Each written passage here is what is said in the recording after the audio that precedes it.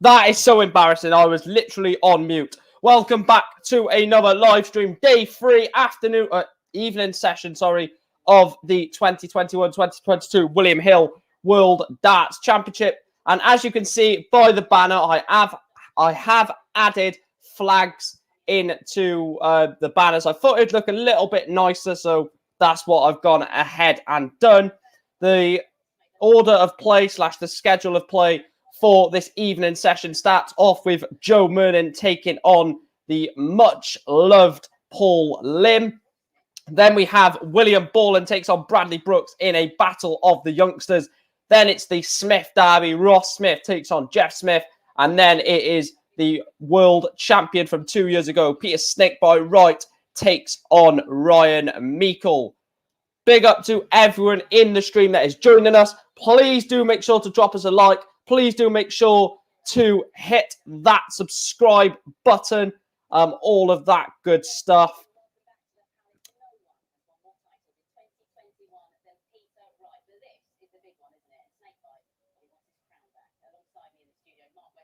Mark Webster and John Part are in the studio. I was going to try and get no copyright sound to put on, but I just don't think it's going to work. So I'll wait till Jactus and Luke and all get into the chat, and then that's when I'll test it. But big up to a few people in the chat first. Big up to Sean. Hope you're doing well, pal. And big up to Chris. Hi, mate. Good games tonight, to be fair. Some absolute crackers. And Callum has also come in saying, yes, my Friday is made watching my mate Mike. I'm presuming you mean me. I don't think there's another Mike. No, there's no Mike playing in the darts tonight. I thought I was going to say cheers for saying you're looking forward to watching me, and then realizing Mike the Decker is playing. He is not playing, so it is on about me. So like I said, please do make sure to smash a like on the video. We're going to aim for 20 likes again. We're going to aim for 20 likes on every stream. It is just whether we hit it or not, to be fair. And if you're watching this and you have not yet hit that red subscribe button, please make sure to hit it. We don't like it red. We want it grey. So hit that subscribe button. I'm trying to find a way to get the no copyright staying, but I just don't think there's any point doing that. I might just leave it out, to be truthfully honest. We might not need it. Sean says he's had KFC for lunch. Callum is saying that Peter Wright is going out. I will put money on it.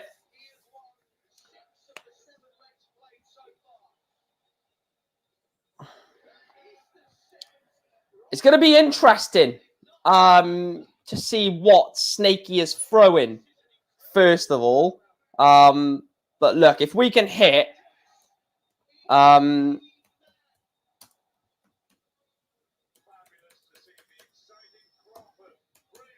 we want to hit 1.7k before my birthday. I want to hit that. So if you can help me on my way to that, it will be much appreciated. I need to get a poll going. So we'll do that now.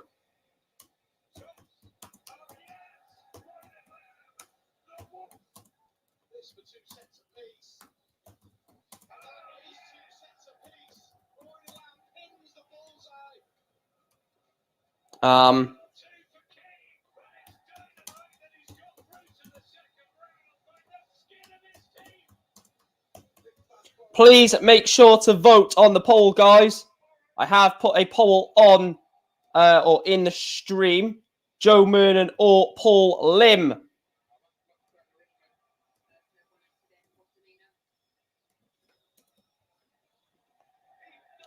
Big up to everyone in the stream, though. I'm expecting it to be more sort of hype / entertainment around the night session. I think that will always happen. I think the night session will always have and always carry more sort of excitement and sort of hype around it, in my opinion, anyway. Look, you can't bet against Paul Lim. You just cannot bet against Paul Lim. You'd love to see me against Royden Lamb. to be fair, I could get someone on the stream, Sean. The only person I would get on is Chris. If Chris wants to join me for this session, he's more than welcome to. But he might still be, because he said the house was noisy earlier on, so that might still be the case. But please make sure to smash a like on the stream, guys. We're going to aim for 20 likes, so hopefully we can hit that. I reckon we can tonight.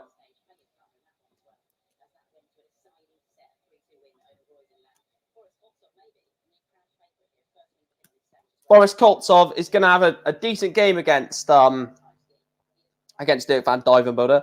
Let's have a look at my predictions then.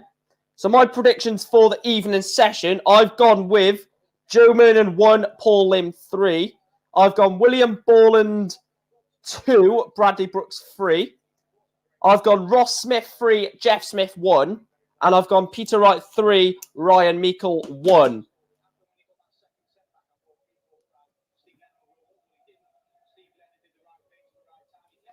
Joe Murnan still have tennis elbow? I'm not too sure. I've not watched a lot of Joe Murnan, I must admit. I've not watched a lot of Joe Murnan recently, but I know he's been an ever-present on the tour. Me and Chris quite talked in a bit depth about this game, to be fair, didn't we, Chris? We did talk about Joe Murnan, Paul Lim being a weird type of game because the crowd are obviously going to be in favour of Paul Lim for obvious reasons, but Joe Murnan could go under the radar and win the game. I don't think... See, it's difficult. Maybe he could, maybe he can. I'm not too sure. But look, he's not a crap player, Joe Murnan. And I think this is one of... Oh, what the hell is Lord Emma Payton wearing, by the way? She looks like a bloody Smurf. But but apart from that, apart from what bloody Emma Payton is wearing, thoughts on this first game, Joe Murnan, Paul Lim. Paul Lim is an interesting one because he's a fan favourite. Everyone loves him. But you've also got to take into consideration Joe Murnan is not a bad player. I mean, where is Joe Murnan in the world rankings? We'll have a quick gander. So he's 88th in the world. So Joe Murnan, unless he pulls up trees in this tournament, he will lose his tour card. Or did he win it this year? I can't quite remember. Joe Murnan 2, Paul Lim 3, Borland 1, Brooks 3, Smith. So you've gone all the same players to win as me then, Chris. It's just different scorelines. I've give Ryan Meikle a set, you haven't. I've only give Joe Murnan 1 set, you've given 2. And I think I've give Brooks 2 sets and you've given 1. Let's have a look. Yeah, I've give Borland 2 sets, you've given 1. Would you want to come on to this stream then, Chris? Let me know if you want to jump on for this watch along. You can if you want. I'm not going to say, does this person want to come on? Does this person want to come on? But I know Chris said before that he would like to come on for a watch along sometime soon. So maybe if you're up for it, pal, I don't mind. If you're wondering where my beer has gone, I'm having water just for now. We've got a few Stellas for later on into the night, but we'll crack them out very soon. Don't worry. Let me know if you like the addition of the flags as well, by the way. Oh, I had to get the flags involved.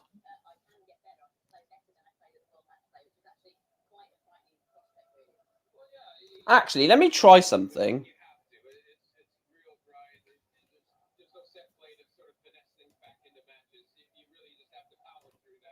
Right, I'm going to try something to see what this banner looks like. Actually, bear with me. 2 seconds. Please don't take me home. I just don't want to go to work. I want to stay here and drink all your beer. Please don't take me home. Don't take me home. Please don't take me home. I just don't want to go to work. I want to stay here and drink all your beer. Please don't take me home.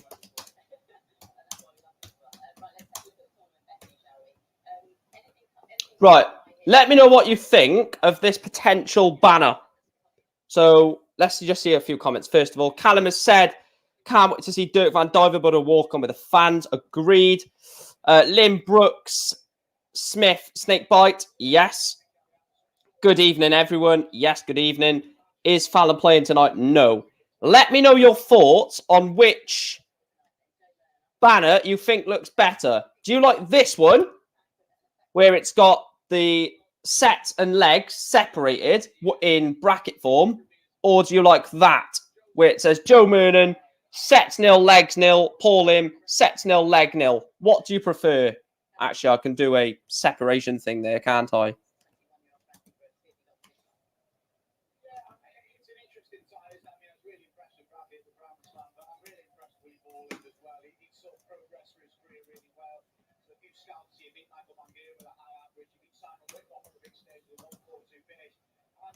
Right, what do you prefer? Like that or like that?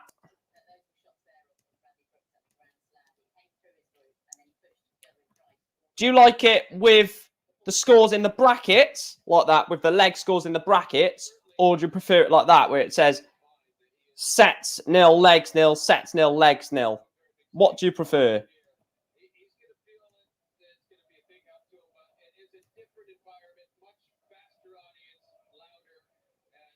What would you say? Would you prefer it seeing the legs in the brackets next to the set score? Or would you prefer to see it say the player's name and then it say and then it says sets nil, legs nil? What would you prefer?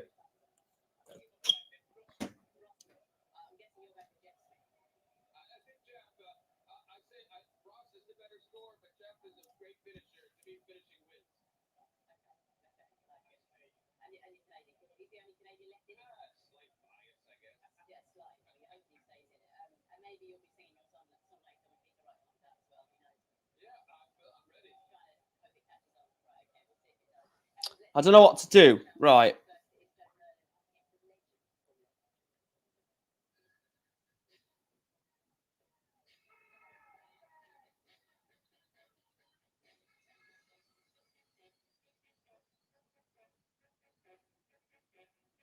No, we'll do that. We'll do that. Yeah.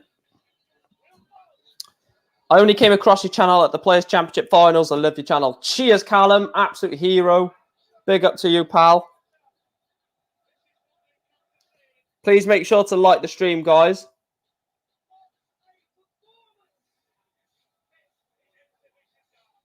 The vote is going in favour of Paul Lim at the moment. So, what I expected.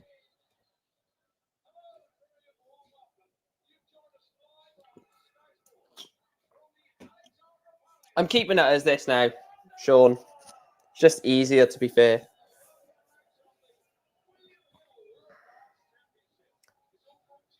Paul Lim! There's only one Paul Lim! There's only one Paul Lim! Paul Lim! There's only one Paul Lim! There's only one Paul Lim! Oh, God, he's on! The Singapore Slinger!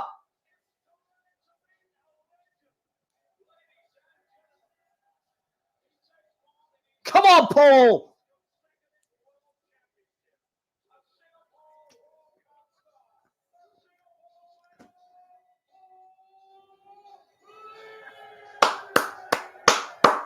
I need to stop clapping because it's ruining look.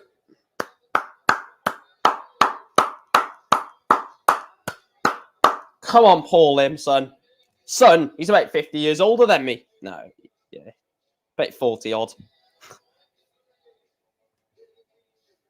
Dedication.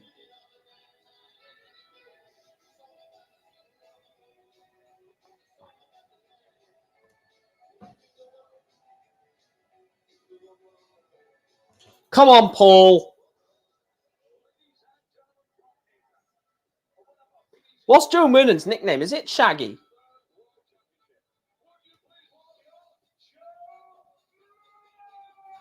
Where did you come from? Where did you go? Where did you go, man? Rapman Joe. Every time a long time ago. Where did you come from? Where did you go?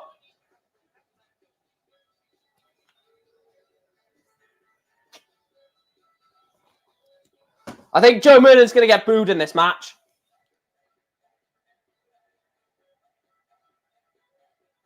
I think there's a chance he could get booed in this match.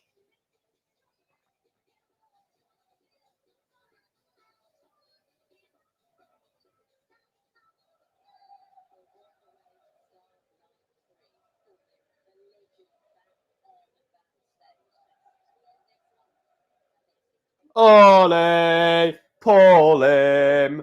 Ole, ole, ole, ole. Pull him, pull him. Ole, ole, ole, ole. Pull him, pull him. Come on, Paul.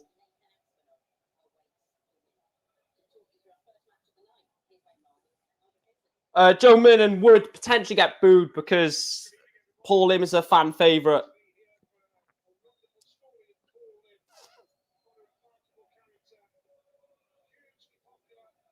Take me home, I just don't want to go to work. I want to stay here and drink all your beer.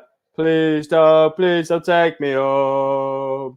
Don't take me home. Please don't take me home.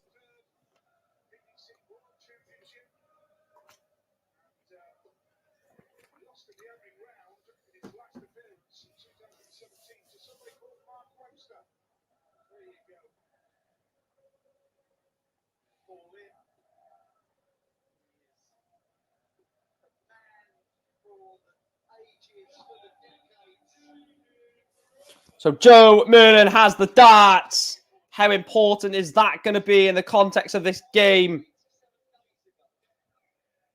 Ole, ole, ole, ole, ole. Pull him, pull him. Ole, ole, ole, ole. Pull him.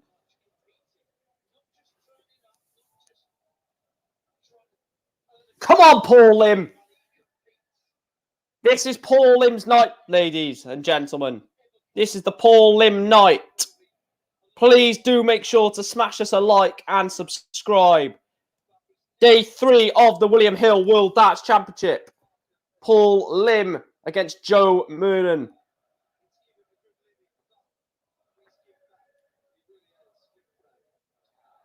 Go on. Paul Lim with a max. Paul Lim with the first maximum of the contest. Paul Lim, the Singapore slinger.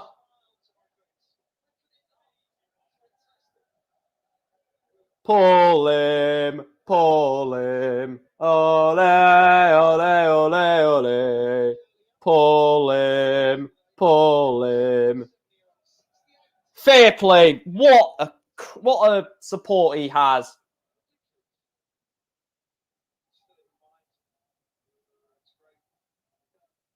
The support that he has is amazing, isn't it?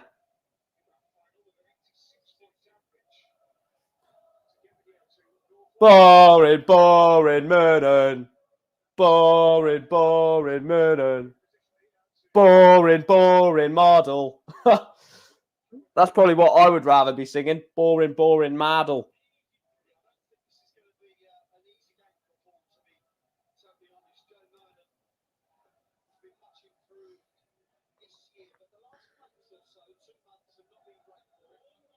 Only a ton for Joe Moonan.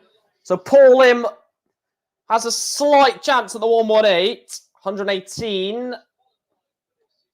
That's a good treble 20. 18 for tops. Tops for Paul Lim. Oh, Paul Lim! Paul Lim with 118. Check out. The Singapore slinger with 118. Check out in leg 1. This is what you want to see. The Singapore Slinger slinging in 100 plus checkout.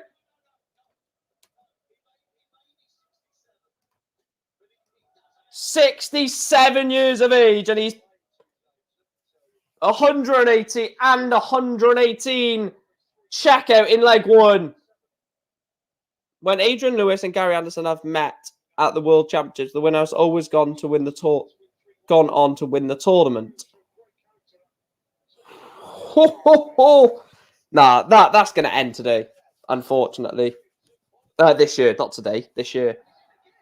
Paul Lim's in again! 140. Do you know what? If anyone is to hit a 9 at this year's World Championships, please, please let it be Paul Lim. Paul Lim, Paul Lim. Ole, ole, ole, ole. Paul Lim. If Wright wins the Worlds,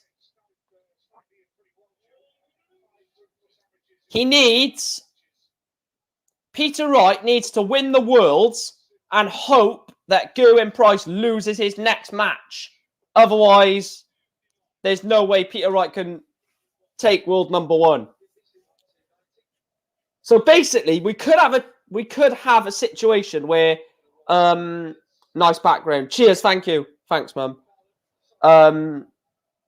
But we could have a situation where Fallon Sherrick versus Gerwyn Price is a game for Fallon Sherrick to get her tour card or for Gerwyn Price to lose world number 1, which is ridiculous.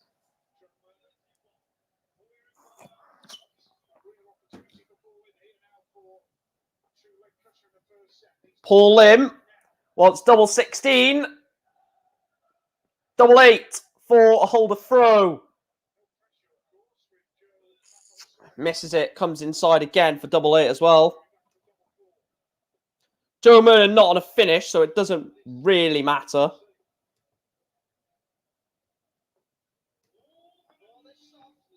$312 subscribers away, guys. 12 subscribers away from 1.7k. And Paul Lim is going to nail in double 4. First dart, second dart. Third dart for Paul Lim, is it?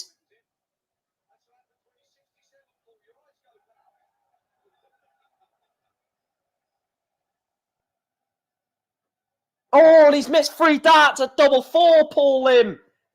Are we about to see drama unveil in front of our very eyes? He's nowhere near it.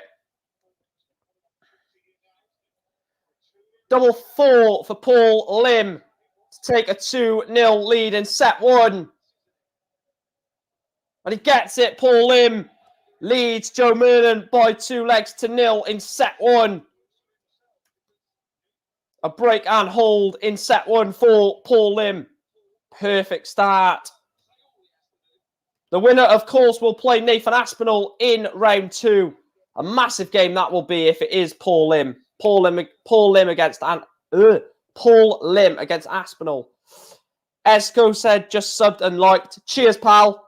Hopefully you do enjoy the content from this point going forward. And Iron Force says Paul's shirt is awesome. Everything about Paul Lim is awesome, pal. There's literally nothing wrong about Paul Lim. He is just an absolute human legend.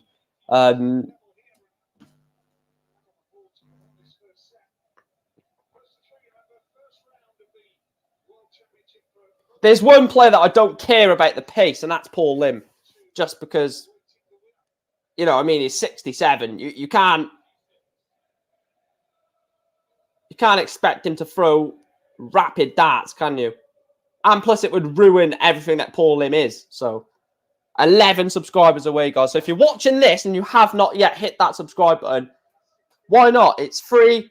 And I will be doing as many darts watch-alongs as I physically can. Obviously, the rest of this tournament, I'll be doing watch-alongs for the Premier League, watch-alongs for the UK Open, all of that stuff. Basically going to do a lot of dart streams from now on. As I love the darts, a lot of you love the darts. I thought, well, why not do watch-alongs. I do watch-alongs for football, so why not do it for darts as well? Is this a library? Is this a library? Is this a library? Is this a library? Is this a library? I could actually put myself in a library, but, you know, we won't do that. So 240 is what Paul Lim is on.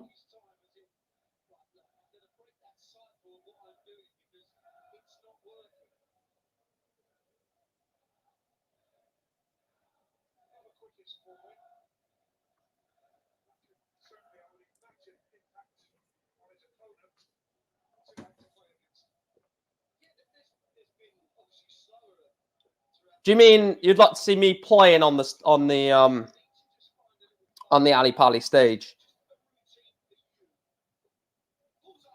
Bullseye for Joe Murnan for the 1-2-3, and he's missed it. Paul Lim is not on a finish. That is why Joe Murnan went for it. He had to go for it anyway to finish the shot, so I don't even know why I said that.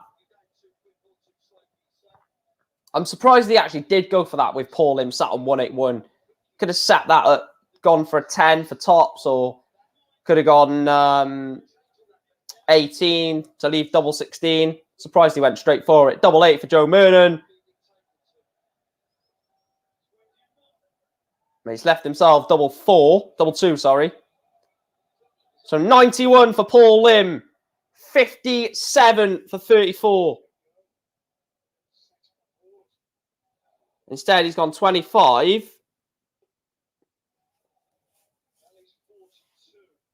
42 left after hitting treble 8. So 10 would leave 32. Good darts. 10 to leave 32. Good board management. Double 2 for Joe Murnan for a hold of throw. Joe Murnan does hold the throw. And it is 2-1 to Paul Lim in set 1. Doesn't matter because the darts are still in the hand of Paul Lim, sorry. I just typed it, typed in Joe Murnan's score, and then for some reason I just said Joe Murnan. Ole, ole, ole, ole. Paul Lim, Paul Lim.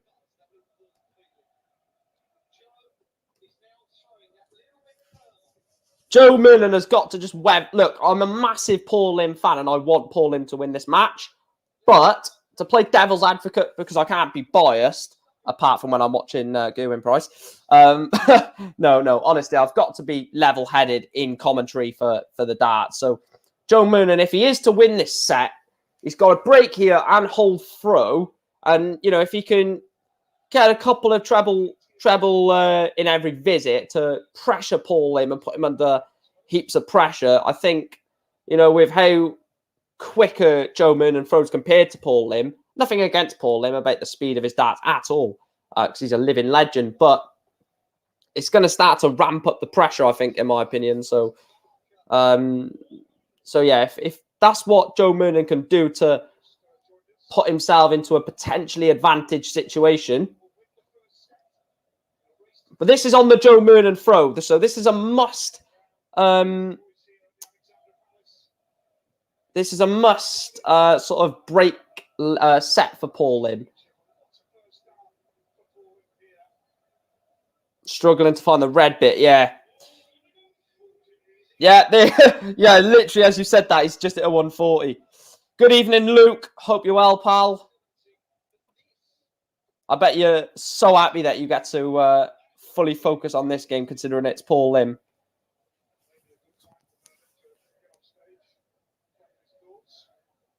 Tops for Joe Murnan, for Paul Lim. Tops for Lim.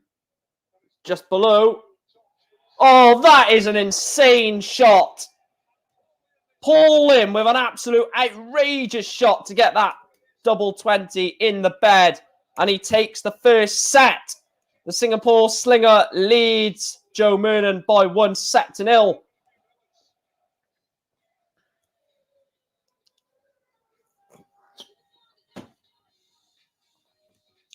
I agree with this. There's 29 of you watching now, and only 10 likes. Come on, guys, hit the like button and subscribe as well.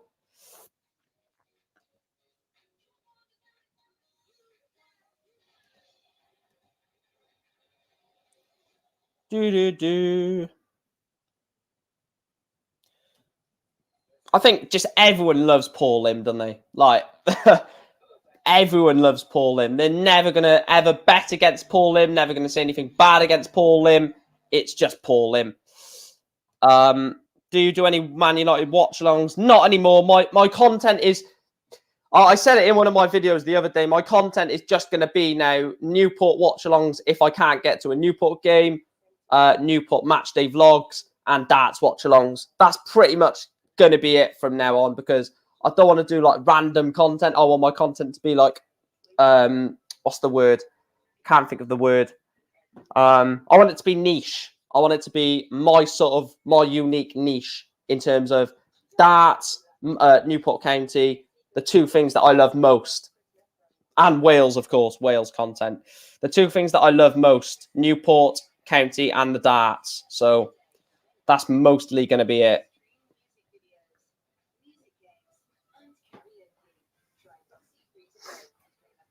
But yeah, big up to everyone in the stream, as always. Please do make sure to drop us a like. Please make sure to subscribe to the channel if you haven't already. I always appreciate the support that I get on these. I know Jack McKenna was on the receiving end of Paul's 9 data. He still goes to darts tournament and actually hasn't changed too much after 30 years. I'll tell you what, apart from that, the shot that every single darts fan wanted so badly was that 9 data against Gary Anderson. What year was that? I can't remember the year. Was it 2 years ago? Yeah, it was 2 years ago, wasn't it? It wasn't the behind closed doors World Championships. It was the one before. I believe so, anyway. Yeah, it was. I think it was. So the 2020 World Championships. 2018, was it?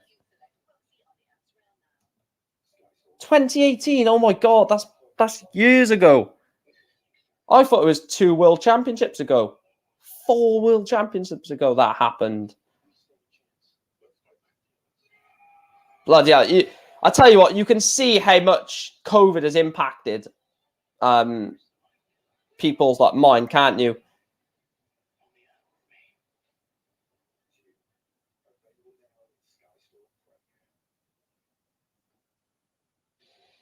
Yes. I remember now. I remember Wayne Mardle saying that.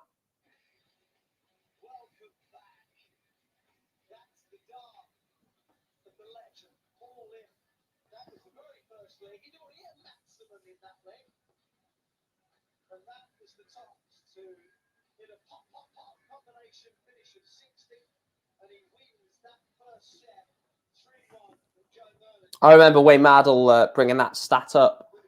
Yeah.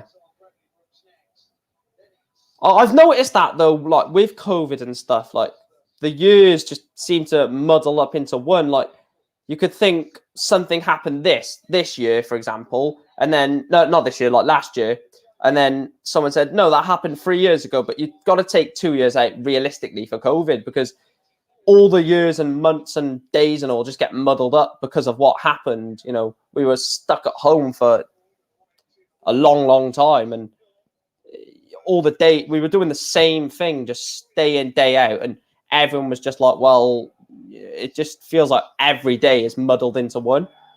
I just need to quickly check the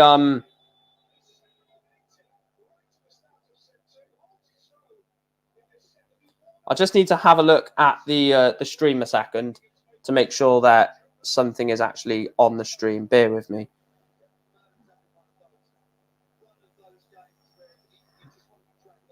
All right, it still does say road to 2K. Okay, that's good.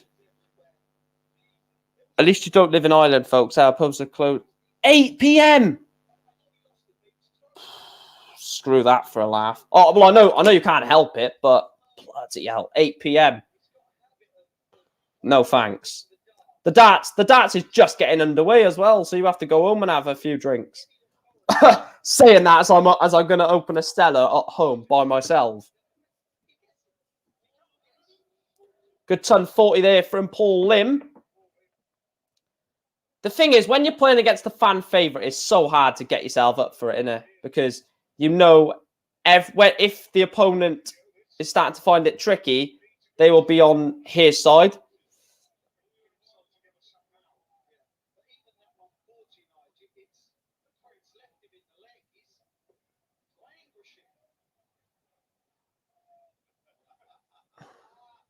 What do you mean, Daz? That comment has just thrown me, to be honest. There's so many names in there. Yes, I know you love your drink, aka Guinness. I still haven't tried Guinness. I want to look. People are telling me that I won't like it, but I just want to try it at least. 8-8 then for Paul Lim for a hold of throw in set 2. 4 for the Singapore slinger. 2 for the Singapore slinger. 2.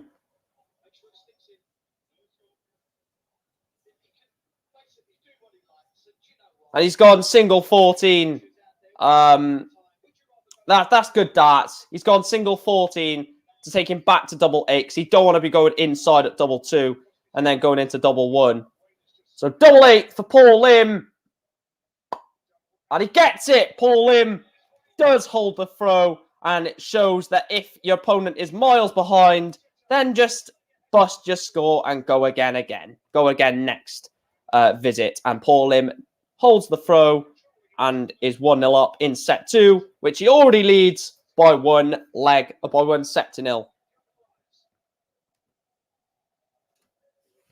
Who do you think will be the other ref tonight with George Noble, I mean? Right, okay.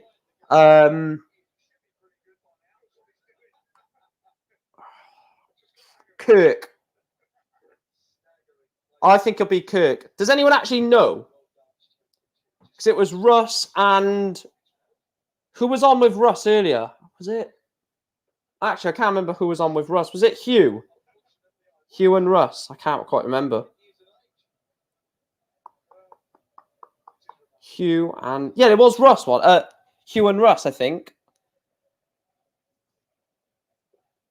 Everywhere they go. Everywhere they go. 1, 2, 3, 4. Scotland get battered. Everywhere they go. Scotland get battered. Everywhere they go. Sorry if there's any Scots in the chat, by the way. Also, please do make sure to hit the subscribe button, guys. We are 11 subscribers away from 1.7k, which it would be unbelievable to hit it tonight. On a night that Paul Lim could get into the next round would be memorable.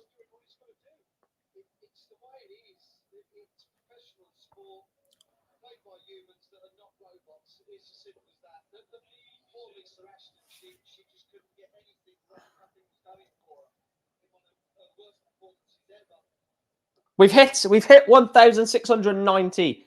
Heroes, absolute heroes. We are 10 away, guys. 10 away.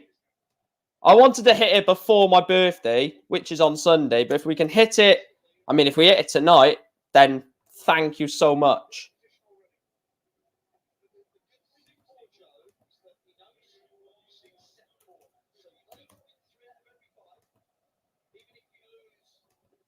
Big up to everyone. You're all legends. Oh, this is unbelievable. You're absolute legends, guys. Seriously, you're absolute legends. You're absolute heroes. Big up to you, man. You basically helped me do this.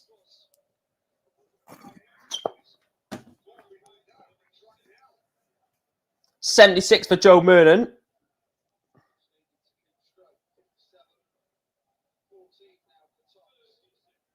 36 to leave himself tops. 1-3-3, Paul. Can you do it, lad? And he can't. So Joe Mernon wants tops.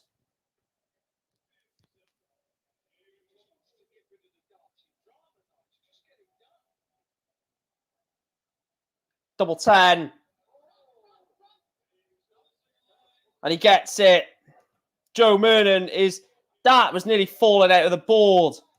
And he levels up the second set at 1 leg apiece.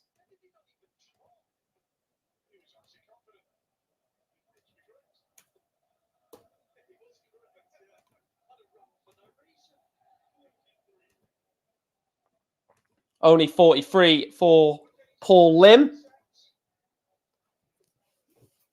I'll try it one day, Darren. I will try Guinness one day. I just don't want to. I need to I need someone that I'm with to buy it so I can have just a sip of their drink, because I don't want to buy it if I don't like it. Not that I don't mind spending money. It's just I don't want to spend money on a drink that I might not like when I could just get a drink that I know I love or like. So, and I don't think anyone that I know likes Guinness, to be truthfully honest. So it's not like I can try a bit of theirs. So we'll see. Maybe one day.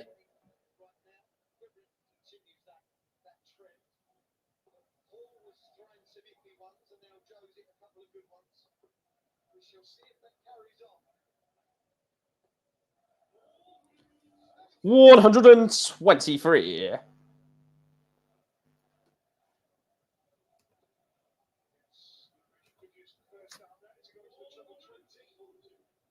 $140. Can we hit 1.7k by the end of tonight? Yes, we can. 6 more subscribers. So if you're watching this right now and you have not yet hit the subscribe button, because we are 6 away, you can sit Guinness, and when you first try it, make sure it's over here, not the same anywhere else. Well, I don't know when I'm ever going to get to Ireland, to be fair. Or I don't know why I would need to go to Ireland. It's not really a holiday destination, is it?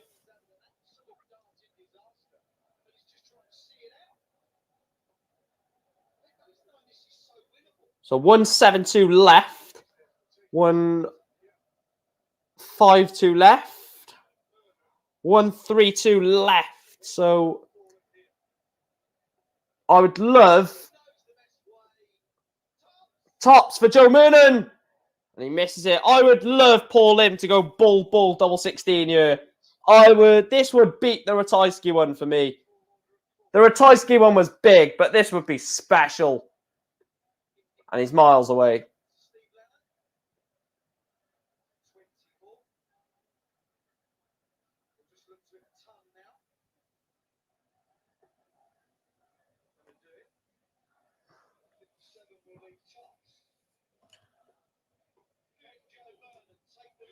So Joe Murnan wants tops for a break of throw where he will be throwing for the set. And he gets it. Joe Murnan first dart in hand. And he breaks the Paul Lim throw. He's now throwing for the second set. And for one set all scoreline, not 2 sets all.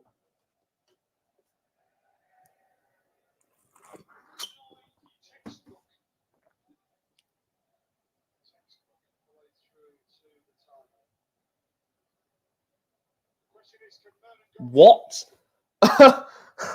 What, Luke?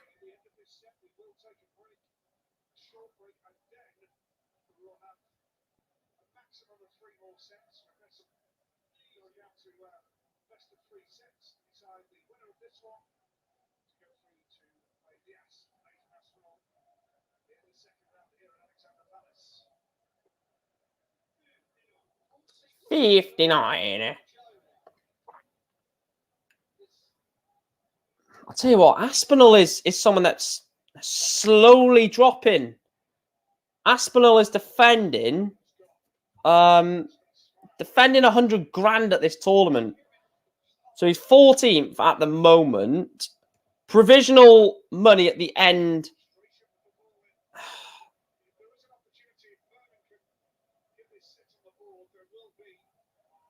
I mean, there's a chance. I mean, there's a slim chance, but there is a chance that Nathan Aspinall drops out of the top 16, which is mental considering. Oh, that's bad, Darren. That's bad.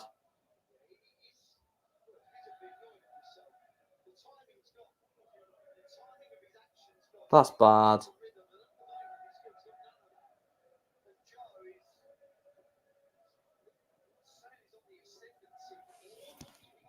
Wait, is that a fact, or are you doing what I'm thinking you're doing?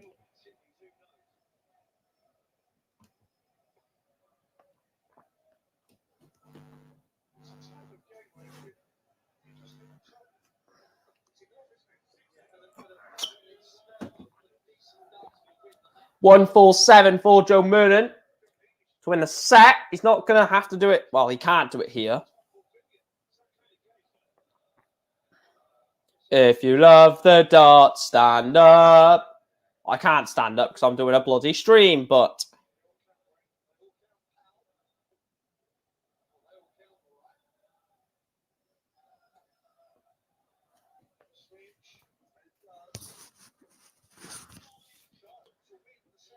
So Joe Mernon wants 90. Which way is he going to go? 18, 16. He's at 50 to leave tops.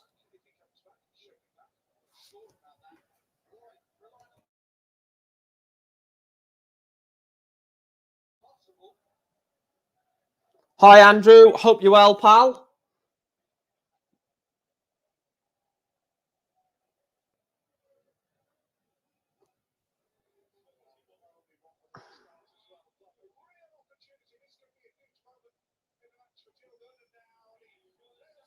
Joe Mernon takes the set.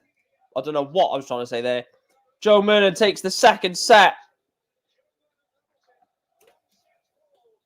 One set apiece between Paul Lim and Joe Mernon. Could be an absolute cracker, this. Oh, okay.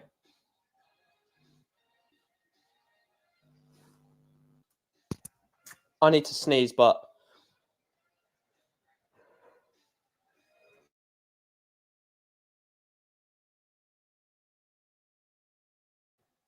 There we go. What did you have to go to the hospital for, Andrew? Hope you're well, pal. Hope you are well. Oh, bloody hell. Right, we may as well open this then, shan't we? We may as well open a cheeky little Stella Artois. If I can open it. I'll tell you what, nothing beats the darts and a lovely bit of alcohol. Nothing beats it. Apart from being at the darts, to be fair, that would beat it. Right, let's fill it up. But yeah, get your comments in the chat. I will answer your comments and put them on screen whilst there's a break in the darts.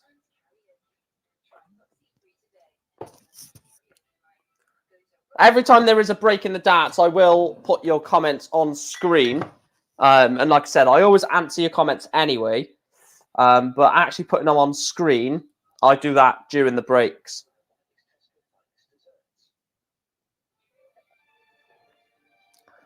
Let's give that a rating. I'm going to say... Right, I need to have another sip. Let's give this a rating out of 10. So we got a Stella Artois. Let's give this a rating out of 10.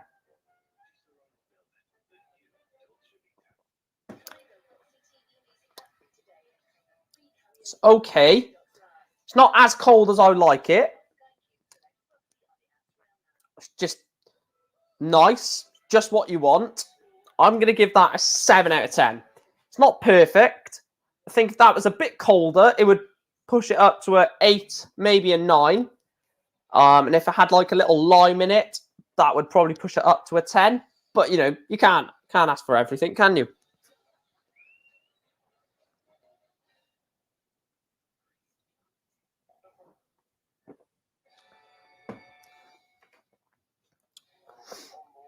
But what's your opinions on the background, guys? What do you think of the background? I think it's quite nice. Quite snazzy little background.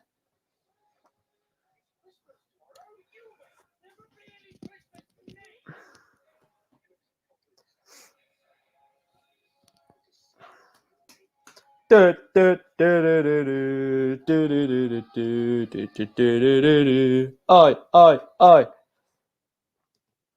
Bad with COVID. Bloody hell, mate. I hope you're feeling better soon, or hope you are. Well, just get better soon, basically. I do actually want to get some no copyright music on. But I would need you guys to let me know if you can actually hear it.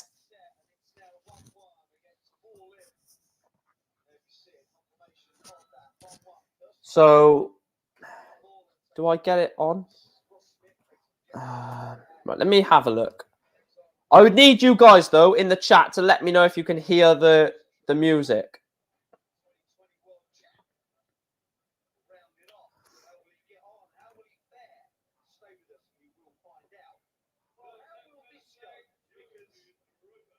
YouTube's not even loading a second, so...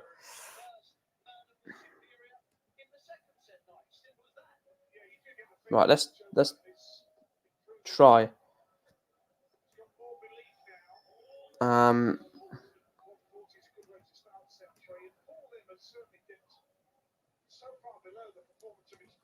Right, someone let me know.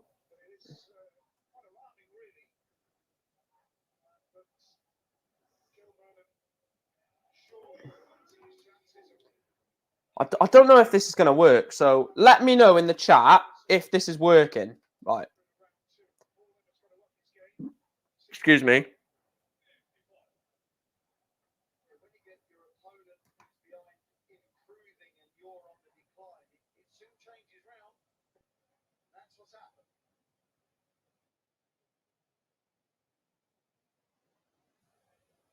Right, let me know if you can hear this.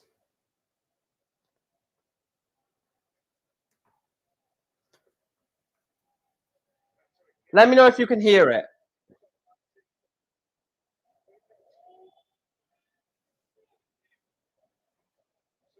Can you hear that? Let me know if you can hear that, and let me know if...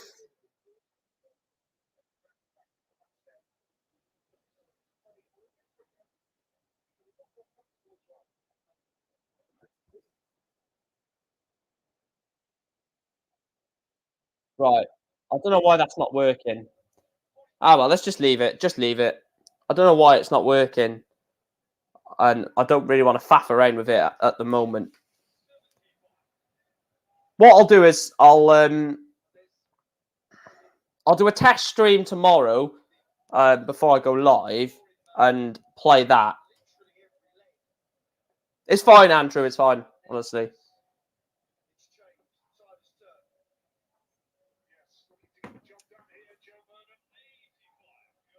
So Joe Murnan wants 60 for a holder throw in set 3. 20 for tops. And he gets it. Joe Murnan holds throw against Paul Lim. He leads the Singapore Slinger in this match for the very first time. If you are new to the channel, though, please do make sure to drop us a like. Please make sure to subscribe to the channel. Your support on the channel and on the streams and stuff are absolutely fantastic. So please continue to do that, please.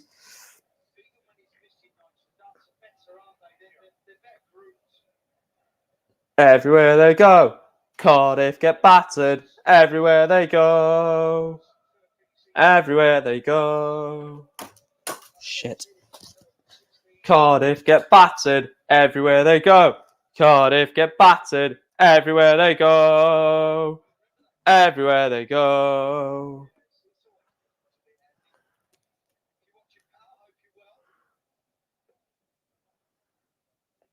It's going to be an interesting set, of course, because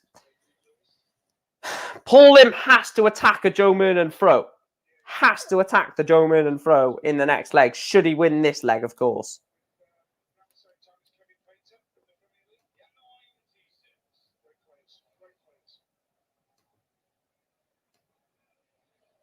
Needs to attack the Joe Moonen throw. So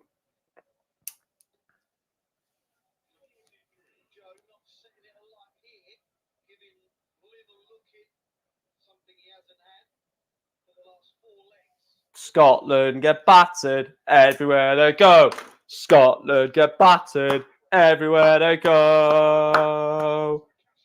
Everywhere they go. Or a better one, Leeds United get battered everywhere they go.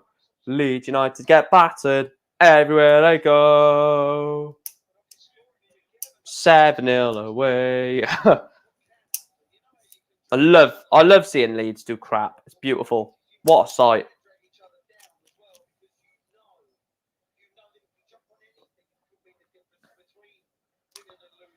This is an anti-climax set now.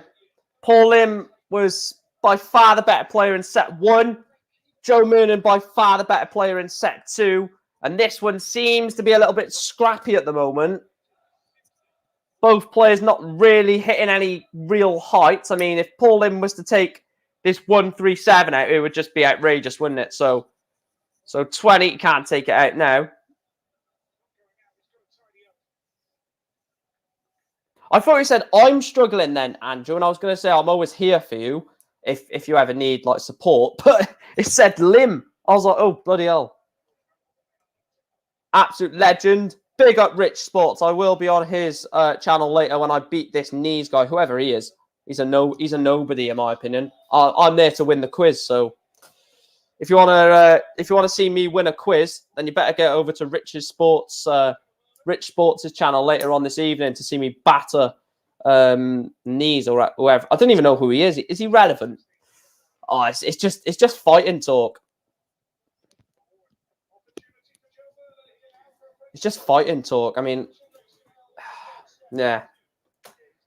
42 for Joe Moonen. But big up, Rich. You're an absolute legend, mate.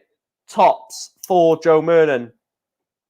Tops for Joe Moonen, and he misses it. But if anyone ever is struggling, I am always here as support. Tops for Paul Lim. Double 10 for Paul Lim. Oh, come on, Paul. Double 10 again.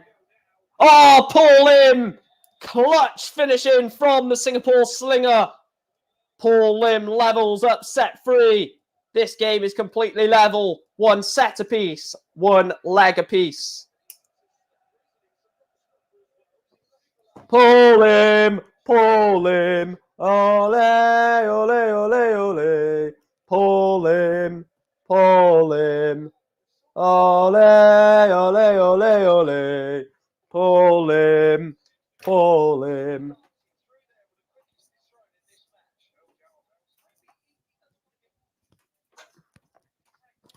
Bloody hell, I've already had 3 Stellas. I'm into my 4th of the day. I'm on a 9 data.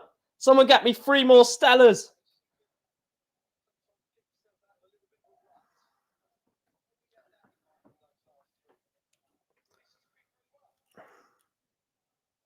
Stand up. If you love the darts, drinks up. If you love the darts, drinks up. This is a weird game to start the session because, of course, Paul Lim is the favourite. Not favourite. I don't know if he is the favourite, but fan favourite is what I meant to say. I should have said that. And Joe Moonen, again, is a quality, not quality, but he's a good player. Don't rule out Paul Lim, Andrew, because the worst thing you can do is try and rule him out. Because if you do that, he'll just make you look like an idiot and he'll put in like a 140 or a bloody 118 checkout. Just drop my bloody dart. Not dart, my pen. We're 6 subscribers away from 1.7k. So please, please, if you are new and you have not yet done so, smash the subscribe button, like the stream.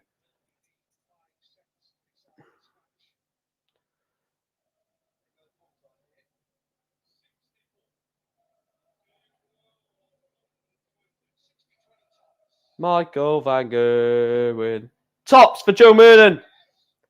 Tops for Joe Moonen. And he's missed it. Paul Lim wants 57. 4 tops. 3 19s for 2 top. For 2 20s.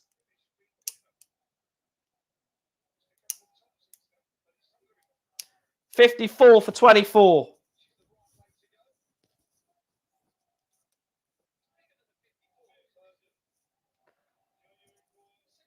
So tops for Joe Moonen.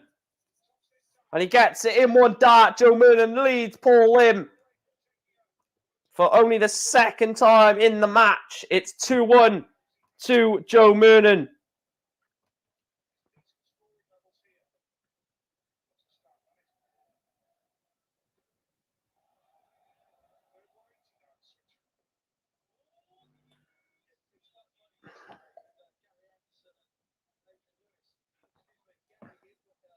I would love Paul Lim to hit the 9.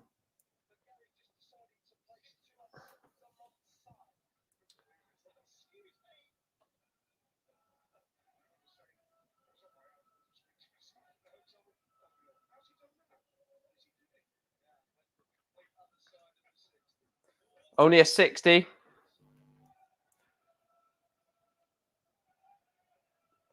Paul Lim. Fair play. The support he's getting is fantastic and was expected. So 262 for Paul. A maximum puts him in a very good position. A 140 still does put him in a decent position. 98. I mean, 164 with your opponent on 360. It's not bad, is it? To be fair, 196 behind.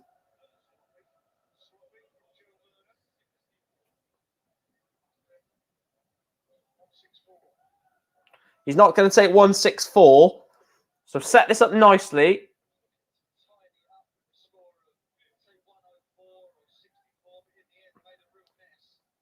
So Joe Moonen's on 330. Something big from Joe would put the pressure on, like a maximum. A maximum will leave you 110, Joe. 150, sorry, I can't count.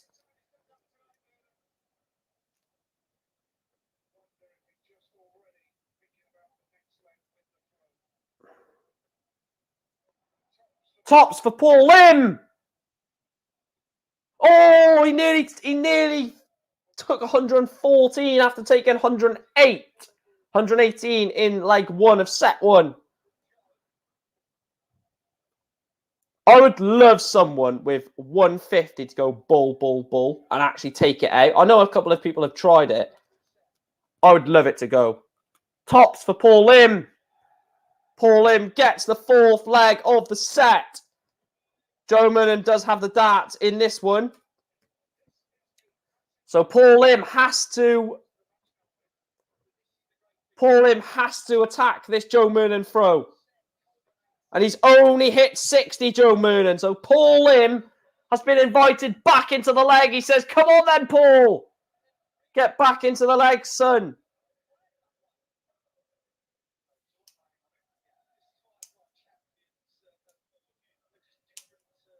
Only 43 from a 60 visit from Joe Moonen. You want to be hitting a ton 40 max. Only a 90 from Joe Moonen. So a big shot is needed from Paul Lim, you feel. He's gone into that 5 again. I agree with what you're saying, actually, Andrew. You know, he is just... I can't explain it. It's just weird at the moment.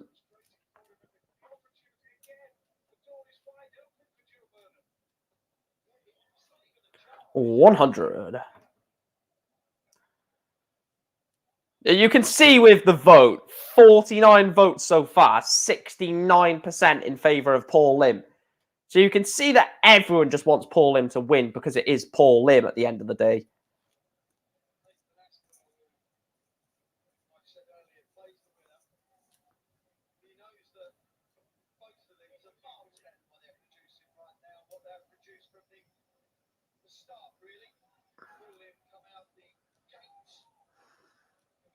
I still think Paul Lim wins this game. I know exactly why, Darren, and I'll explain it for you now. Because the PDC and Sky have worked out that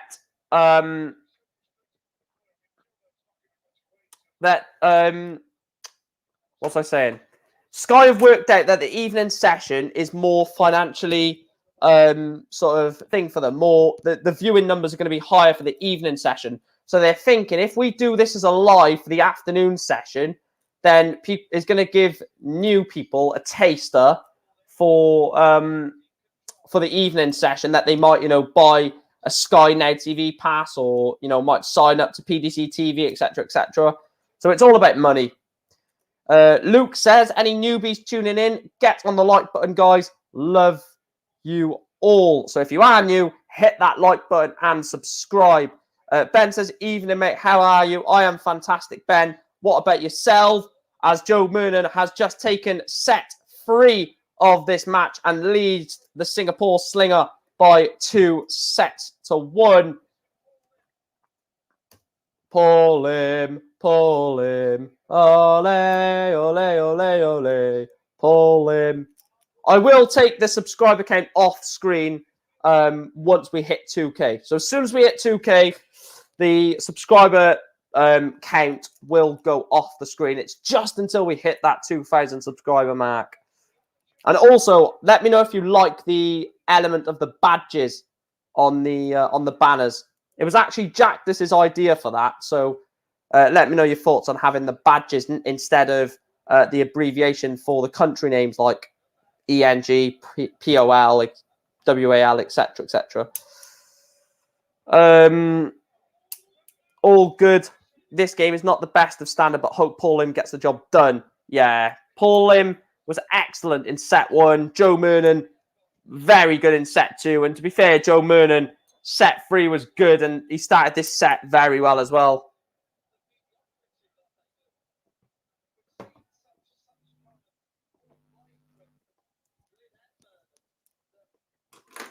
But keep hitting that subscribe button, guys.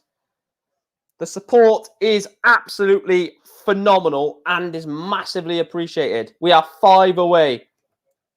As soon as we get to 1,701, that's when it's going to feel real that we could really hit 2K when we're less than 300 away from 2K. That's when it's going to feel real. Ooh, I want to know if you'll be my girl.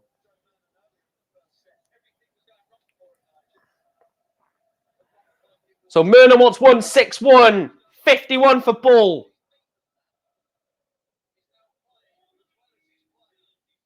One, 3, 7.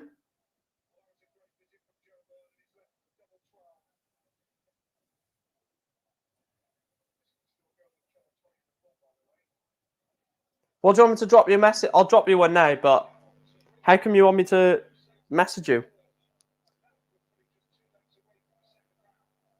Yeah. Torre,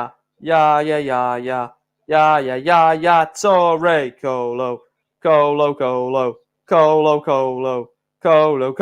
Torre, yeah. I've just messaged you, pal. I've just dropped you a message. Double 8 for Paul Lim. Oh, that is unfortunate. He's gone single 16 and then he's going double 8 and it's gone back into the 16. So he's actually finished.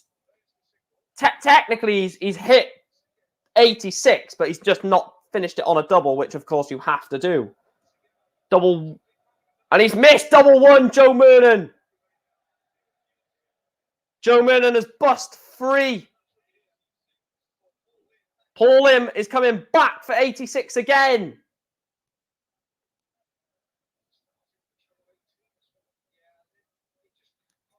18 for the ball. And he's miles away, unfortunately. But I have messaged you now, Luke. So. Double 1.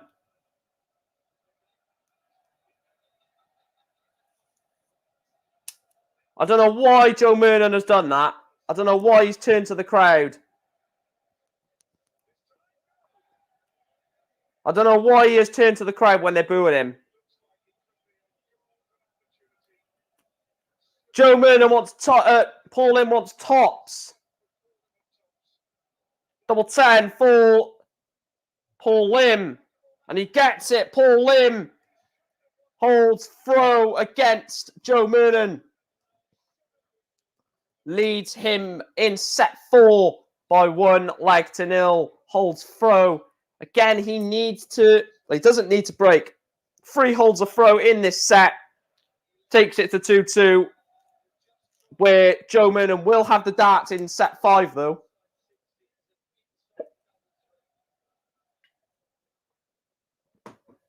Paul Lim. Ole, ole, ole, ole.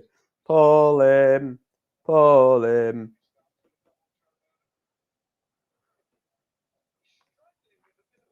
If you're in the stream, Luke, I have messaged you on Twitter, pal.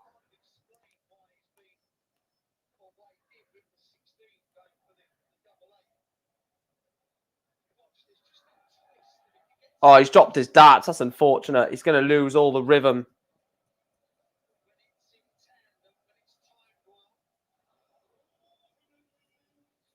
One, 2, 1.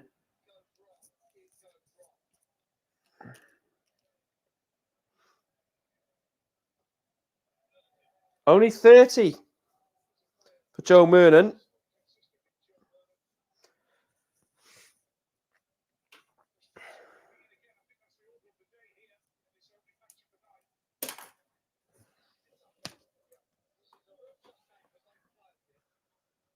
Right, so Paul Lim has left himself 2-4-9. Joe Murnan is going to want to... Well, this is just a weird game, to be fair. It's just a very weird game. It's just been... It's like a seesaw, isn't it? Joe Murnan has the better leg, and then Lim, and it's I can't remember the saying, but...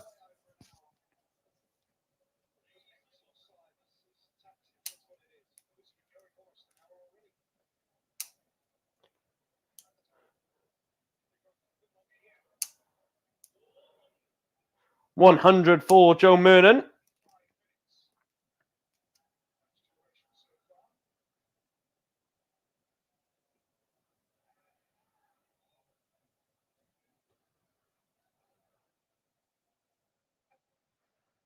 Big up to everyone in the stream, though. Get your comments in, guys. Who do you think is going to go on to win this game?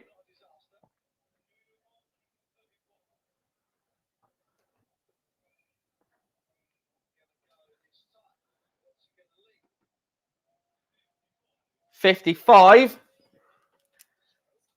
Paul Lim is on 80. 80 for Paul Lim. 2020 tops.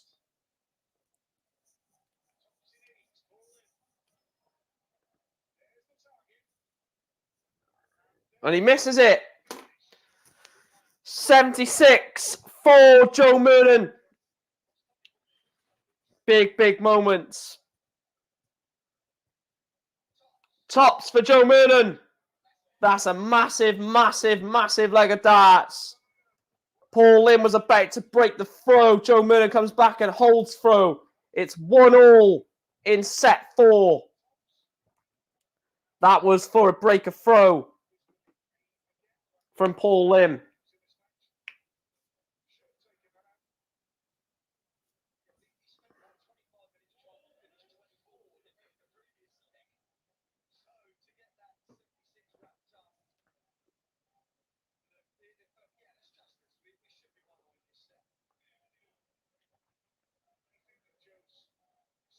Paul Lim, Paul Lim, ole, ole, ole, ole, Paul Lim, Paul Lim.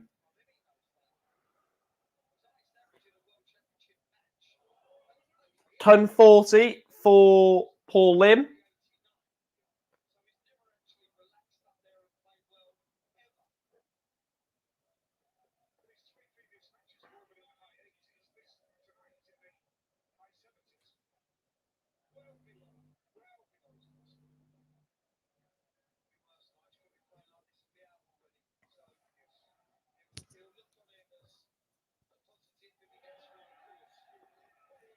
140 for Paul Lim. Leaves himself 81.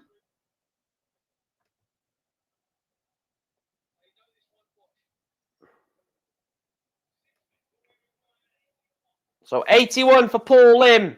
57 for 24.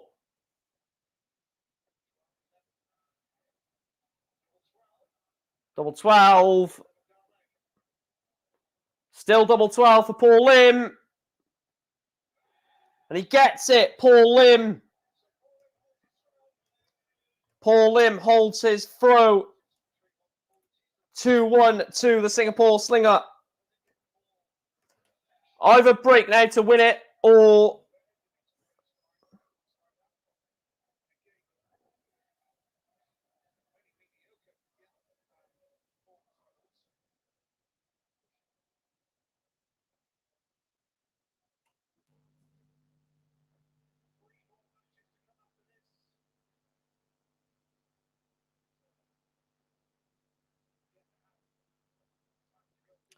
Right, if you're watching the stream, cheers, Luke. We will discuss that very shortly. But thanks a lot for that. And basically, that epitomizes every reason why I've put you as a moderator for this channel. So, legend. That basically is the reason why you are a moderator of this channel. So, thank you so much. I didn't ask you to do that, and you've just gone ahead and done it, which is absolutely fantastic. So if you are, you might not be in here at the moment, but yeah, when you do come in, I'll put a message in. Oh, there it is. Big up, absolutely hero.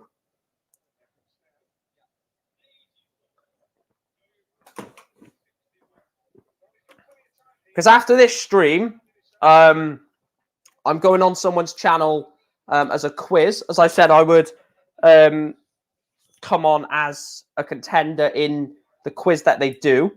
So I said, I'm going to have to be a bit delayed, so I'm doing a darts watch along.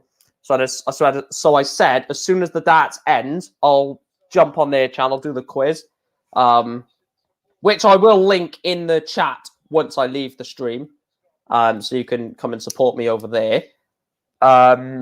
And then after that, I will drop you a message on Twitter and we can discuss it. Joe Murnant has held throw in leg 4 of set 4. And Paul Lim is now throwing to stay in the World Championships. It's a big moment for Paul Lim now. He is literally throwing to stay in the PDC William Hill World Darts Championship. And we've already hit 20 likes. So big up to everyone in the chat. I've already noticed the evening sessions doing 10 times better than the afternoon sessions in terms of viewing numbers, interaction and stuff like that. Maybe it's people are in work, maybe stuff like that. But that's what I've noticed straight away, which is remarkable. So if you are free when the afternoon session is on, come and join us. Come and pop in, say hello. Excuse me. And also, I have got some bit of my water left. Like someone said in the chat earlier, drink a bit of water if you ever get hiccups. So I purposely left a bit of water just in case. I mean, you know, I could just down the Stella, but we're just gonna, you know, keep calm on the Stella at the moment.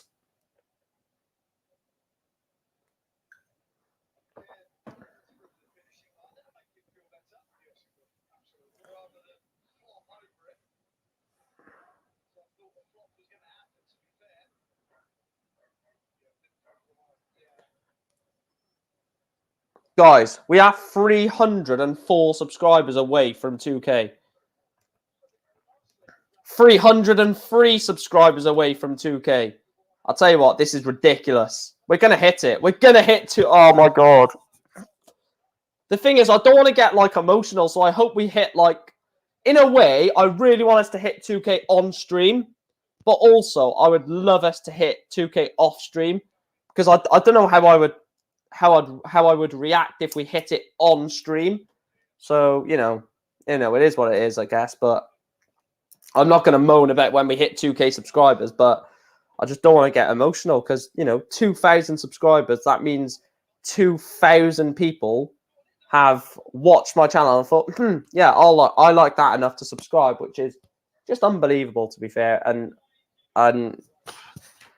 look, I started YouTube just for the hell of it, and I never thought, well, not for the hell of it. Of course, I enjoy it. Tops for Joe Murnan, though. 2 wayward darts. And Joe Murnan has just missed 3 match darts. Paul Lim should have 2 darts for a level game. Tops for Paul Lim. Yes! Paul Lim takes us to a deciding set. We are going to a 5th and final set in the first game of the evening session, on day 3 of the World Championships. Ole, ole, ole, Paul Lim, Paul Lim. Ole, ole, ole, ole, Paul Lim, Paul Lim. Ole, ole, ole, Paul Lim, Paul Lim.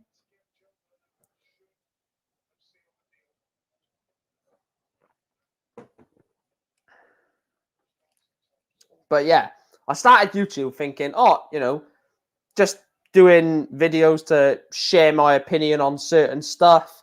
This could go well, it could go really bad. Who cares? I just want to share my opinions on stuff. And the fact that I'm not even in 2 years, well, I started it March 2020. Yeah, 2020.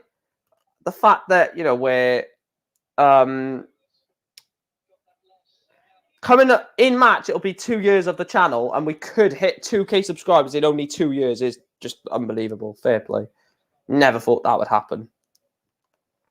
But I'm not going to dwell on it and like a bloody soppy idiot, because at the end of the day, you've come to see a darts watch along, not a bloody story of my life. So we're not going to talk about that. But if you are new, hit the subscribe button. 83 from Joe. You feel, he has to do something miraculous in this leg, or this, the 3rd leg, or the 5th leg of the set. Paul Lim. He needs to win leg 2 and 4 and steal either leg of 1, 3, or 5 to win the match. And Joe Murnan hit 15. So if Paul Lim can hit something very decent,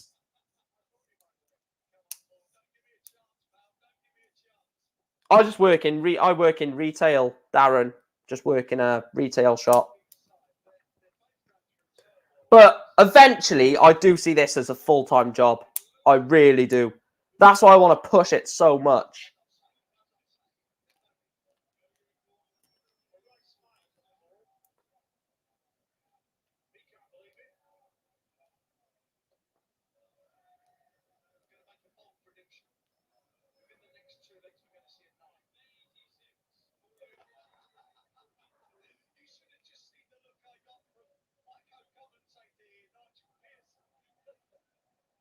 What the hell is Wayne Mardle on about? I'll tell you what, Wayne Mardle is on something. He said we're going to see a bloody 9. On what bloody basis, mate? It's been a crap game.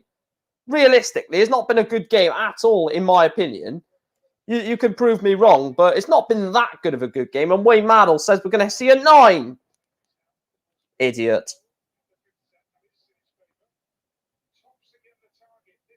The only 9 we're going to see is 9 scored. Paul Lim wants 101.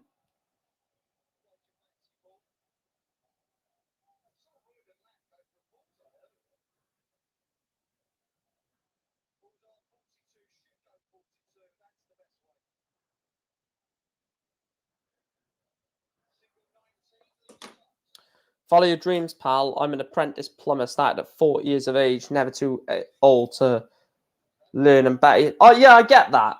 Yeah, I do understand that. It's just, YouTube is what I want to do full time. Tops.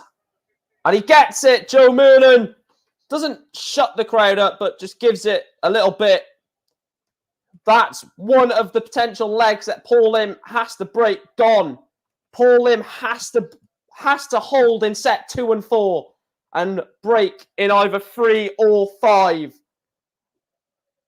Paul Lim, his chances of getting into the second round where he will play Nathan Aspinall are getting slimmer and slimmer.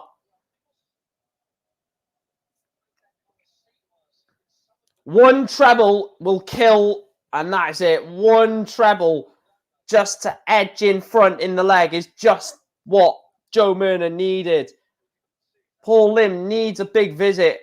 Doesn't look like he's going to get it, unless only 99. Guys, we're 2 away from 1.7. If you know any of your mates or anyone that you think would subscribe to the channel if they're interested in darts, get them over here, because we are 3 subscribers away from 1.7k on YouTube, which I'm not even going to go into, but why is it glitching? There we are. 134, perfect visit for Paul Lim, especially if Joe Moonen, I was going to say, gets a trebleless visit, but he doesn't. He gets a 140. That's solid. Paul Lim needs a big visit here. Exactly. Listen to Darren.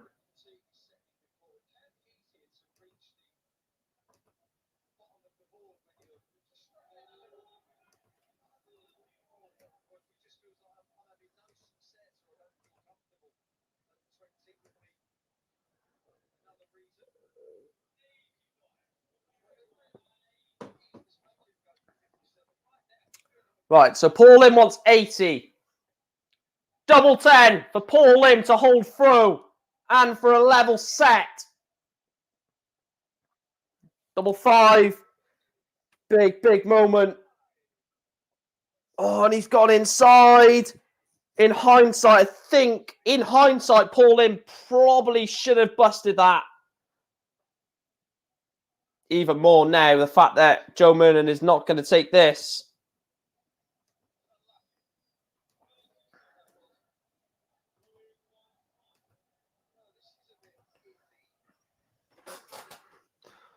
One double 4. Double 2, sorry. Not double 4. Double 1.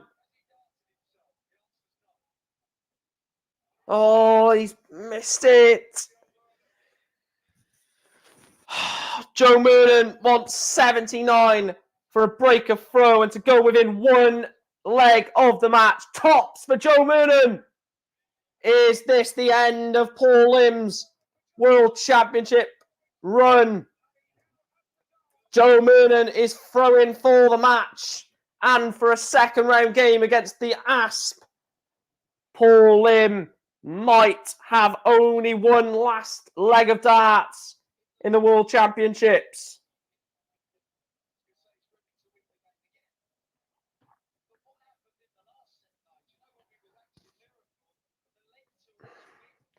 Paul Lim needs a strong visit. That's it, Paul. A maximum will do, Paul. Oh, don't be too annoyed. It's a 140. It's not bad.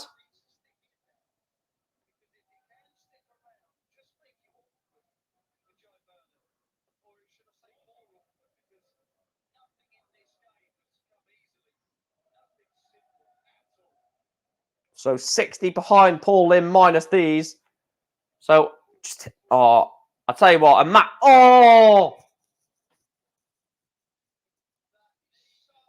Paul Lim gets a treble 20, banks out.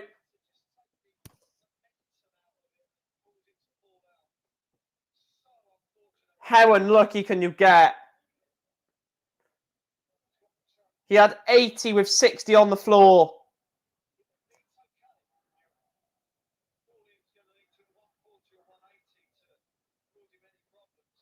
Needs a 140. I'll tell you what, listen to Andrew. He says, by the Peter Wright game, I won 1.7k. There's 4 free subscribers. If you haven't yet hit the subscribe button, hit it now. Let's get 1.7k. I wanted it before my birthday, which was Sunday. We might hit it before the Peter Wright game, which again would be phenomenal. This is brilliant from Paul Lim.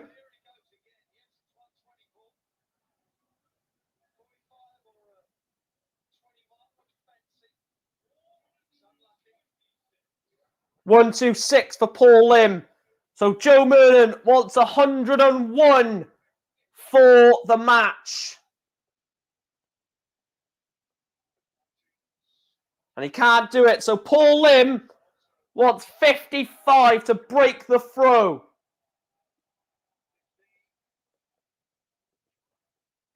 Tops. 2 darts at tops for Paul Lim. Double 10 for Paul Lim.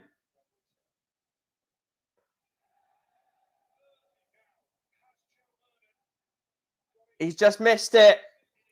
Joe Mernon wants 60 for the match. 20 for tops to put Paul Lim out of the tournament. Tops for Joe Mernon. He's missed it.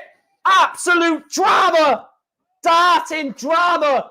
Paul Lim lives to fight another shot. Double 10 for the Singapore slinger. Paul Lim to save his skin. He gets it. Paul Lim breaks the Joe Mernon throw. It's 2-1 in set 5. Paul Lim was 1 dart away from going out of the World Championships at round 1. Joe Mernon misses 2 darts at tops. And Paul Lim hits the second dart in hand in double 10.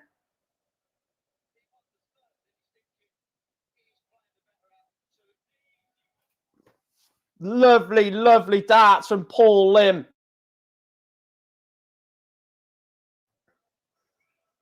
Lovely darts from Paul Lim.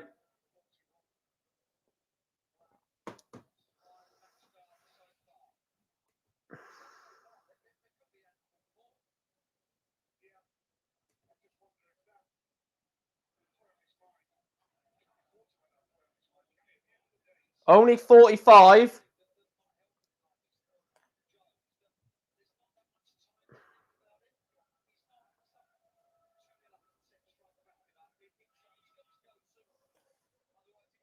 Only 85.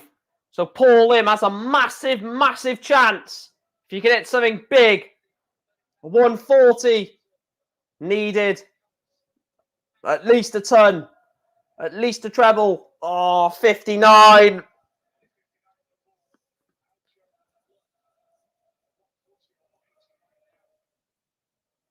A 60. Oh, that's a 140 for Joe Mernon.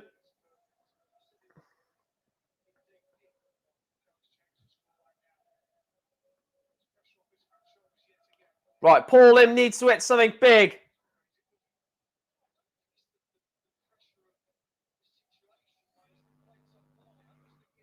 Only 60.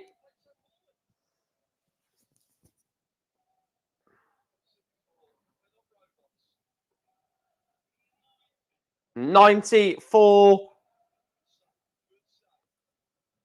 Joe Mernon. 246 is what Paul Lim is on.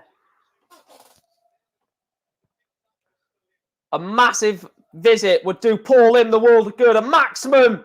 Surely not. 140 leaves himself 106. He's already taken out 118 with only 1 treble visit.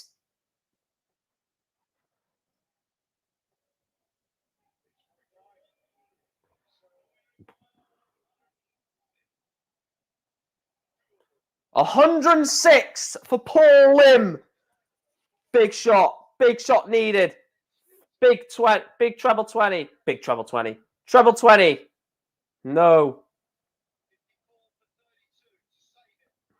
And he's not going to.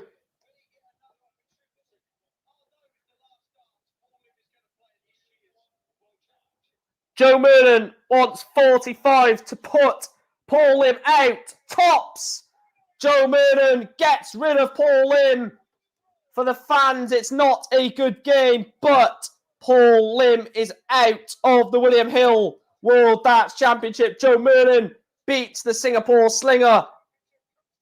And Paul Lim, the fans' favourite, drops out of the William Hill World Darts Championship. Come on, Aspinall. Please knock him out, Nathan. Please, Nathan Aspinall. Never wanted Nathan Aspinall to win more in my life. But no. In all seriousness, it was a back and forth game where Joe Murden just... Look, we all love Paul Lim, but what I'm about to say, you guys will 100% agree with me. Paul Lim was the better player. Paul Lim. Joe Murden was the better player. Let's just really get real now. Joe was slightly the better player, but not massively. But it just was in the end, wasn't he? Right, let's make right,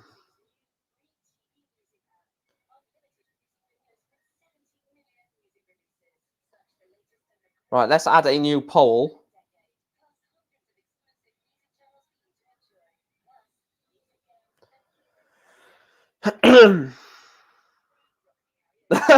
That quickly changed.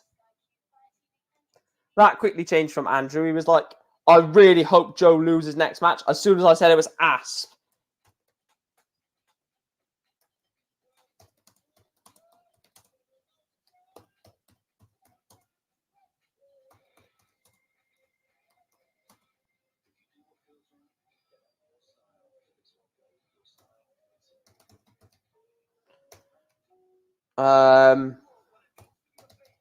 Brooks is next, isn't it? William Borland against Brooks. There's a subplot to this William Borland Bradley Brooks game, which I'll get to in a minute. I'll just put the poll up first. But there is a subplot to this game, which I will go through, like I say. Is the vote on? Right, there it is. Battle of the Young Guns, Borland or Brooks. Right, let me go through what is a slight subplot to this William Borland versus Bradley Brooks game. So basically, if Bradley Brooks was to win this game, then Bradley Brooks, then Nathan Rafferty will get his tour card. However, if William Borland is to win, then Nathan Rafferty doesn't get a tour card. So Nathan Rafferty will be the biggest Bradley Brooks fan in the world because he needs Bradley Brooks to beat William Borland to ensure that he has a tour card for next year.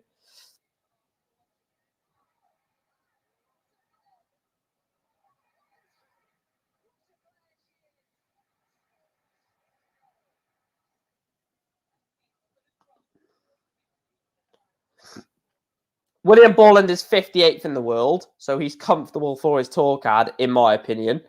However, it says Bradley Brooks 67th, and if he loses this game, he's outside of the top 64. However, he was first on the development tour, which means he will get the tour card for the Order of Merit on that ranking system, basically. And if he does get into the top 64, he won't need that development tour Order of Merit ranking to get him his tour card. So that will go to second place on that Order of Merit, and that is Nathan Rafferty.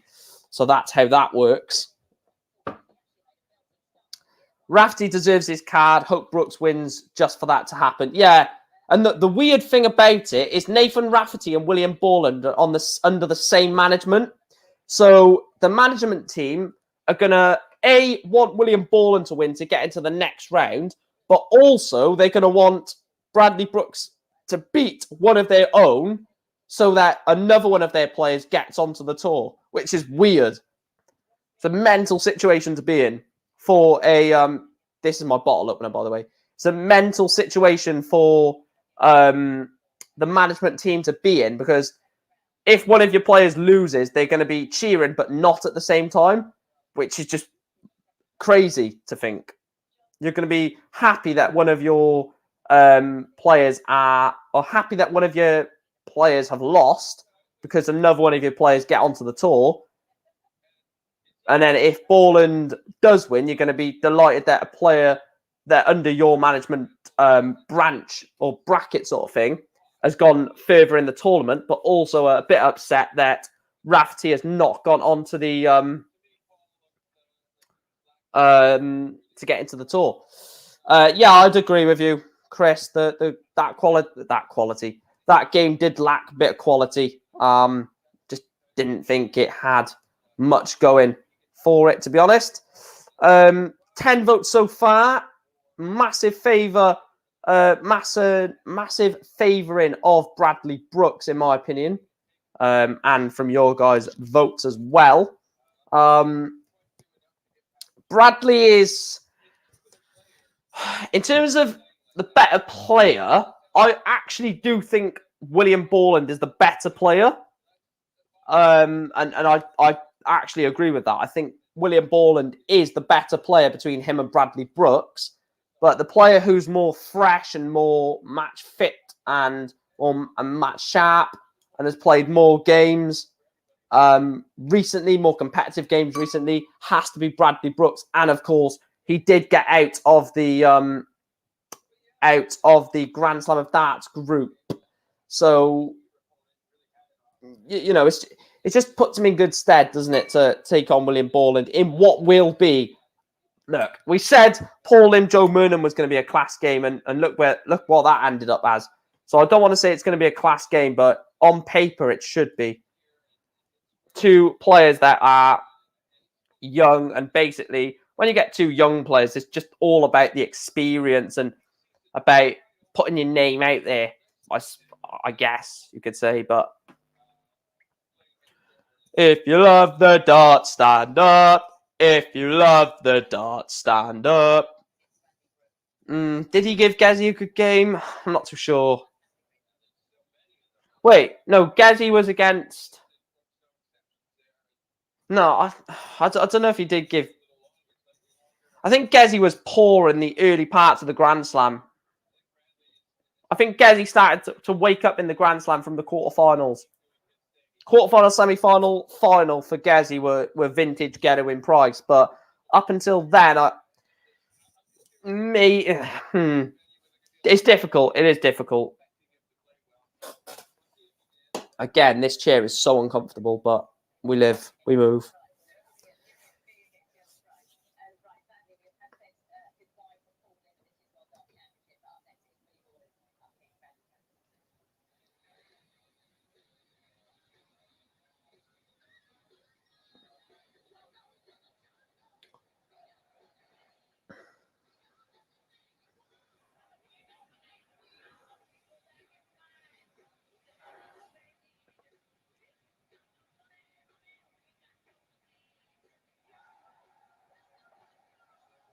I can't wait for some of the latter stages of the tournament. Some of them games, like Gerwyn Price, Johnny Clayton. Should both players get to that stage, a potential of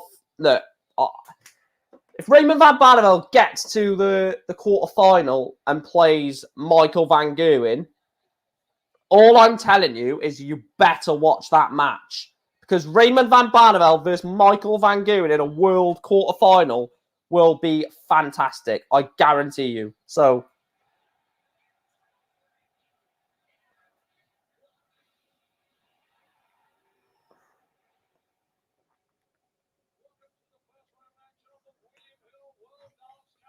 the Asp will beat Joe. Aspinall will beat Joe Murnan. Depends where Aspinall's game is at, and depends how he is with that wrist. So I know he had his wrist strapped up, didn't he? Bam, bam. Bradley Brooks, bam, bam.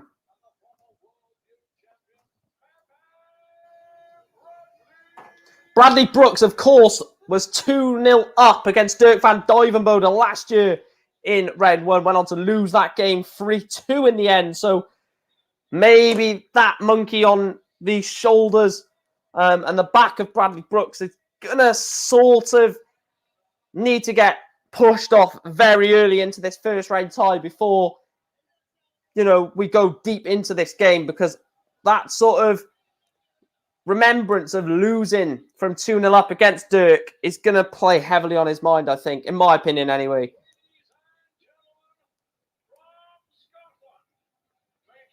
Big Willie.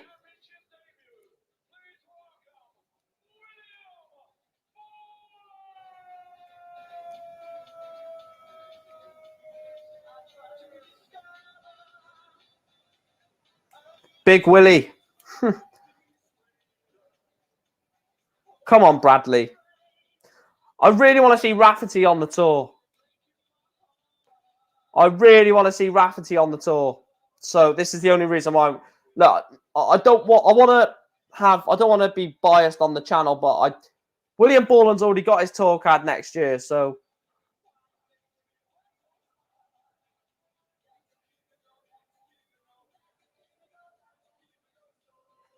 this could potentially be a world final in not a few years' time.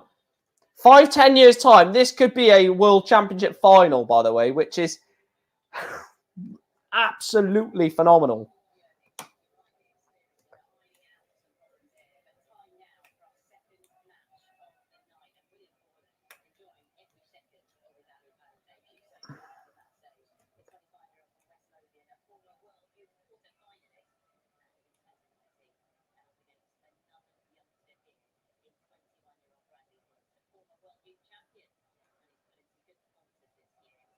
I think Bradley wins this.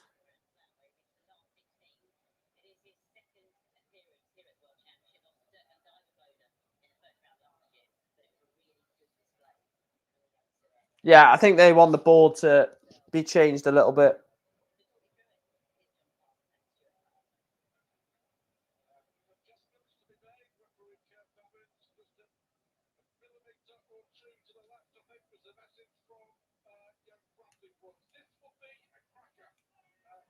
Bradley Brooks against William Borland. I don't know who's got the darts in this. Let me have a look. Borland has the darts. First leg, it's William to throw first. Game on. Right, bear with me. I'm just going to quickly get something to put on the chair again. It's a bit uncomfortable. I'll be literally 2 seconds. It's literally behind me. Bear with me.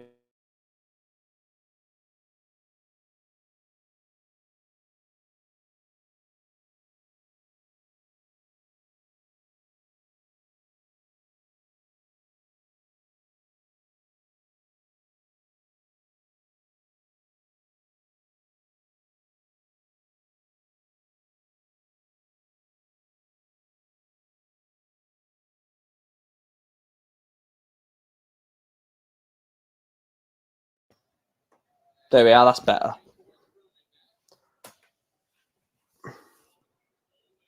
Back-to-back 140s in leg one.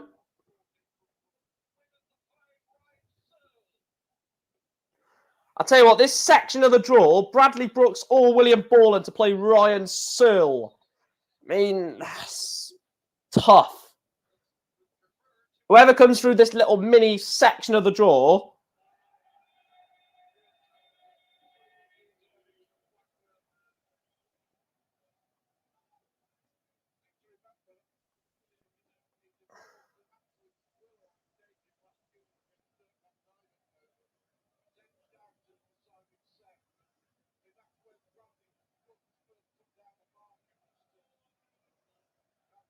everywhere they go, everywhere they go. 1, 2, 3, 4. Scotland get battered everywhere they go. 8-8 for Bradley for the first leg of the first set. William Borland wants 108.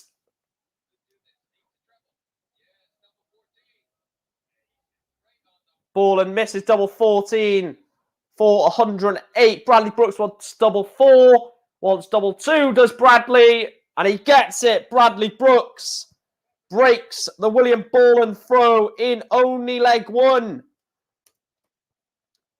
Massive breaker throw that from Bam Bam. Can we hit 2K before the Peter Wright game? 2K? 1.7K, sorry. I'll tell you what, if we hit 2K before the Peter Wright game, I'll give you all 20 quid. I won't, but because I haven't got 20 quid. Well, I've got 20 quid, but I haven't got 20 quid to go around to everyone.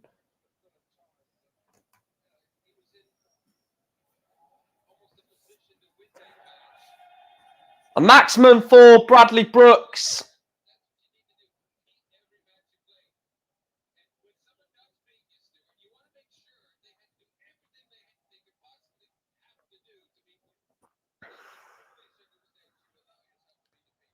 Yeah, Steve Lennon does have to improve his doubling because it was okay at times, but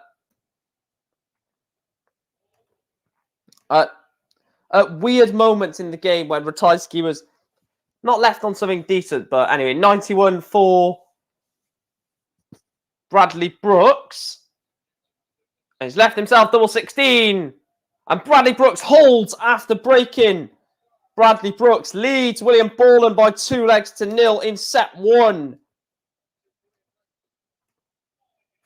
But yeah, Steve Lennon, he was good on doubles, but at different moments when like Ratajski was sat on something really big or something really sort of intriguing, is where it just sort of not left, but don't know. It's a difficult one.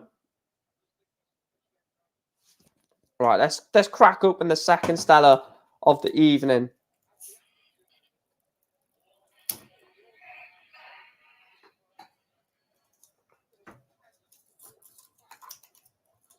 There we are.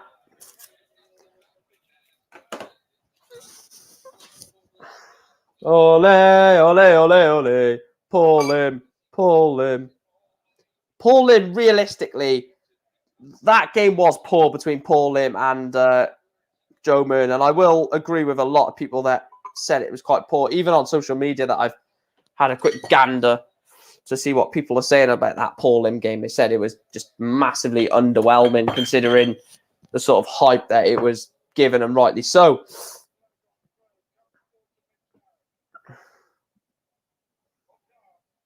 And he's missed tops. Bradley Brooks wants double 16 for a whitewash set. Double 12. And he gets it in one dart. Bradley Brooks. One set of darts for Bradley Brooks. It's lasted about 2 minutes. Bradley Brooks leads William Borland by 1-0. How quick was that of How quick of a first set was that? Get your words out, Mike.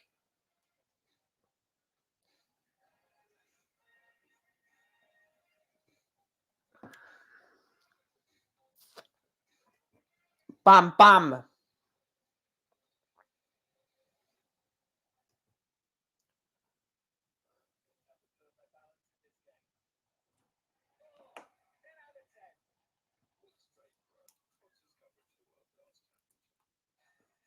This thing is making a weird noise. The fuck?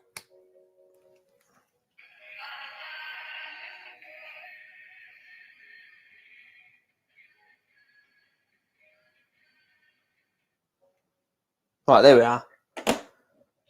Because the bottle opener that I got is a musical one, and it plays a football tune. So it must have stopped halfway through. White potatoes.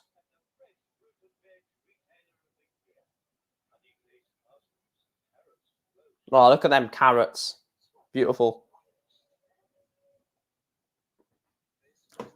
I'll tell you what, Bradley Brooks could win this very quickly, the way he's playing. What is the average?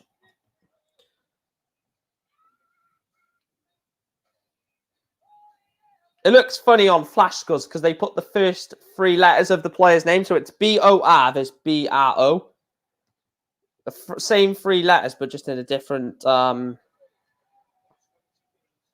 113 average at the moment, Bradley Brooks. 113 average from set 1. Must be the fastest set of the tournament so far. Has to be.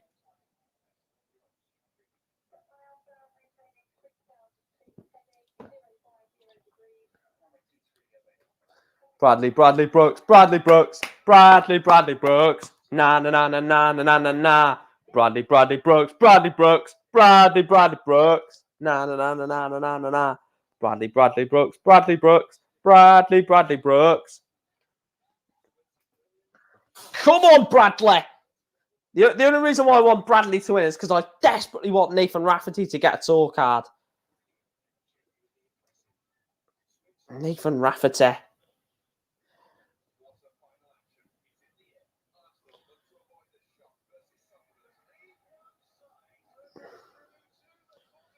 Excuse me, Robert Thornton.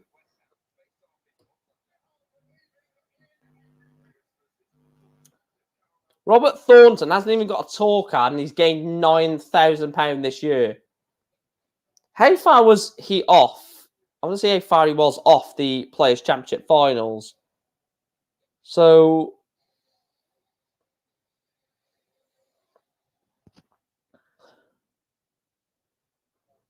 Robert Thornton was a £2,250 off the Players' Championship finals. Robert Thornton hasn't even got a tour card, and he was nearly at the Players' Championship finals. They've already got the race for the match play next year. Is there any shock players in there? No. Keane Barry is nearly at Blackpool as it stands. Richie Edhouse is £2,000 off Blackpool.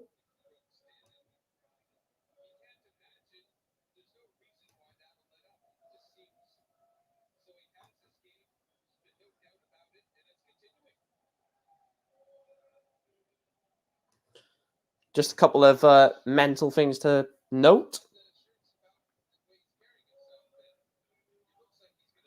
I tell you what, the standard of this, back-to-back 139s, this is a ridiculous standard. Bradley Brooks with a ton. A ton? A maximum.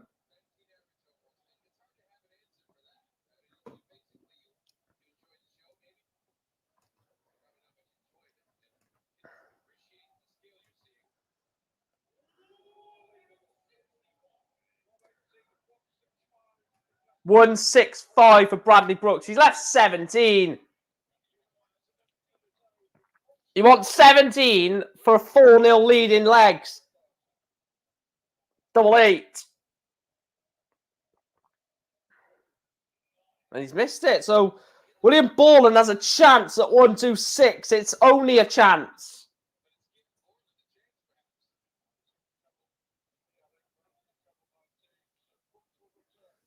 So Bradley Brooks will be back for double 4. Double 4 for 4-0. All the 4s. Double 2. Double 1. Bradley Brooks misses 3 darts to get rid of 8. Tops for William Borland. Oh, it's a big miss from Borland. Bradley Brooks will be back for Madhouse. Double 1. Good marker.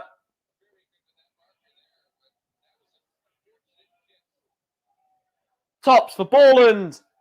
And he gets it. William Borland breaks the Bradley Brooks throw. It's only his first leg of the match. But if he can...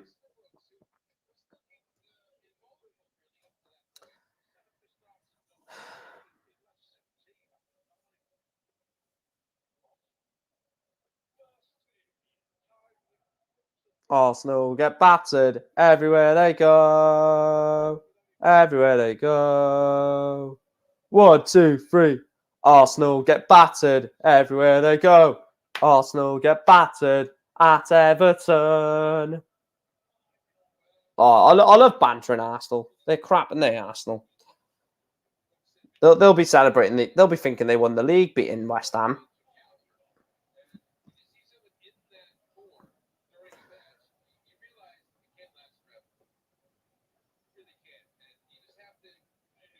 Only 59.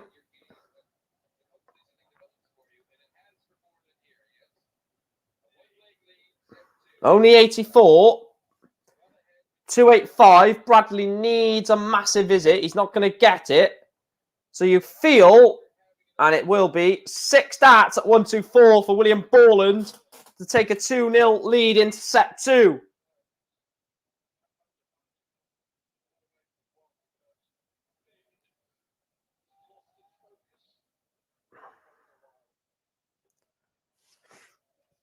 Big moment already.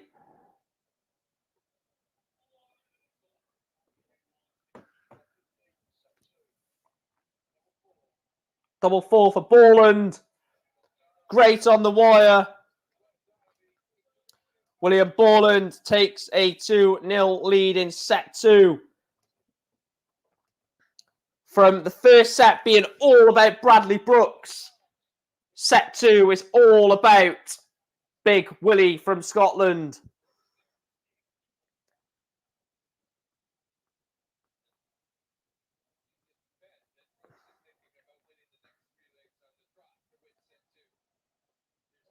.180 from Bradley Brooks. William Borland, is he going to reply with a max? He does reply with a max. This game is really starting to light off. Back-to-back maximums. Can Bradley Brooks hit a 171? Surely not, he does! 171 from Bradley Brooks. 180, 180, 171. Ridiculous standard between Bradley Brooks and William Borland. Game of the tournament so far as a contender. 8-8 for 2-1. Bradley Brooks is back in this set. 2-1.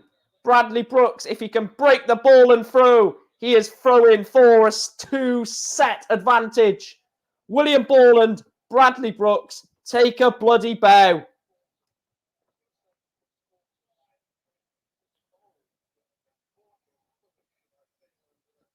What is the averages? Because this is ridiculous.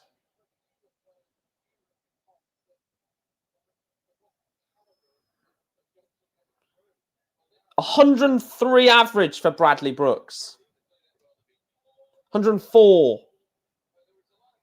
Ridiculous average. Hello, Hal. Hope you're well, pal. Jeff Smith is playing Ross Smith. It's across the ticker, remember? I remember yesterday you said who's playing who or something, and then you said you forgot that the ticker was across the bottom. But yeah, it is Ross Smith versus Jeff Smith. I guarantee Smith will win that game, by the way.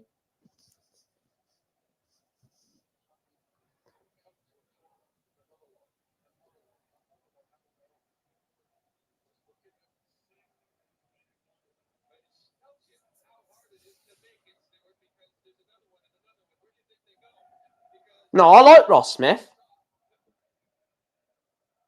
I know I am. I'm sure I am. I'm Wales till I die. Wales till I die. I'm Wales till I die. I know I am. I'm sure I am.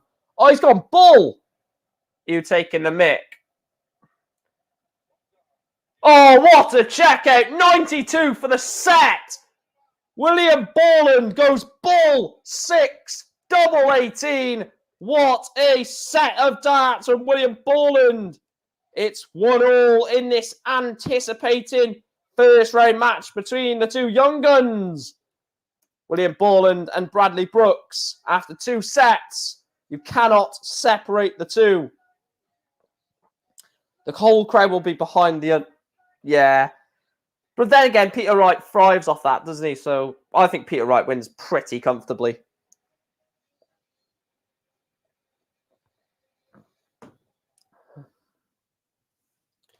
I want to have a look at the averages. Let's have a look at the averages then. Why not, eh?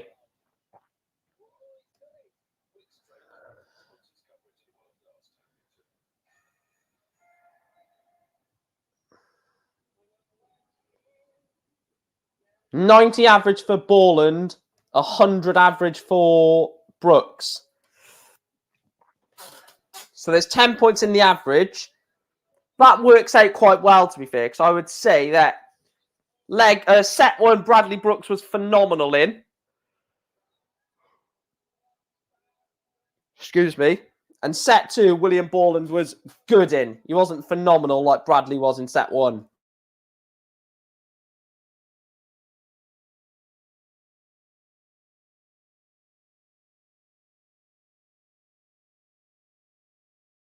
And like the poll, everyone is going with Bradley Brooks.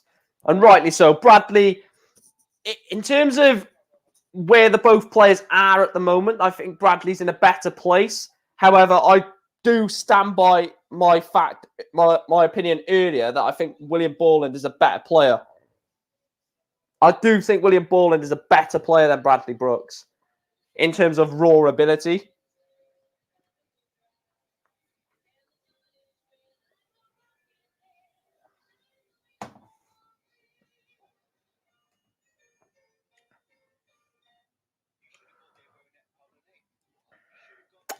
Oi.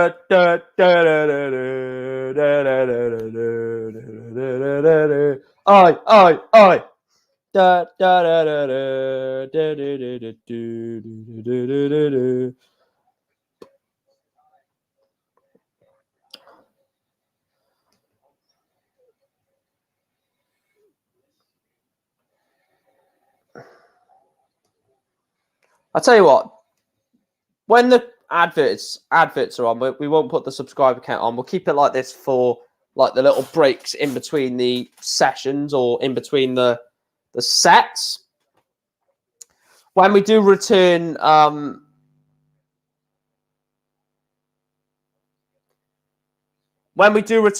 to play for set 3, we will play to the end. So we will play to the end of this game, the conclusion of this game.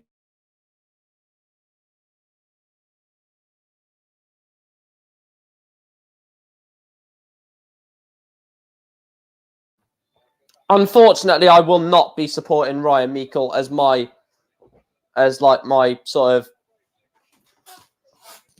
of person in that game. I will be supporting Peter Wright just because I like Peter Wright, and no disrespect to Ryan Meikle, no disrespect to anyone in the tournament, but I want the semi-final lineup to be Gerwyn Price versus Joe Cullen and Michael Van Gerwen versus Peter Wright. I think that would be a fantastic semi-final lineup. I think Joe Cullen... Look, where is Joe Cullen in the world rankings? Joe Cullen is 12th in the world. If he wins his match, if he wins his first, his second round match, he goes into 11th. If he gets to the semi-final, which I think he can, Joe Cullen goes into the top 10. So I think Joe has a real chance of pushing on and really pushing up the rankings.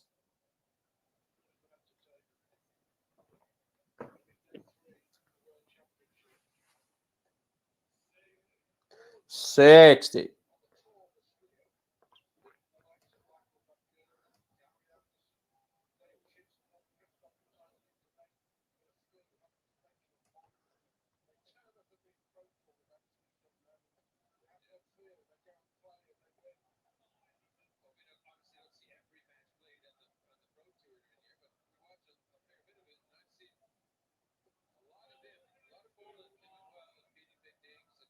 William Borland is a good player.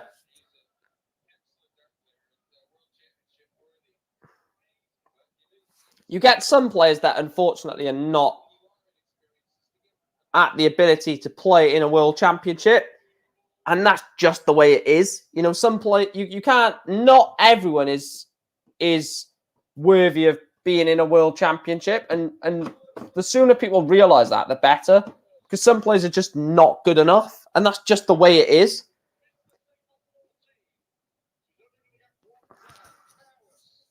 Keane Barry, not Keith Barry. Keith Barry. William Borland does take that out, and he does lead in set 3. William Borland does hold throw.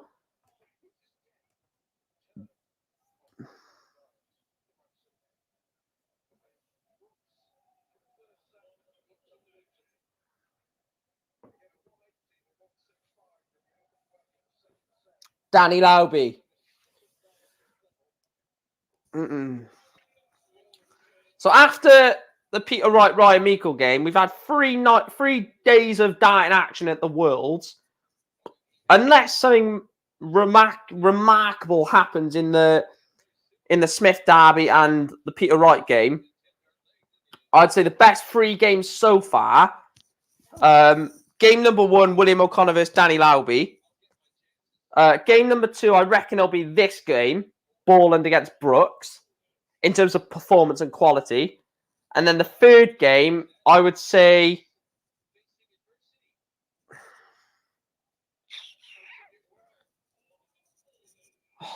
the third best game of the tournament so far. Gurney, Ricky Evans. Daryl Gurney, Ricky Evans. 82 for Brooks. Is he going to go ball double 16? He's gone into the 5. 77 left. So William Borland wants 90 for a break of throw. 70 left. The ball. Oh, and he misses the ball. Goes 25. So Brooks tops for a holder throw. Got to go lower. And he gets it. Bradley Brooks does hold throw in leg 2 of set 3. Borland 1. Brooks 1 in sets. It is 1 apiece as well.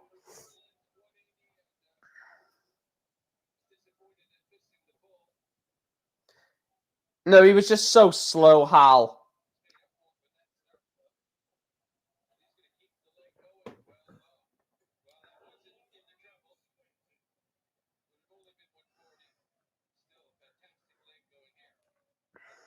I hate games with missed darts.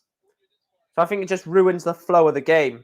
Yes, it adds to the drama, but I would much rather, in leg format, a 10-9, for example, or 11-10 game where both players are hitting 180s after 180s, match darts, not match darts, winning legs in like 11 darts, 12 darts. Brooks is 250 points behind, so it doesn't matter what, no matter what he does here, he's not even going to be on the finish. Yeah, I am enjoying this game. William Borland and double 18 for a holder throw. William Borland goes within 1 leg of set 3. I think this will go second on the list in my top 3 games so far at the moment. Of course, I think these 2 games will die out of the top 3, in my opinion. But at the moment, it's William O'Connor versus Danny Lauby, this game, and 3rd is Daryl Gurney, Ricky Evans at the moment as my top 3. But obviously, there's going to be better games. Maximum for Bradley Brooks. We're 3 subscribers away, guys. Come on, we can hit it. We can hit it before the Peter Wright game, I guarantee you.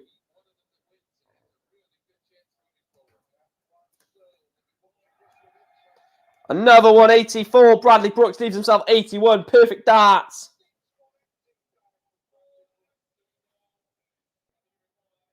Oh, yes. Sorry. Well, I don't... Perfect timing. There we go. Bradley Brooks has just got the 4th leg of the set. I literally went to change it to make it 2-1, and Bradley Brooks nailed double 12. So, like, all right then, whatever.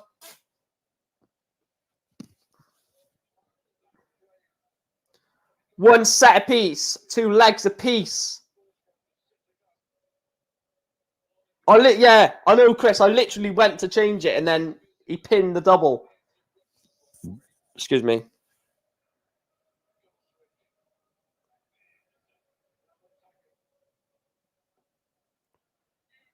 Completely level.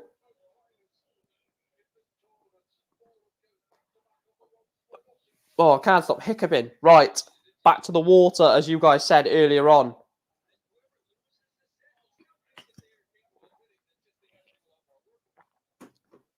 Good job I kept a bit of water. Also, if you do drink alcohol, the best thing I could suggest is have some sort of non-alcoholic drink by you, so like water or something like that, just to have a break if you need it. Tops for William Borland. William Borland goes absolutely berserk as he takes a 2-1 set lead on Bradley Brooks. I could see this going to a decider. I did predict 3-2 to Brooks, to be fair. I predicted 2-2, yeah.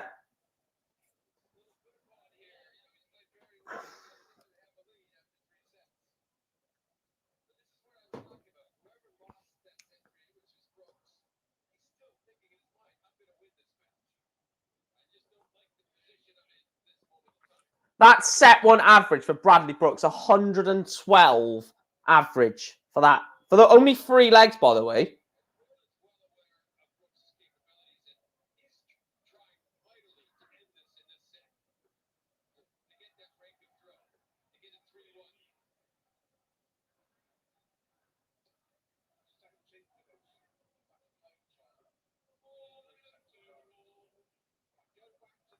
"17 minutes, by the way, this match has lasted. 17 minutes! It's ridiculous. We've had 3 sets of darts.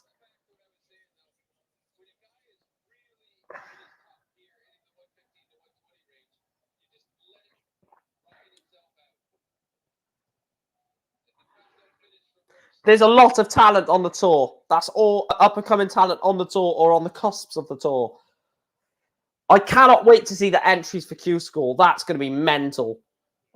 The names at Q School are going to be crazy. William Borland nails double 16. And William Borland leads 1-0 in set 4. This is a massive, massive moment. William Borland breaks the Bradley Brooks throw. He doesn't need to break. 2 holds a throw in leg 2 and 4 in this set. Will win the game for Bradley Brooks.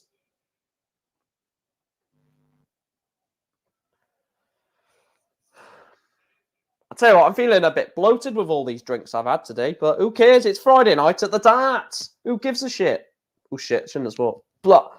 Ignore me. I shouldn't have swore.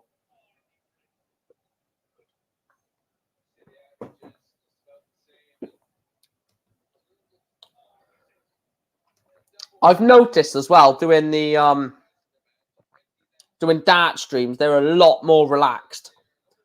I don't know if you guys have noticed that, but the dart streams compared to my football watch-alongs are just more relaxed and more chilled and calm. Just answering your...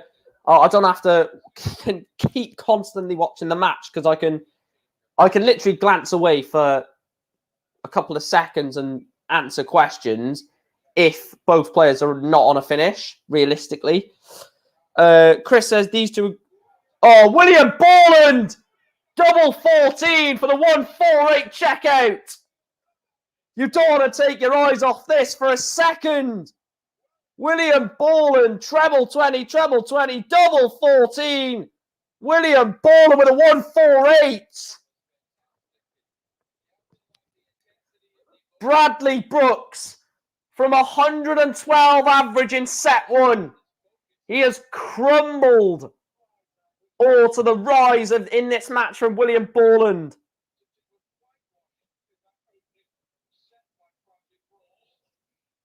What a 148 checkout under huge pressure from Bradley Brooks as well.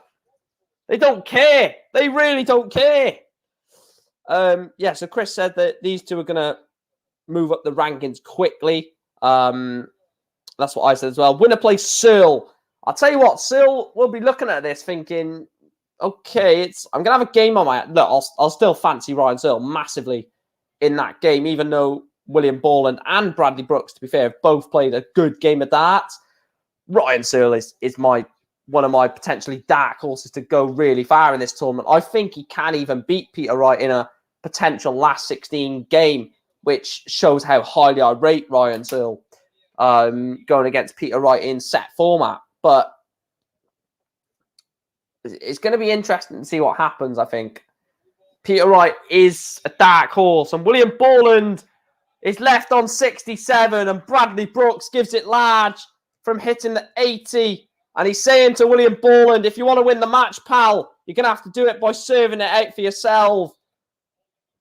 William Borland then 3-6-1 points away from a second round tie against Ryan Searle. 361 points away from playing Ryan Searle in round 2.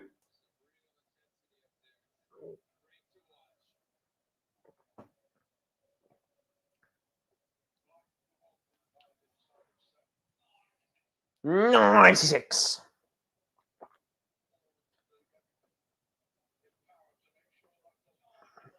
$91. I love saying the scores like when they happen. 91.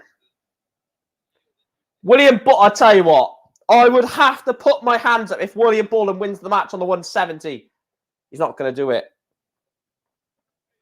That would have just been... I wouldn't have been able to cope. I don't think I would have been able to do the rest of the stream because my voice would have gone if William Borland would have won the match on the 170. 113 for William Borland for the match. Is he going to have a match dart? No, he's not. He wanted 57 for 36. William Borland is left on 60. 134 has to go, Bradley. It has to go, Bradley. Double 16, Bradley. Oh! This is outrageous. This is absolutely outrageous. Oh, my God. What is going on? 134 checkout for Bradley Brooks. Keeps him alive in the match. This is ridiculous. William Borland is left on 60. Bradley Brooks takes out 134. This is absolutely phenomenal. This is ridiculous. I'm sorry. I don't think I'm going to be able to do the rest of the stream. My voice is going. Bloody hell. 134 with your opponent sat on 60 for the match. This is composure and a half. This is composure that the pros wouldn't be able to deal with. This is phenomenal. This is absolutely phenomenal. I'm sorry. This has to go down as one of the games of the first round. Surely.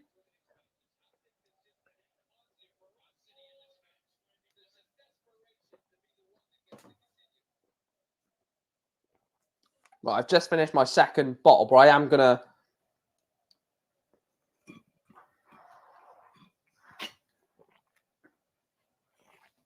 This is ridiculous. It's absolutely phenomenal.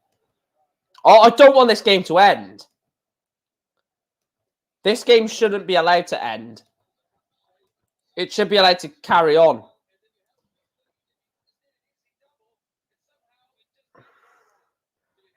Oh, this would be phenomenal if Bradley is to get this. Tops! Oh, Bradley Brooks! 134 and a 98 clutch finish to take us to a deciding set.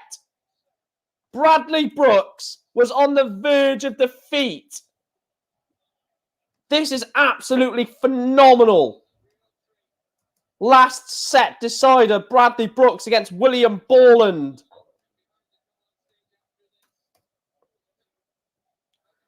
Surely it's got to be in the top 3 games of the tournament so far.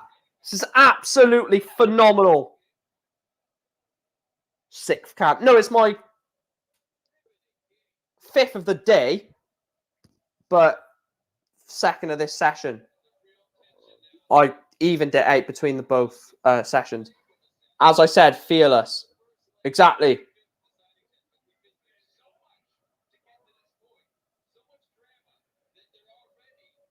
One, two, three, four. Scotland get battered everywhere they go. Scotland get battered everywhere they go.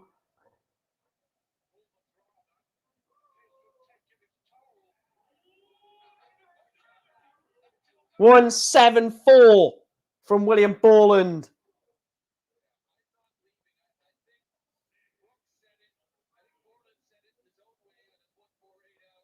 I'll tell you what, 1-3-1, surely not. Oh, he's missed double 16 for a 1-3-1.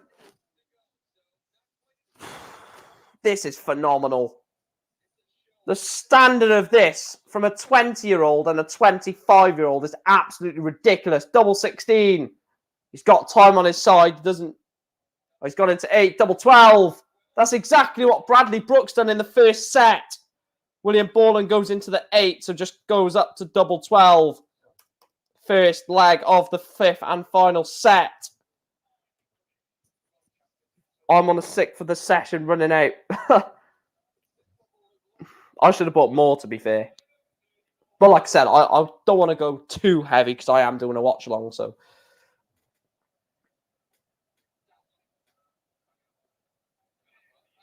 58 from Bradley. This is a massive, massive leg of darts. If William Borland breaks Bradley Brooks, the advantage swings in the court of William Borland. But then again, that doesn't mean anything because Borland was on 60 and Bradley Brooks takes out 1-3-4. So nothing means anything, basically. I am going to go for a quick toilet break once this match does end. So you'll have to bear with me once I do.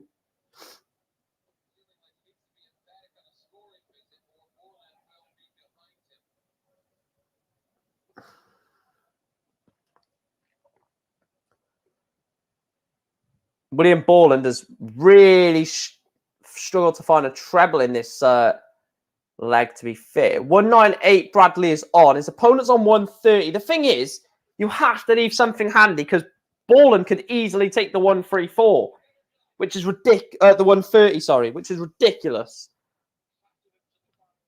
And he can for the ball. Oh my God! William Borland takes out the ball for the 130. You think that you're sat on 198, your opponent sat on 130, that you might have a chance. William Borland says, no, I'm going to take the 130 and responds with a 140. This is unbelievable. This is absolutely sensational, jaw-dropping stuff from William Borland and Bradley Brooks.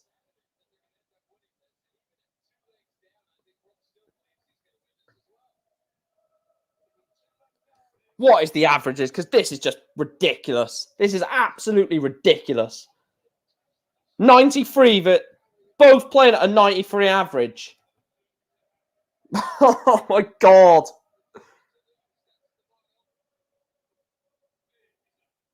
Yeah, this is game of the tournament. This is absolutely pathetic scoring. When I mean pathetic, I mean in a good way. I sometimes say that as like when people say that it's ridiculous average, they don't mean bad, they mean good. But just in case anyone thought I'm trying to say that this is a crap game. Double 18, double 9.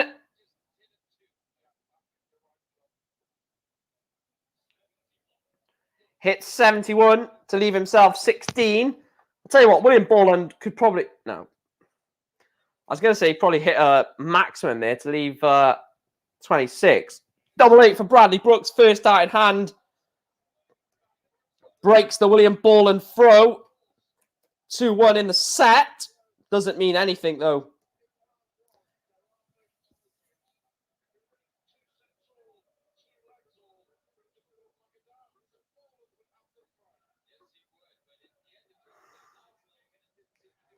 96 from Bradley Brooks.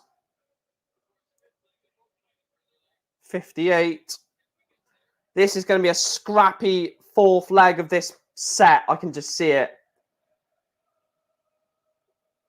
I can't even predict who wins if this goes to a deciding leg or whether Borland wins it, because it's going to be scrappy.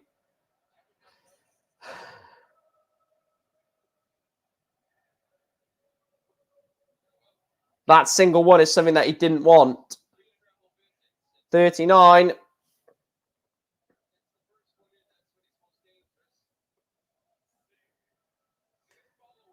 This is a scrappy leg. This is a scrappy leg. Both players don't want to mess this up, do they? So I can understand why it is.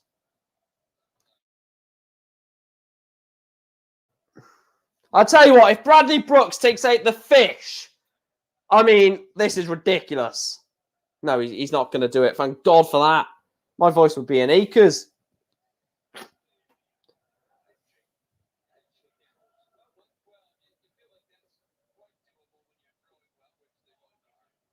So 112 for Bradley Brooks. He's going to have 6 darts at this. Treble 20. 20 for double.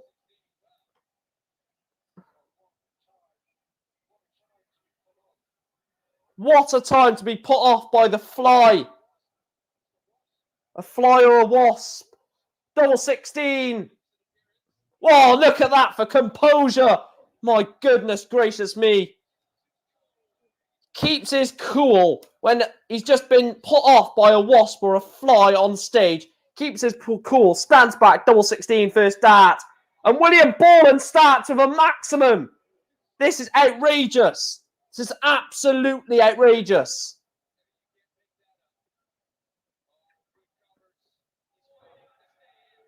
One, 3, 4. Imagine the 9 data goes. Imagine the 9 data goes.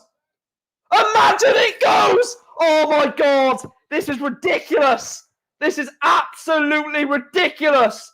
William Borland is on the 9 dart leg to win the match. Surely not. Treble 20. Treble 20. Double 12. William Borland. William Borland has just won the game on the 9 dart leg. Oh my God. I can't speak. I can't speak. William Borland has hit the 9 dart leg. Oh my goodness gracious me. William Borland with the 9 dart leg to win the match. That is absolutely phenomenal. Oh my God. William Borland, you absolute legend. Oh my God. What have I just seen? What have I just seen? Treble 20, treble 20, double 12. William Borland has hit the 9 dart leg.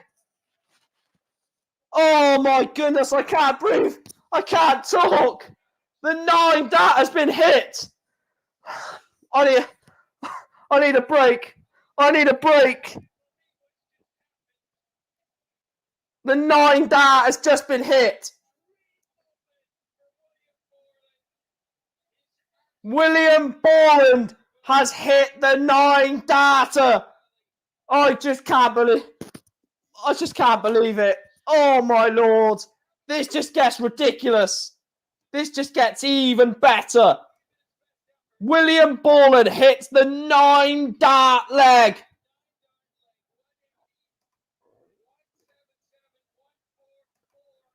Oh my God. I can't cope. I can't cope.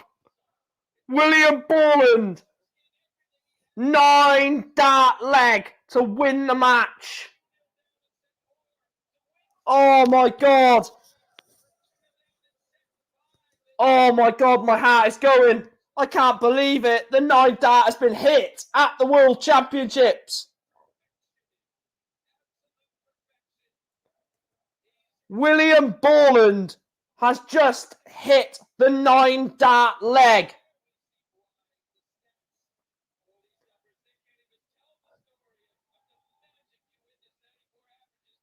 Oh my God.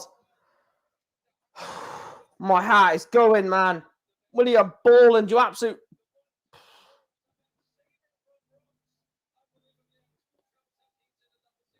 Oh my goodness. What the hell have I just seen? I've just seen William Borland hit the 9. Oh my God. I called a 9 data on stream. Oh my God, how good does that feel? I've just called a 9 data on stream.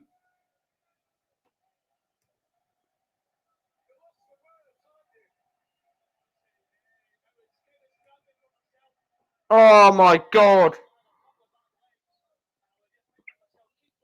Oh my goodness gracious me.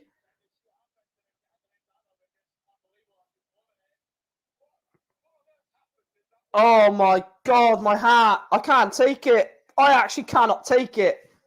I don't think I can do the rest of the stream. My voice is in absolute stitches. Oh my God, I can hardly speak. William Borland. Oh. Oh my goodness.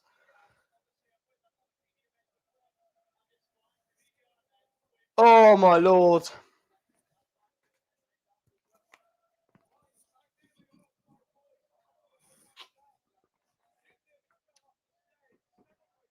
Oh my Lord. William bloody Borland.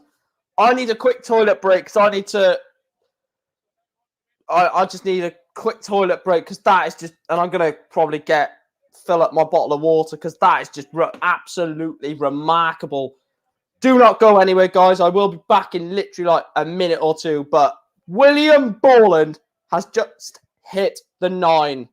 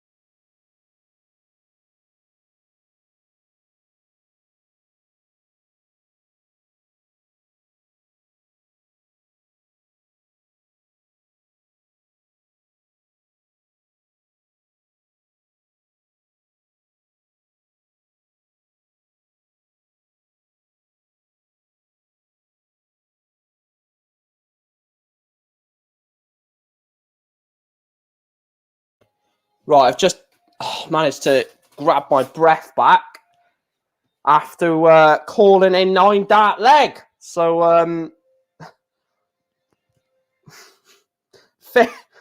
I still can't get over that. I still cannot get. I need to watch that back later. I need to watch my reaction to that. Actually, if someone wants to put in the comments when this live stream is finished, the timestamp of when I call the 9 data for William Borland, put it in the comments and I will pin your comment because I want to share that. If nobody does do that, then I'll find it myself and put it in the comments. But I want to get that pinned.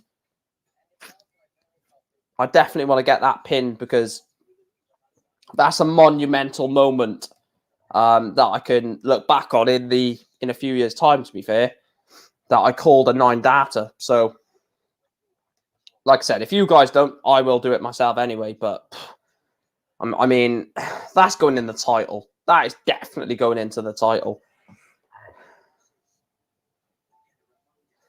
Well, I'm just going to call it Smith Derby for the next one. Ross v. Jeff.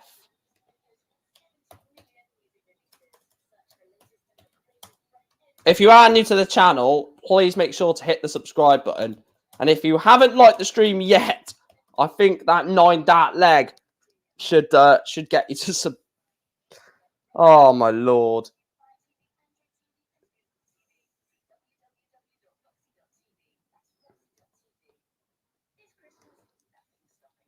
We're 2 subscribers away from 1.7k. So if you do know anyone that would like the stream, please make sure to get them to like it and subscribe.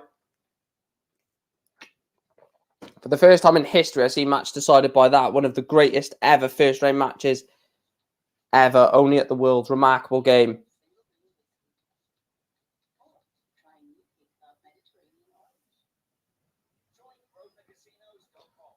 Oh, God, I've actually called a 9-data. Oh, my God.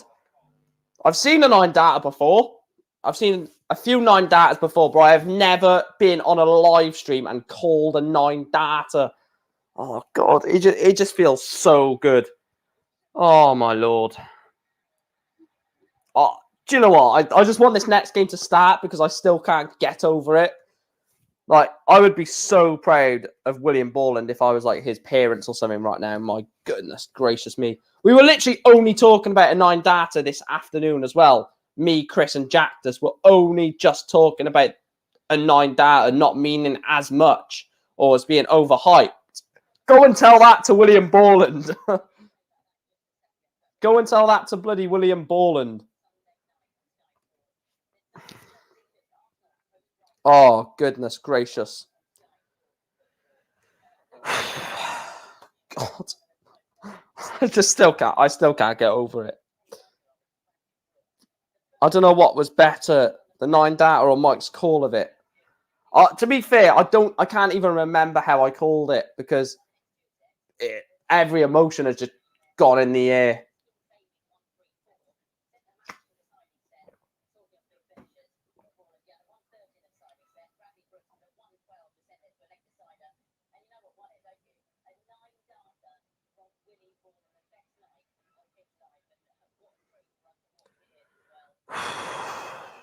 I need to watch that back. I just need to watch that back. I don't normally watch like some of my content back. I watch all my vlogs back. Not because just to get a view, but I always watch my vlogs just to see if I enjoy watching it. Because if I enjoy watching it, then I know other people will enjoy watching it. But I don't normally watch like streams back, but I have to watch that back.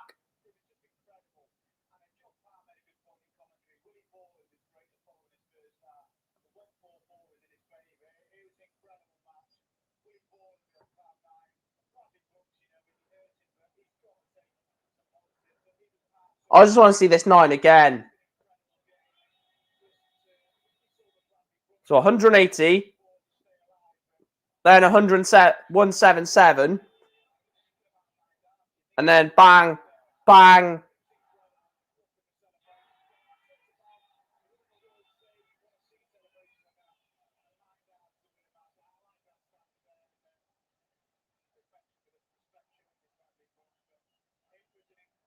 Imagine, I could never imagine losing a first round match as close as that, I must add, just by 9 darts.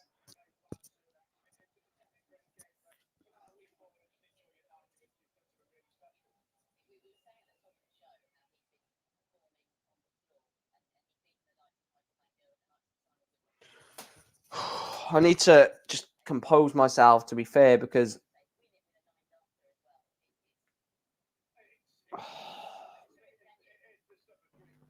Oh, God. Ridiculous. I mean, anything I say is not going to prove it justice, is it? But fair play is the only thing I'm going to say. William Borland must be on cloud nine. I don't want to be like Sky and keep going on about one thing, so I'm not going to over talk about William Borland's 9-dart leg. I'll try not to anyway when we go into other matches, but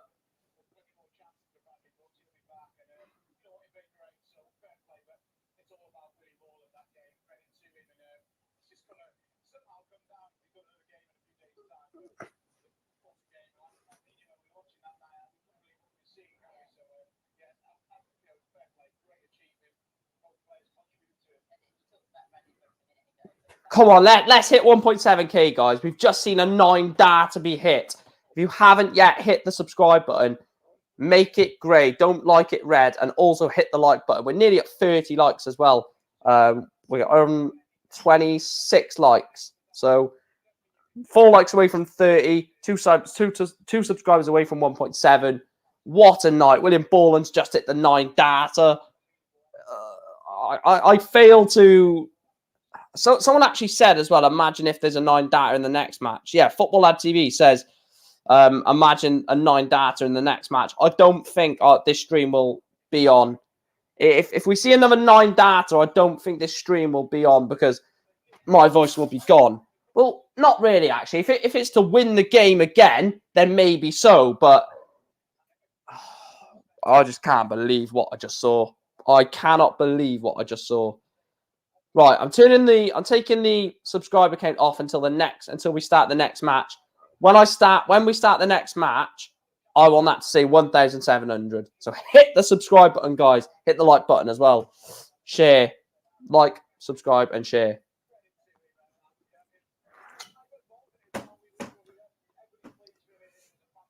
Oh, Lord.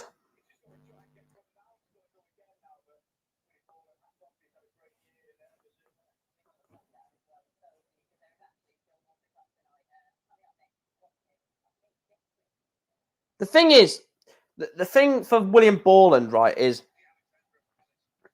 like, for example, you've just hit. Don't tell me you've subscribed. Oh my God, we got to keep it. We got to keep it. The perk, you absolute hero, man. We are 1 subscriber away, guys. Oh my God, I'm keeping it on there. I was gonna keep it off. I'm keeping it on there. I want to see this tick over to 1,700 subscribers. This is like waiting for the 9-data to go, isn't it? But anyway, like I was saying, William Borland has just hit the 9-data to beat. We've actually hit it.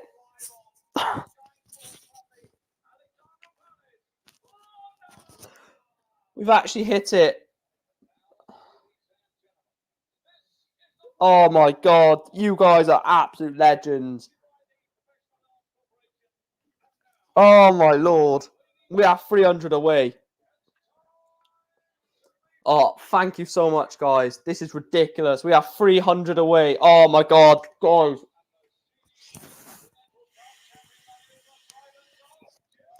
I can't even begin to imagine what. I'll tell you what. Let's open a bottle. Let's open a bottle of Stella. I was gonna wait for the Peter Wright game. Let's open it now. Ole, ole, ole, ole. 2K, 2K. I'll tell you what. When we hit 2K, oh my God, guys, this is. Thank you so much. Oh, thank you so much. Honestly, I can't believe we're nearly at 2,000 subscribers.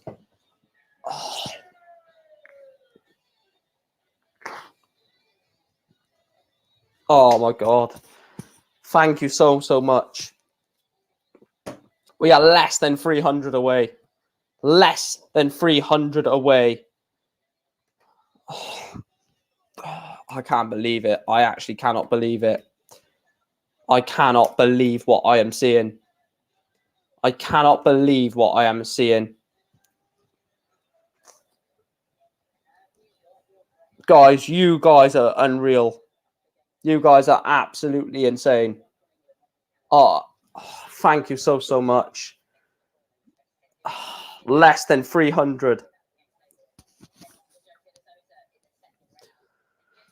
Thank you, Peter. Thank you, Sean. Thank you, The Perk. Thank you, everyone. I cannot believe it. We are nearly there.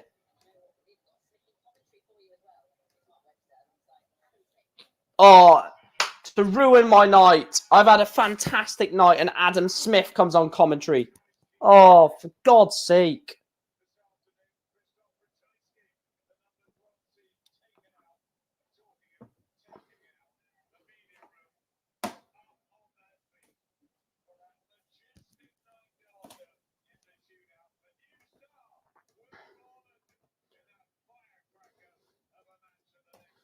Oh, God, guys. You guys are just ridiculous. Like, the support that you give me is just unbelievable. Thanks. Thank you. Thank you. Oh.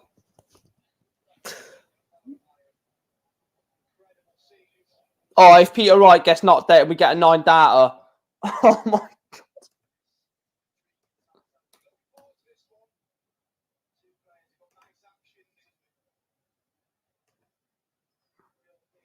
I'm looking forward to this game as well, by the way.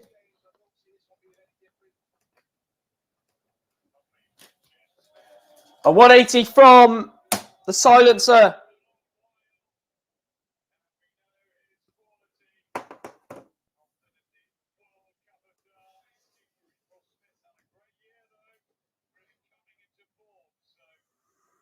Oh, I don't like Adam.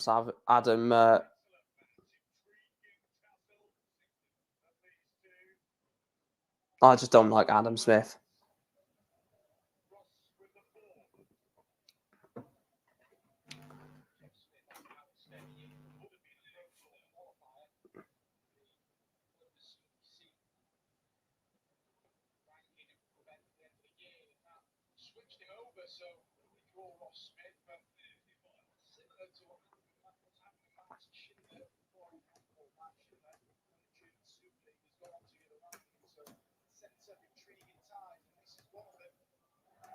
Good darts from Ross Smudger Smith.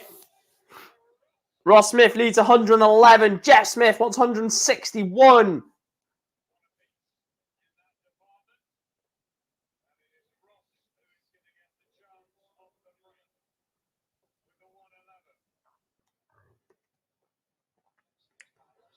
And he can't do it, so Jeff Smith wants 135 for the holder throw. But his opponent is sat on 60.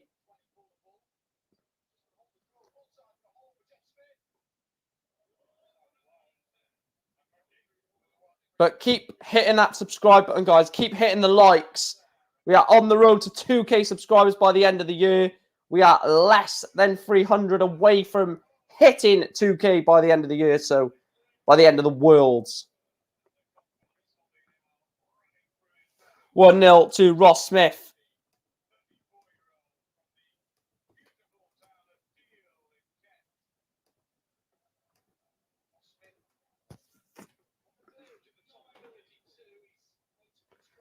So if Ross Smith was to win this game against Jeff Smith, he would. So if he wins this game against Ross Smith, he is Ross Smith. If he wins this game against Jeff Smith, he goes into the top 32 provisionally. Obviously, Callum Ridge is still to play, and Ryan Joyce is still to play a future game. So is Kim Hybrex. Yeah, so what about Jeff Smith? Where is Jeff Smith in the rankings?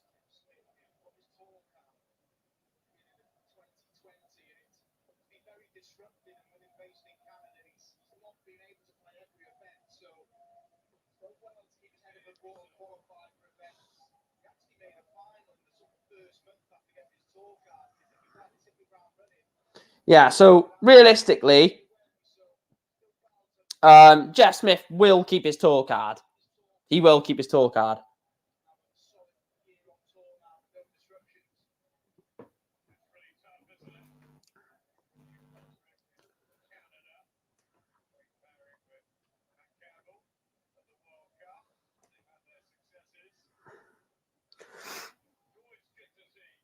$60 from Ross Smith. I'm waiting for this game to burst into life, I think.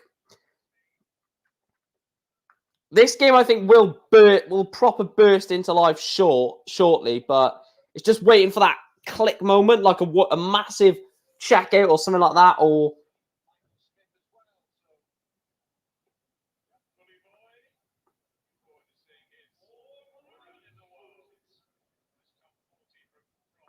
So 140 for Ross Smudger.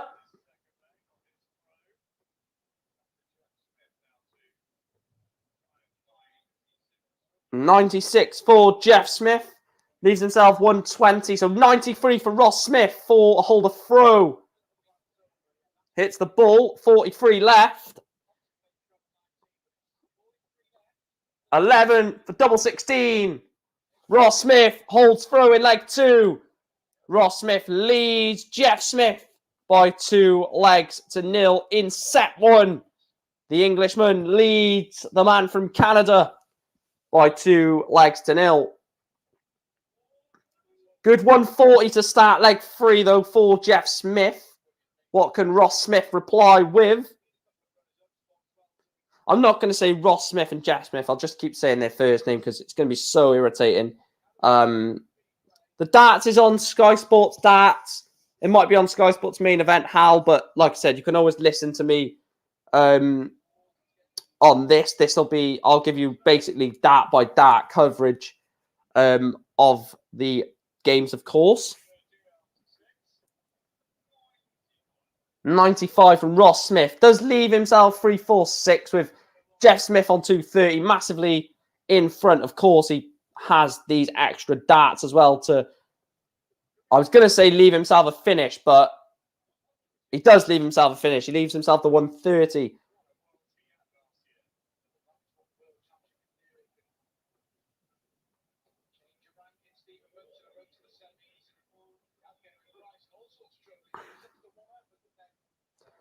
$130 for Jeff Smith. 20. I know. He will be back. 94 for Jeff Smith to leave himself double 18.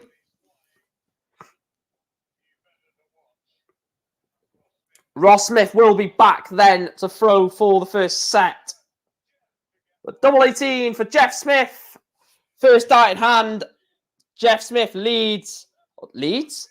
Jeff Smith gets a leg back on the ball against Ross Smith. It's 2-1. Could be a very entertaining game. Also, get your predictions in for what Peter Wright is going to wear this evening. It's going to be something wild, I'd imagine.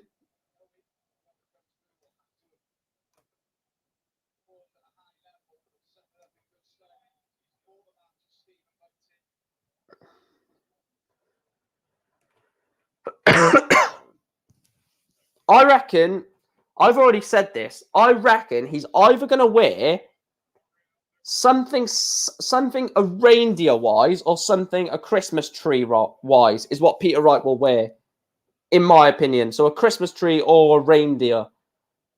Reindeer and then maybe have like a red nose, potentially. Look, Peter Wright is an entertainer, so...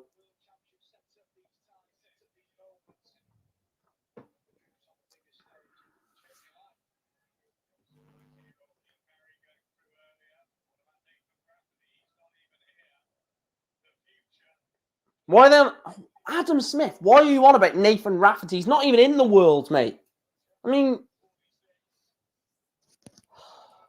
ridiculous. Why are you on about players that are not even here?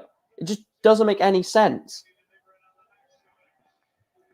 Ton 44, Smudger leaves himself 1-2-6.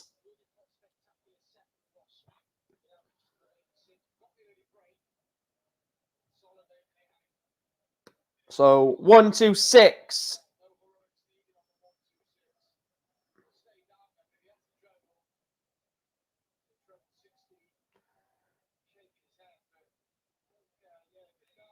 Treble 16 from Ross Smith. Leaves himself tops. Jeff Smith could leave something handy here. A 180 leaves him 50. Not going to get a 180. Isn't it ironic? In afternoon session, I asked a question about R9 Data's overrated and overhyped. Mystic Welsh.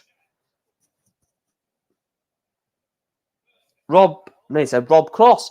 Ross Smith misses that at double 20 and double 10. But yeah, it just shows. That just shows, doesn't it, Chris, of how big the 9 Data means to someone. Double 5 for Ross Smith. Ross Smith has missed double 5. So 88 for Jeff for a break of throw and to take us to a deciding leg in the set, which Jeff will have the darts in as well. Ball! Oh, he misses it. Ross Smith wants 1 for 2 twos. Single 1. Oh, what's happened to my TV?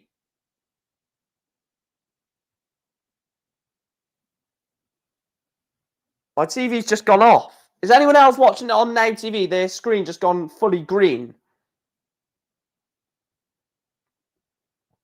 I have no idea what's happened. Did Ross Smith win that? He must have. My screen... Yeah, Ross Smith wins the first set. My screen just went fully green then for a second. If anyone else is watching on Now TV, let me know if that just happened to you. The screen just went fully green. Watch, no one had the same issue as me. Yeah, it just went off, didn't it, Chris? Ross Smith was on... I can't even remember what checker he was about to hit then. No, it was 1 double 2 he was on, wasn't it? He hit the single 1, and he was going for double 2, and it just went all green. So I'm guessing he nailed double 2 first dart. That was weird.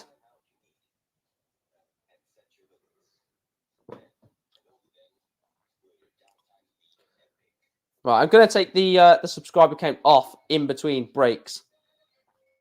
Get your questions in the chat, of course. Like I say, every break I will put your comments on the screen until we resume. If you are new to the channel, please do make sure to hit the subscribe button. Please do make sure to like the stream as well. If you do want to donate to the channel, you can do that by the $sign. And if you want to become a member of the channel, you can do that by hitting the join button. Obviously, joining and donating are paid sort of things, basically, paid amounts. So obviously, please take that into account. I don't think, I'm going to have a quick look for you now. I don't think the memberships are too expensive. I will have a look. I think I'll have a look for you now, guys. But I don't think the price of my memberships are expensive. I will get the prices up for you. I think the lowest is $1.99, which is really cheap. So it's basically a burger from McDonald's. Let me have a look. If it loads.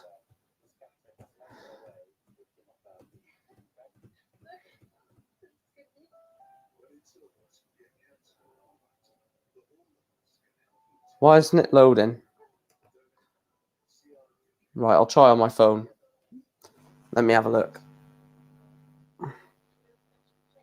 Just in case someone ever asks. I mean, it's much easier knowing off by heart, isn't it, really? Let's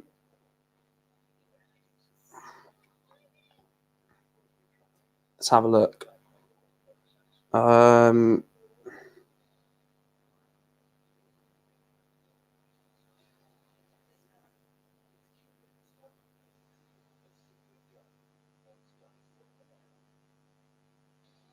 I can't see it for some reason, which is irritating. But whatever it is anyway, it's not too dear. Welcome back. Cheers, Emma Payton.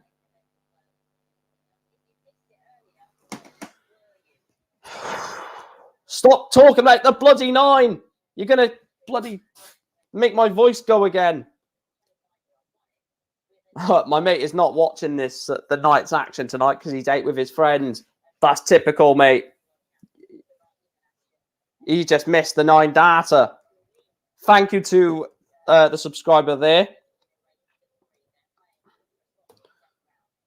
Like I said, if you do subscribe to the channel, let me know in the chat as well so I can thank you. I would like to thank every single one of you that have subscribed as of now. But just for future reference, if you do subscribe, let me know in chat. I can thank you personally then.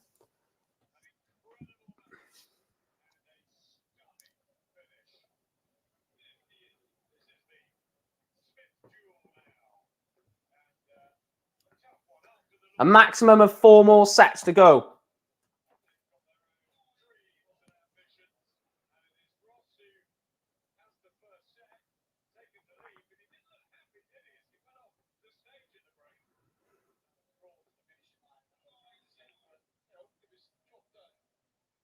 So Stephen Bunting, I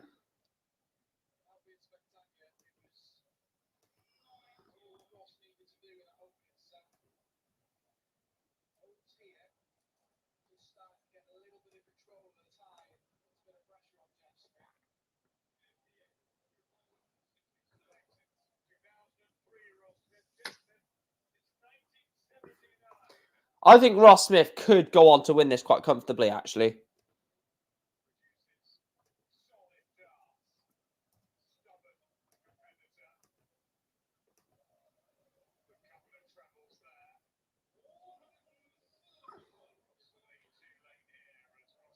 I think I did ask someone to put the timestamp of the reaction to the 9 data. If they don't, Hal, mate, I'll do it myself and check the comments of my video later on this evening. I will put it on my community tab as well. I'll post it on the community tab. What's going? We're losing subscribers. We've lost about 3 or 4 subscribers, guys. Don't let us drop below 1.7k. What's going on?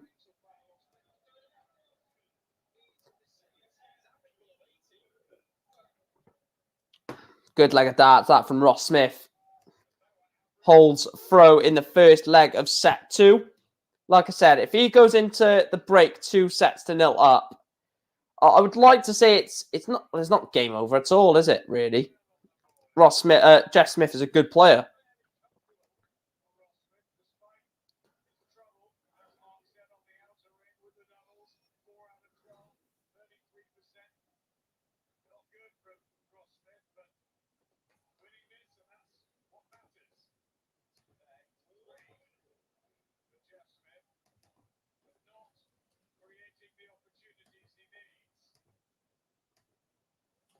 I won't be able to do the afternoon session tomorrow as well, guys.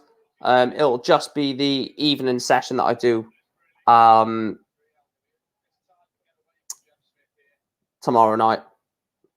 But who cares? Because the evening session, we've got in stall Adam Hunt versus Boris Kritchmar, Ted Everts against Jim Williams, Raby John Rodriguez against Nick Kenny, and Michael Van Gerwen against Chaz Barstow. Wow. Those are some games. I tell you what, Ted Everts, Jim Williams.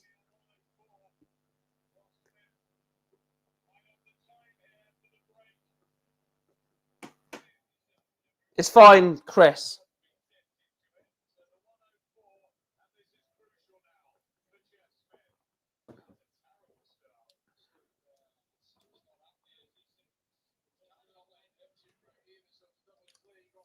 $64, treble 16, double 8. Still wants double 8. Ross Smith gets double 8.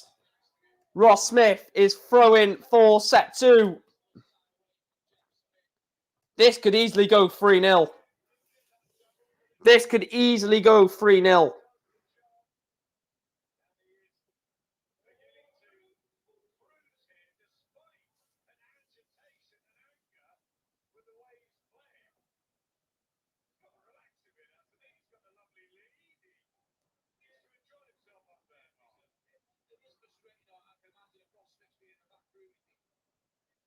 Yeah, that's going to be a hell of a game. Ross Smith, Steve Bunting. 180 from Smudger. If you are new to the channel, please do make sure to drop us a like. Please subscribe to the channel as well.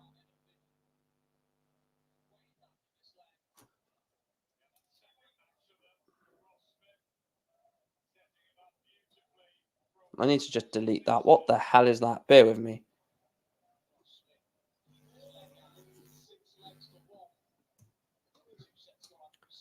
A stupid comment on a video. I had to just delete that. Sorry about that.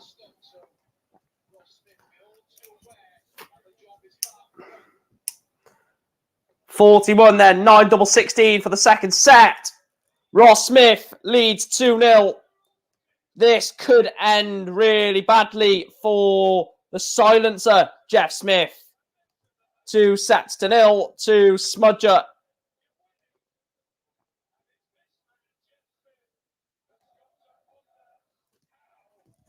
Right, I will get your questions and comments during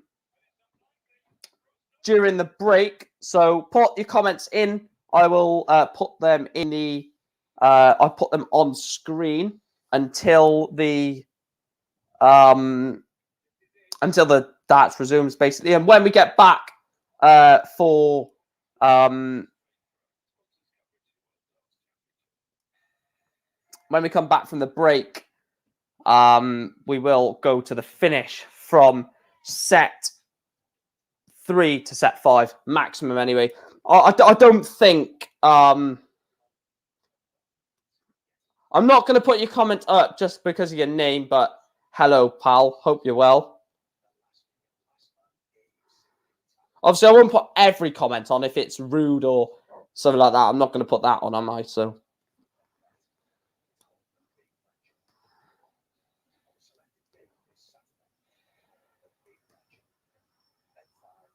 Can we hit 30 likes? We're 3 likes off 30 likes. That would be class if we can hit that as well, to be fair. I really can't wait to see what Peter Wright comes onto the stage with, like what he wears.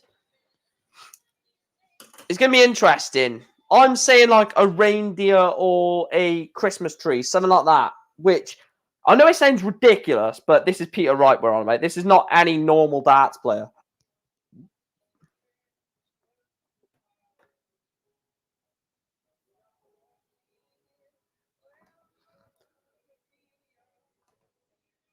That's potentially good, though. I know he has no emotion, which for certain what was I going to say? For certain games or certain moments in a game, having no emotion is sort of good and sort of not at the same time, in my opinion. I mean, we've seen James Wade with no real emotion become a multiple major winner. So it's, yes, I can agree with the fact that it's not massive selling point, not being a big, jumping in the face like Gerwyn Price or Van Gerwen or Aspinall or players like that. I can understand that, but going about your business, just doing what you need to do at the right moments is actually quite good. The Cheltenham game is going ahead tomorrow currently. I'm glad, mate. I'm glad you can go and enjoy that. Unfortunately, I am in work. Gutted. Oh, shoot. Peter Wright is a Christmas tree. Oh, Christmas tree. Oh, Christmas tree. Peter Wright is snake bite. Oh, that worked. That actually worked. Don't tell me it didn't, because I disagree with you. Put that back on. Oh, we've got up a subscriber. Cheers. Look at Borland. Went on 9 darts. First 3 darts. 180. Showed emotion and thrive from it after that. Gave him momentum. And not just that. William Borland is a type of player that breathes off emotion and breathes off sort of the rhythm. And the rhythm of hitting that first 180, go again. Another 80, 180. Go again. The 144. 177, sorry, then a 144.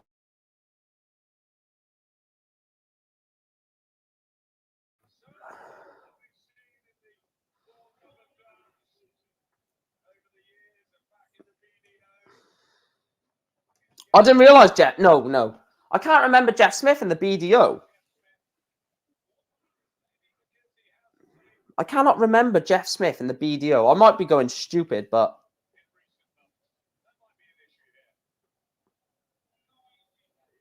I did see what you who you removed as well, Chris. So thank you for that. I was just about to do it, and then I seen that you've done it.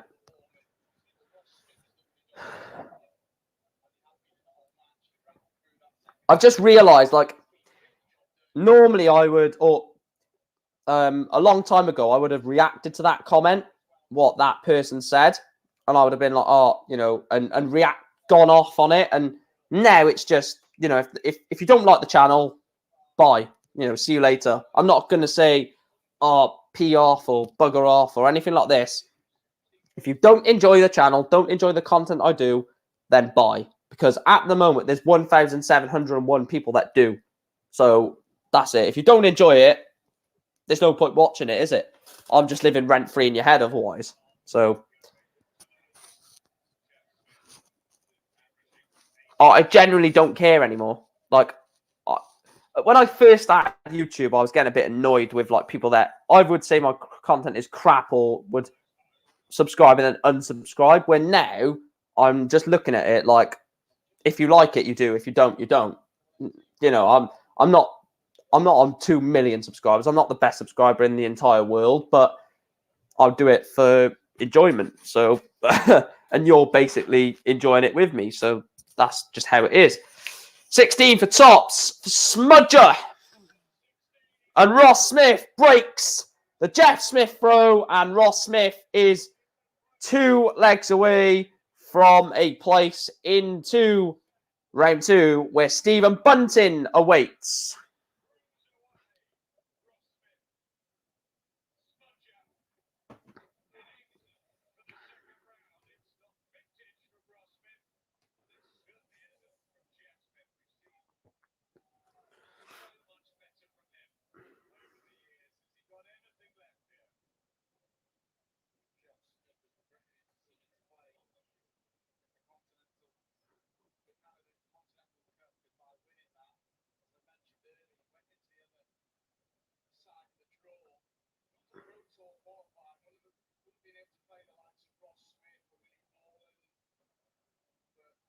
So they've just said something in commentary that I didn't realise. Well, I did realise at the time, but I didn't click on. So Jeff Smith was in the top 32 for the Pro Tour Order of Merit qualifiers for the World Championship. But because he attended the CDC, the Continental Cup, and won that, he then got his place at the Worlds as an international qualifier, which means he went into Pot B. And if he would have not gone to that and just gone as a Pro Tour Order of Merit qualifier, then he would have not been able to play the likes of Willie Borland, Ross Smith, Adrian Lewis, Alan Suter, a load of others, Keane Barry. But he went into the other pot, which means he could have played A.D. Lewis, Ross Smith, Willie Borland, Steve Lennon, all of these players. So maybe a little bit of a mistake on his path. Ross Smith takes out the 144 as well to go within 1 leg of the second round. That's just a mistake from Jeff Smith, in my opinion. Yeah, as Chris says as well, referring to my point from earlier on, saying keyboard warriors. Exactly. Also, Chris, mate, do you want to come on? Hang on. First of all, Chris, are you watching on Now TV? And then second of all, would you come on for 1 day as a watch along? Because I think I would love to do a watch along with you. Me and you having maybe 1 or 2 pints. I don't know if you would on stream, but watching the darts, me and you, whilst live streaming for everyone, it would be class. It really would be class. So let me know, first of all, like I said, if you're watching on Now TV, And then if you would actually join me for a watch along as well. No, not really a fan of boxing. I watch the big fights. I did watch the Fury Wilder fight. I'll just watch the big main fights every so often. If there's a big fight, I'll watch it, but I don't follow it religiously, no. I just, not that I don't find it interesting, because like I said, I watch the big main fight, so obviously I do quite find it quite interesting. It's just, it's always on so late, and I'm always tired when it's on. I was knackered when the Fury Wilder fight came on. It was like 5, 6 o'clock in the morning. I was knackered. So I just couldn't watch it regularly enough because I would say Jake Paul. These celebrity fights are very, very much rigged, in my opinion, for the views.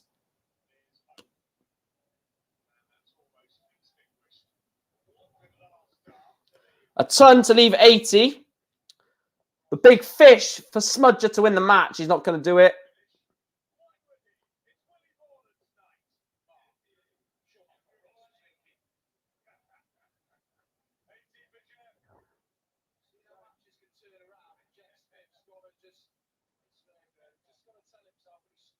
Double 10. And he's gone inside.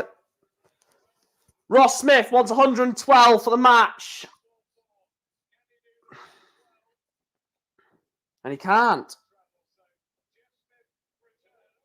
Yeah, we'll love that. Most likely be afternoon session. I'd be available to come on. But I'll let you know, as always, when you do any stream on darts.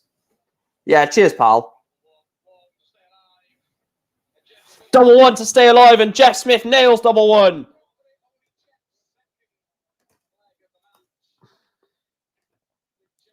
Ross Smith is now throwing full replace in round 2.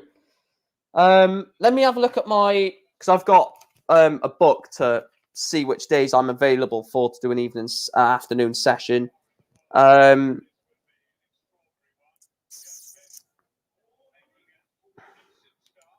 I could do Wednesday and Thursday, potentially. Next Wednesday and... yeah, I agree, Chris. It's all rigged. It's massively rigged, these YouTubers boxing. Massively rigged.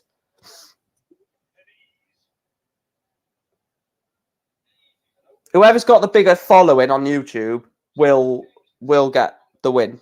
Guaranteed. Just because it's about money, monetization, revenue, and all that crap. So, ridiculous, isn't it? Absolutely ridiculous.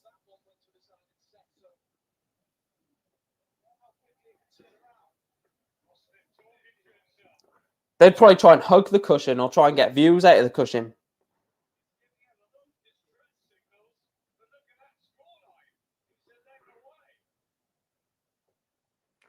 I really don't like Adam Smith in commentary. I know I've said it quite a few times, and maybe it's annoying. Maybe it is for you guys, but I just can't stand some of the stuff he says. Like Ross Smith steps back right for, I think it was on 3-2-3. And where you've got Wayne Maddle, Stuart Pike, Nigel Pearson, John Part, Mark Webster, all would say something darts terminology, and all Adam Smith says is, well, look at that score. He's 1 leg away from the match. It's like, mate, I mean, just give us something that's not obvious. I know a lot of commentators do say some obvious stuff sometimes, but literally everything that comes out of his mind, out of his mouth, is obvious.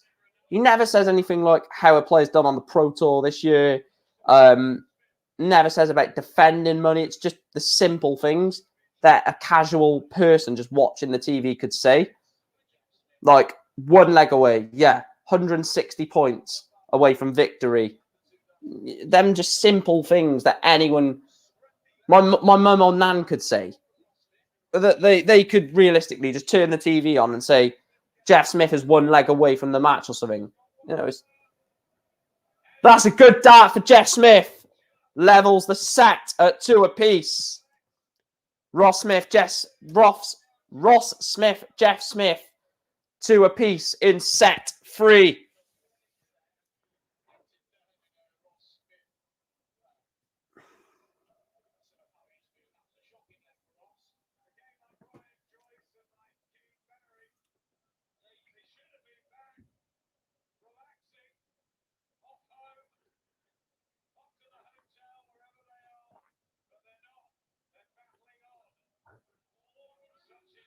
Good 140 that from Ross Smith. Perfect 140. It's a perler of a visit.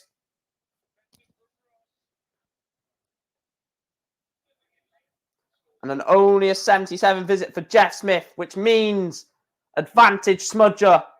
Oh, it's a bounce hit. That's unfortunate.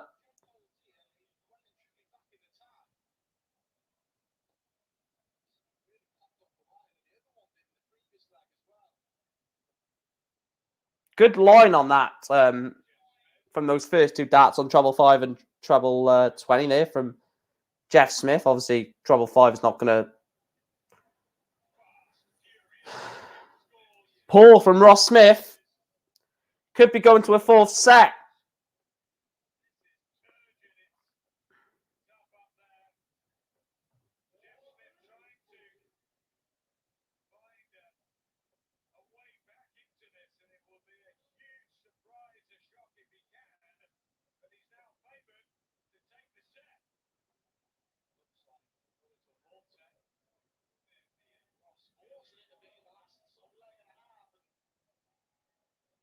So 109.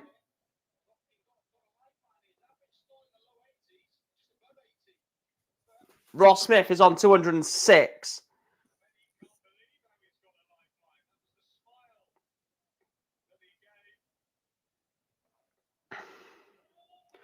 $52. Which way are you going, Jeff? 20 double 16. 12 for tops. 16 double 16. Double 18, sorry. Double 9. Big missed chance. What a chance for Smudger. 75. Treble 17. Double 12 on the wire. And he gets it. Ross Smith beats Jeff Smith in a straight set victory. It's finished 3-0 to Ross Smith.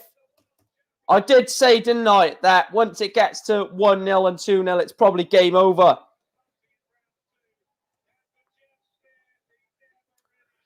I will get your comments on screen up until the next game. And I will take the subscriber count off. So get your comments in. Questions, anything like that. Make sure they're reasonable, though. I don't want, nasty questions or inappropriate questions. So only...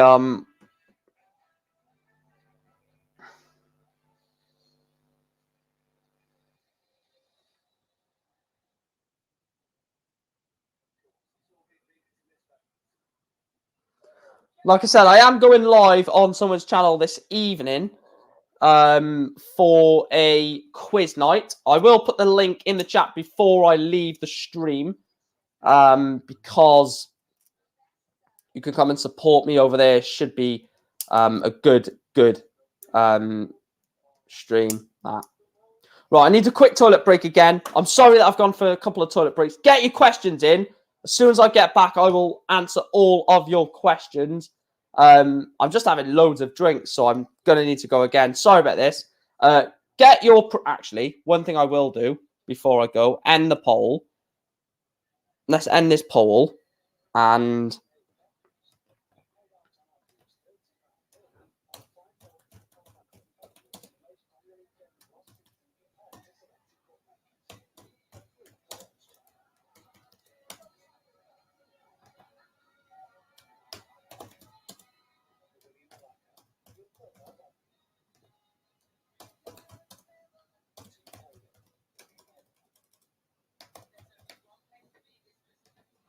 Right, get your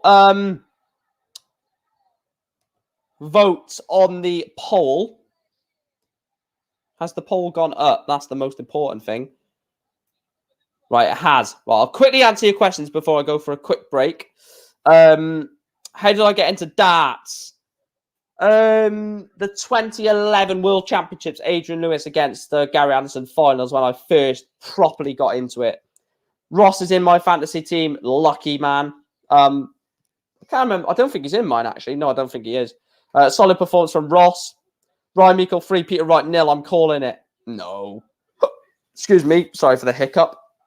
I'll literally be back, mate. Sounding like a cockney, mate. I'll be back in like 5 minutes, mate. Joking. I'll be back in literally like 2 minutes. I will answer your questions. I've got my phone as well, so I can answer.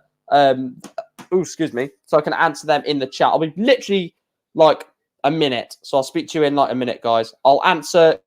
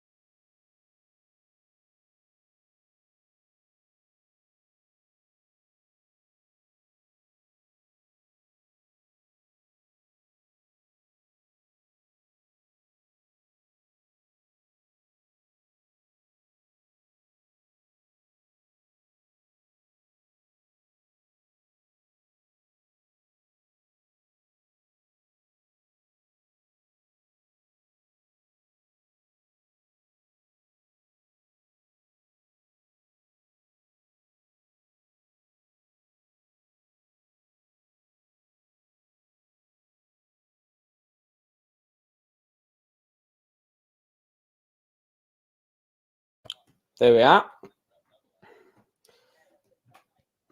Right, let's see some of your comments. So Dave has gone wee time. Yeah. Not wee. I'm not 5, but yeah, toilet time. Would not be surprised if if Peter Wright comes as the Grinch again, I think that'd be a bit of a disappointment.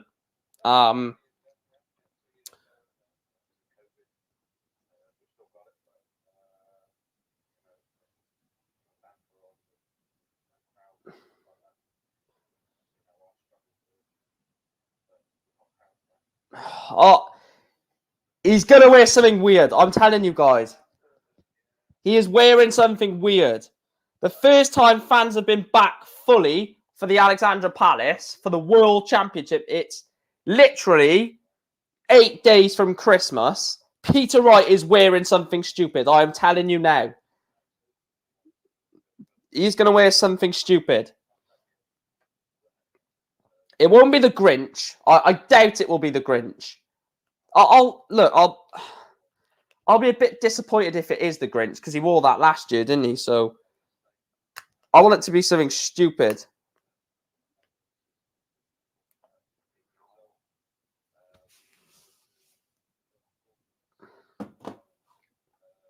Normally, Peter Wright says he's going to win a tournament. Do you reckon it's Santa? I tell you what, if he does wear a Santa suit, I beg he has a Santa hat.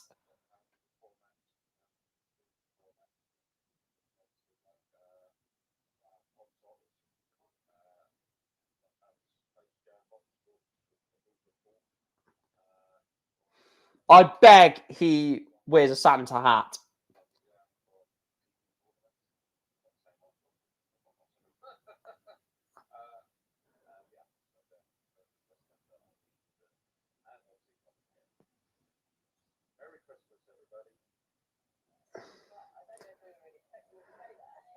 He is going to do something stupid. He is doing something stupid, I am telling you. I don't know what it will be, but Peter Wright is going to wear something weird. Snake bite! Peter!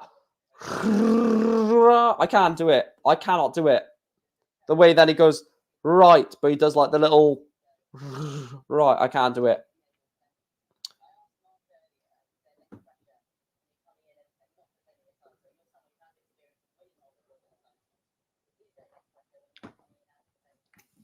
I would love him to like wear a Santa suit or something like that. It would be good. Did you watch my Forest vs Swansea vlog? Yeah, I watched bits of it. To be fair, I did actually watch bits of it. Normally, I don't really watch much. I don't really watch much YouTube, to be truthfully honest. To be fair, but the only reason why I wanted to watch that Nottingham Forest vs Swansea vlog was because it was like Steve Cooper against his old club. I know you beat him 4-1, so I wanted to see if you caught any of the goals, and I wanted to see Reece Bish on there as well. So yeah.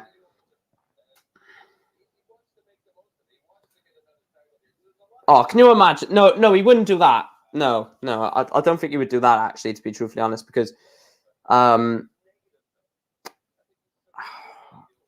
don't know. I don't know.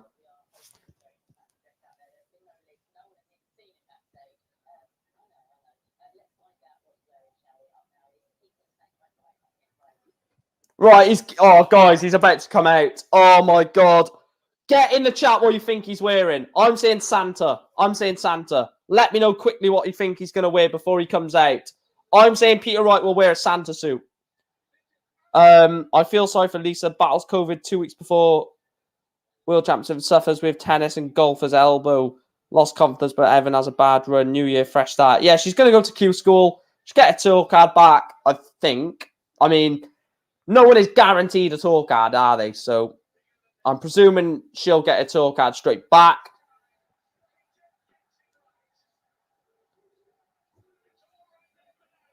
What are we saying? I'm saying Santa suit. I'm saying Santa.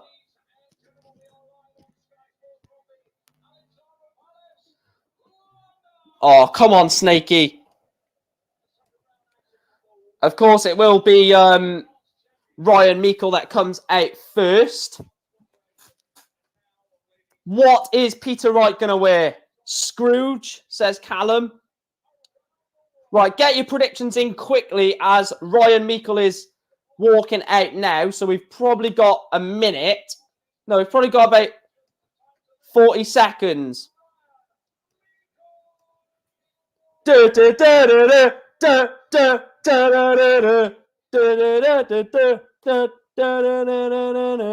Ryan Meikle. Christmas card. Oh, Christmas tree. Oh, Christmas tree. And Snakey is our Christmas tree. What is he going to wear? I don't know. I don't know what he's going to wear. Santa suit.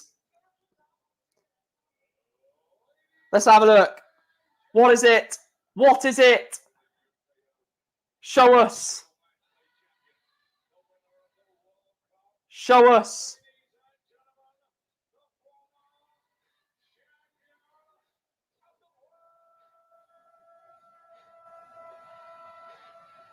What is it?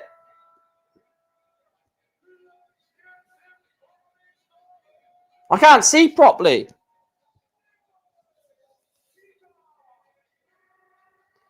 Is that a Christmas pudding?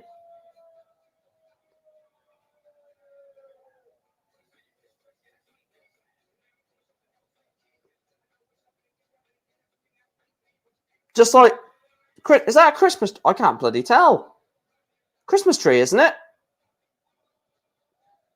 What do you guys think that is? Looks like a Christmas tree. Yeah, I think that is a Christmas tree. Ah, give it to the night. Ah, give it to the night. Ah, give it to the night. Ah, yeah, yeah. Gonna kickstart. Don't stop the party. Yeah. We know I'm getting kickstart. Don't stop the party.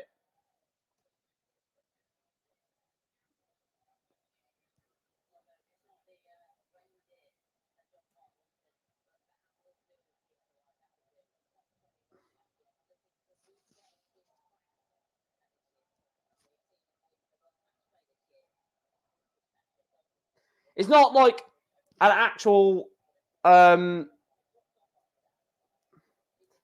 it's not an actual outfit in terms of fancy dress like a Grinch or anything like that. It's just a Christmas style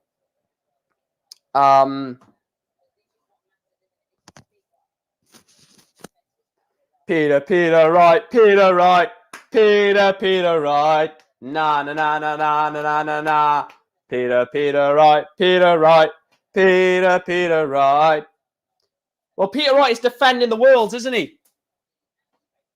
Peter Wright is defending the world title from 2 years ago. So realistically, he does need to win this title to defend the 500 grand.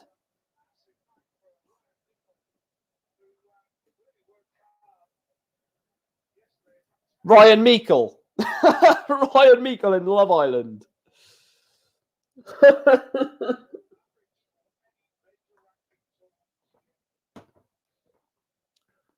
That is something I've never heard before. Ryan Meikle looks like he should be on Love Island. Oh, God.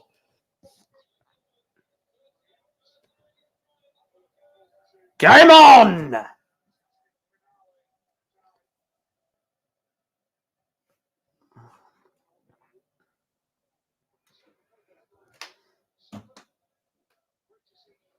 Yes, I did see his smile, Hal, mate.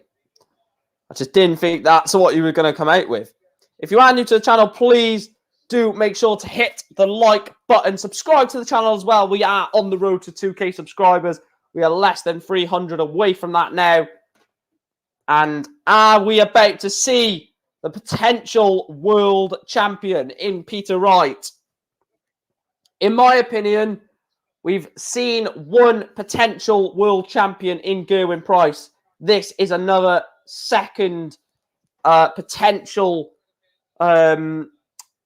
world champion in Peter Wright. I think we will see the third tomorrow night in the shape of Gerwyn Price, and I think we will see one Sunday night in the shape of Johnny Clayton.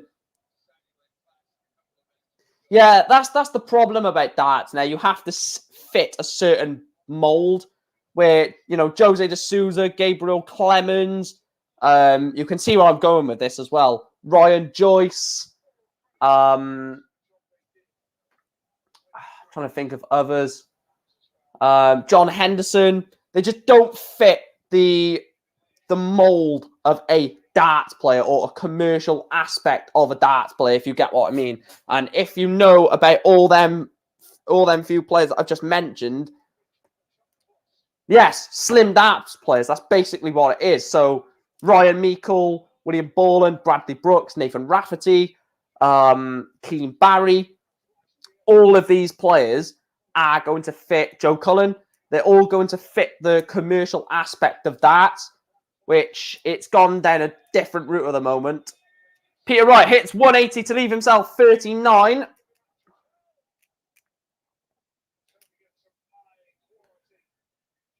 I hope you guys do jump over to the channel that I am live on for the quiz later on. I will put it in chat. Ryan Meikle takes the first leg. The barber is clean shaving the first leg of the board. Of the match.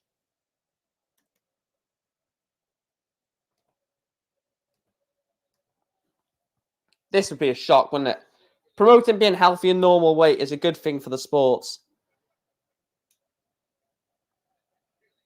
I understand, but also if you're good enough, it doesn't matter.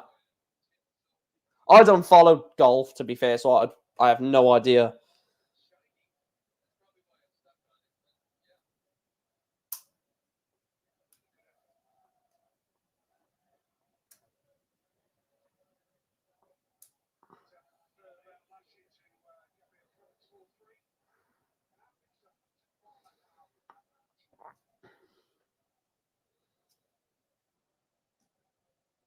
I'll tell you what, Ryan Meikle could give Peter Wright a bit of a game here.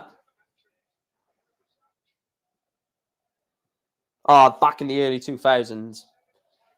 Yeah, I was probably only a few years old in the year. Well, I was born in the first year of the second year of the 2000s. That's mental, isn't it?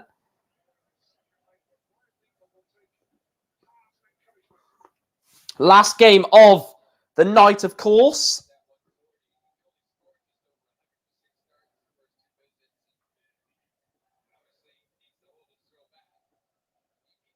Barney Army. 1997, that is. Oh, yes, I remember that Tiger Woods game. Oh, my God. The PGA, what was it? PGA Tiger Woods Tour or something like that. I remember that on the PS1, the PlayStation 1. Only icons will remember the PlayStation 1. Peter Wright is on 156. Peter Wright is actually really good on these big out shots. So 156 can't go, but you can't leave Peter Wright on those type of finishes. Leaves himself 56. Will be back and will be back to clean up a hold of throw with 16 for tops.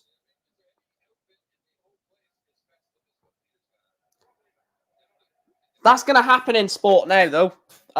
Especially darts, snooker, single individual sports. Tops for Peter Wright. And he misses it. Ryan Meikle is not on a finish. He's back on 181, so it's not going to matter. But some sort of pressure here for Peter Wright to contend with.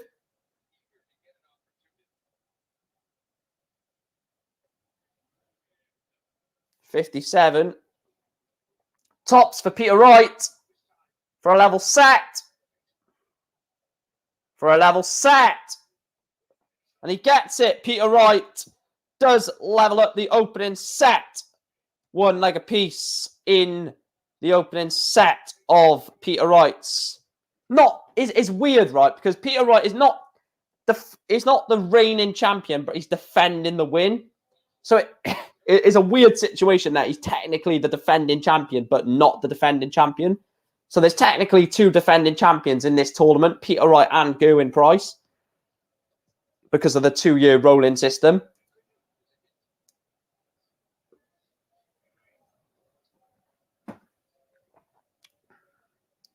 So the 2-year rolling system has give us two reigning defending world champions, essentially. If you want to get technical. Barney Army. Barney Army. I'll tell you what, the crowd are going to go berserk when Raymond van Barneveld is on. Absolutely berserk. 140. Leaves himself 2-2-1. This is on the Ryan Meikle throw. I need to put that in the banner, don't I, to be fair. This is on the Ryan Meikle throw. So, if Peter can...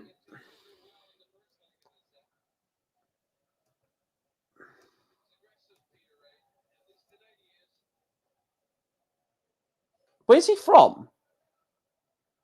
I thought he was from Ipswich.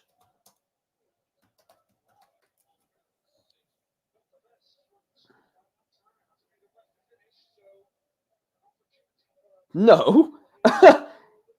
He's from Ipswich. That's nowhere near Scotland. Or do you mean like someone was born from there? Something.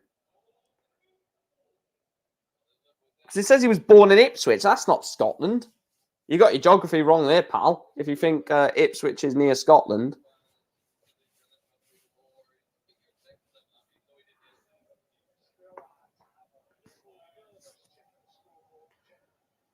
So he's on double 10. Double 5. 4. Ryan Meikle needs this, you feel. And he gets it. Ryan Meikle leads Peter Wright. Oh, I didn't know that. I didn't know Meikle was a Scottish name. I'm not really good at names, to be honest. I know, obviously, you know certain names like Van something is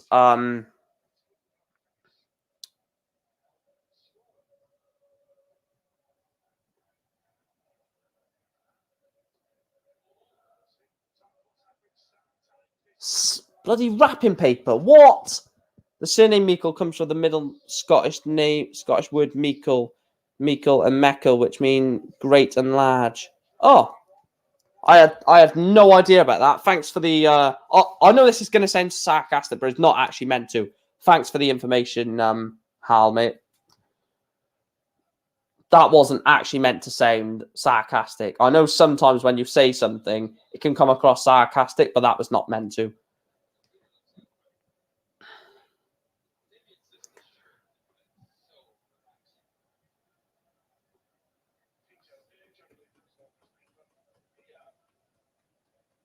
I know. I'm just amazing, to be fair.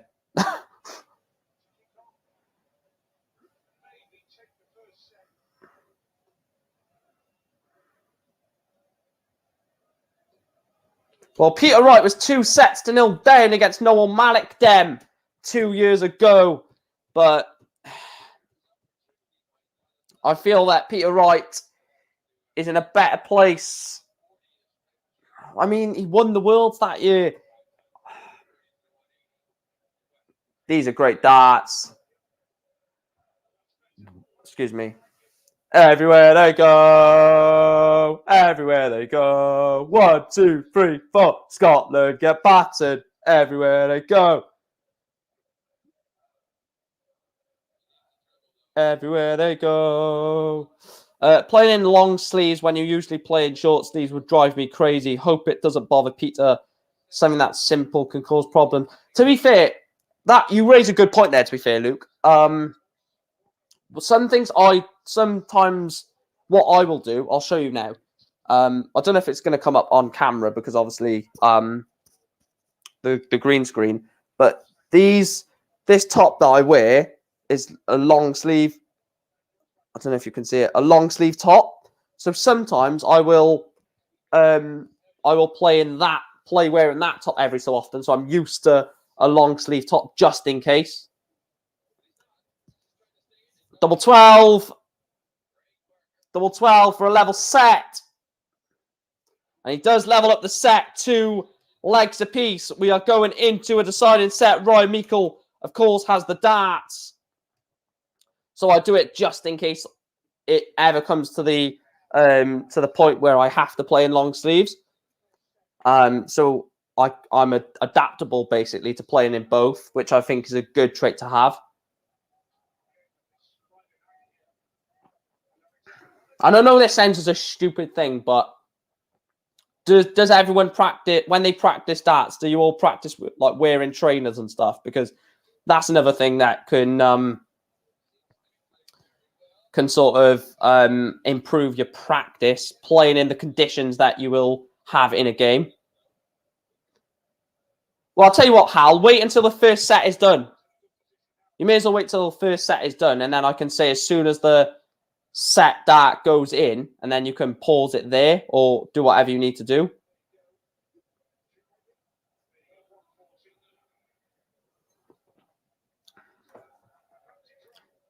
Yeah, I do practice what I play in, but what I mean is like every so often I will have like a practice session in long sleeve just in case.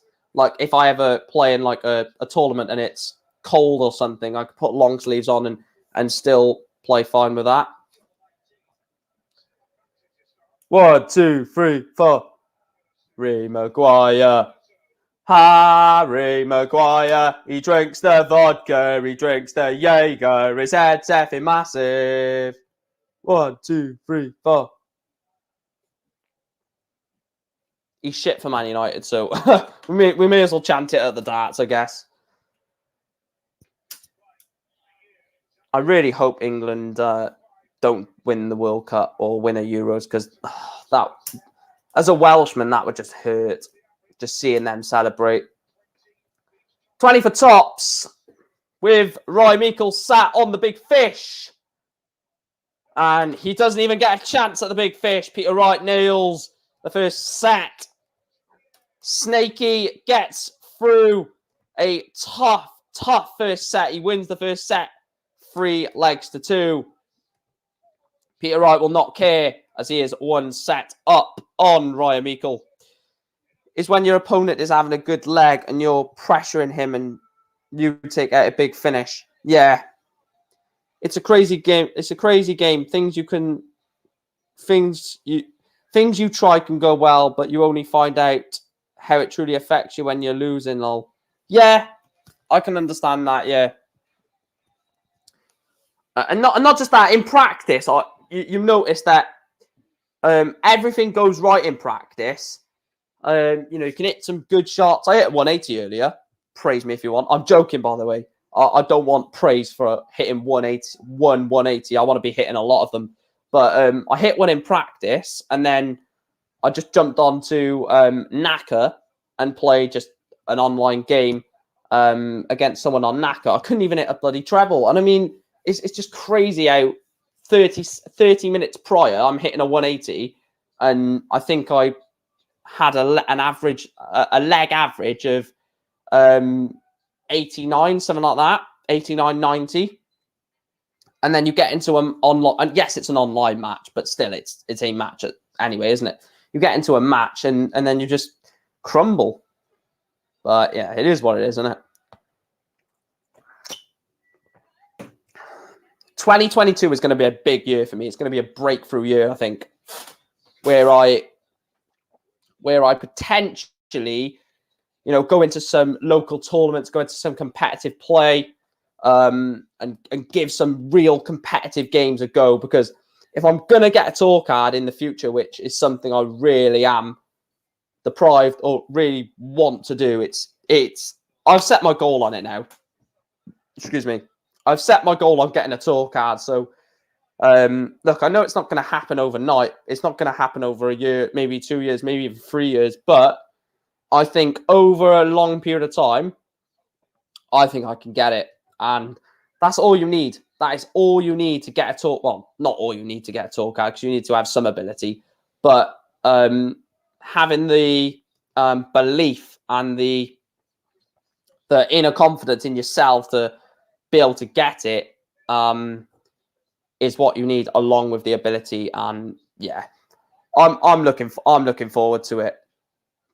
I just want to be competitive at Q School when I go. Obviously, 2023 would be a big ask. I'm just going to be brutally honest. If I was to go to Q School in 2023, I think I would just absolutely get annihilated. Absolutely annihilated. So I'm probably tagged in 2024. I'll be 23 then, going to Q School. 23 is if you can break onto the tour at 23, 24, that sort of age, you're not a youngster, you're not in the 30s yet. But 2022 is going to be a big year for practice.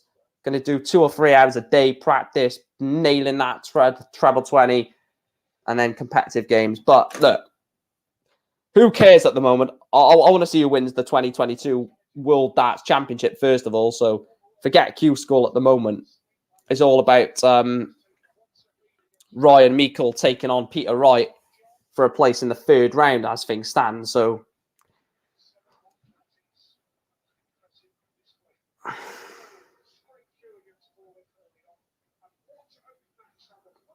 a letdown then, lol. What do you mean? When did Van Gerwen go pro? I actually don't know.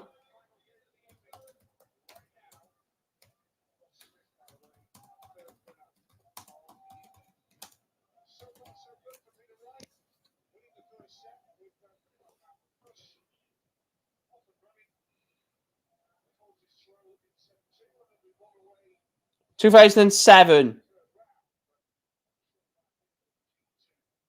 Michael Van Gerwen pro in 2007. James Wade.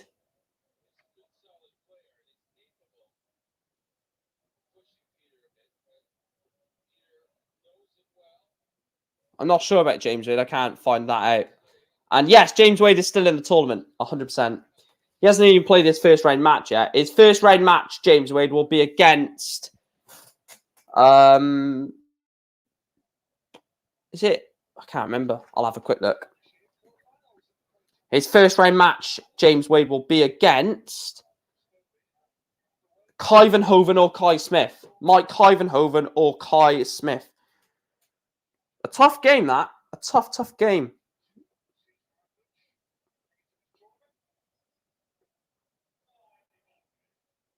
Not going to be a gimme. It's not going to be a gimme, is it?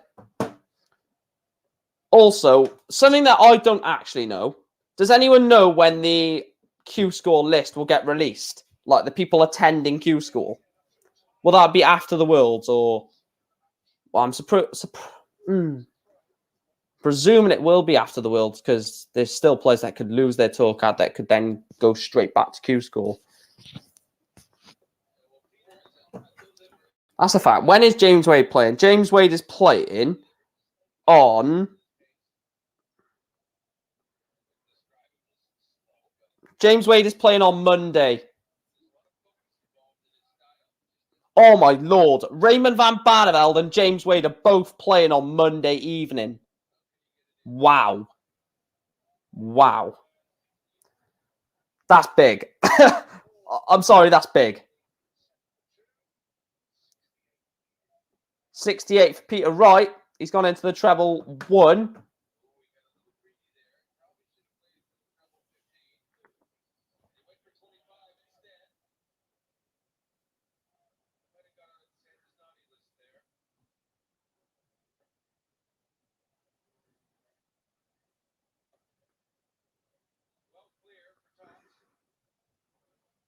And he gets tops. Ryan Meikle breaks the Peter Wright throw.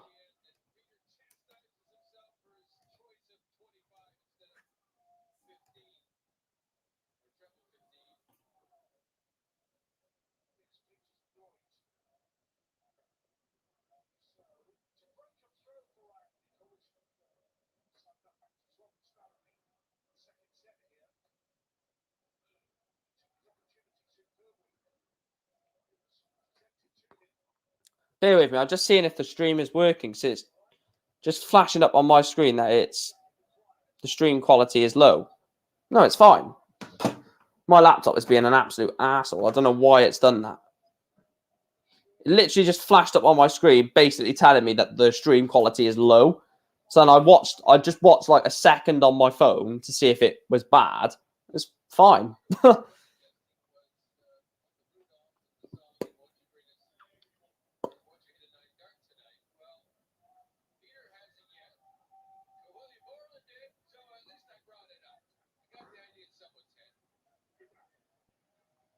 One Scotsman has already hit the 9 data this evening.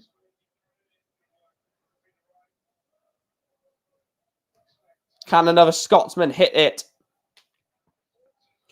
We're 3 likes away from 30 likes, guys. We're also 3 subscribers away from 1,705. So if there's 3 of you in the chat that have not hit the like or subscribe, please make sure to do that as we are on the road to 2K subscribers.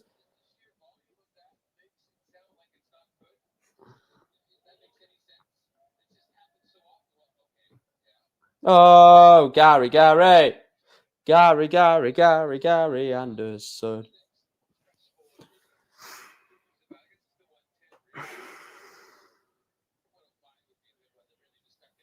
Only 58.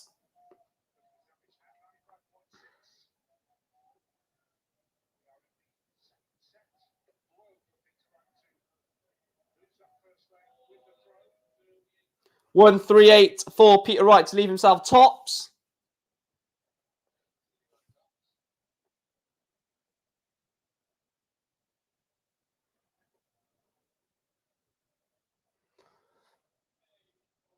83. So tops for Peter Wright for a breaker throw and for a level set. Good marker. Way with that second one. And he's missed 3 darts at tops, Peter Wright. So Ryan Meikle with an outside chance of a 1-4-9 for a 2-0 advantage in set 2. Treble 20. Treble 19. And he's missed it. Unfortunate. I want to stay here. Drink all your beer. Please don't take me home. Don't take me home. Bounce out. Tops. Still wants tops. Double 10. He's missed it.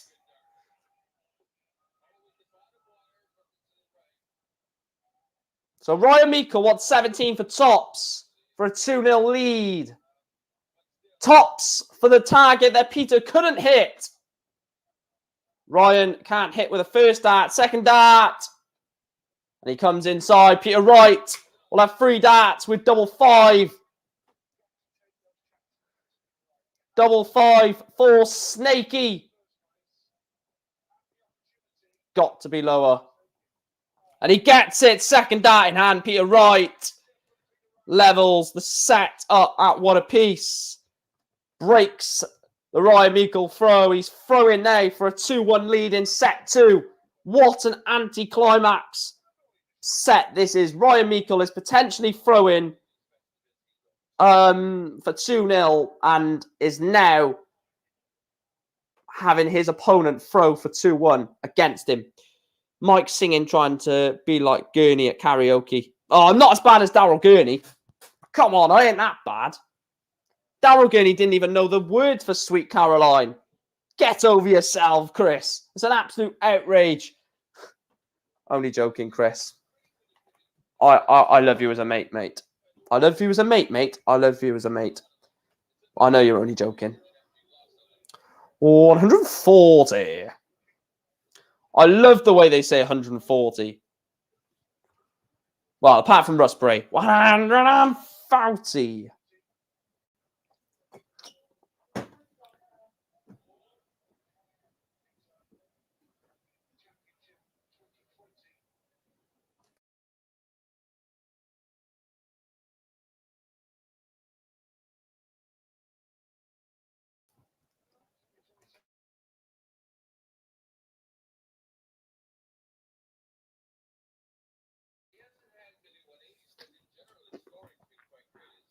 Peter Wright has left himself 130. We've seen 130 be taken out quite a bit in the tournament already. 60 for Bull. And he can't.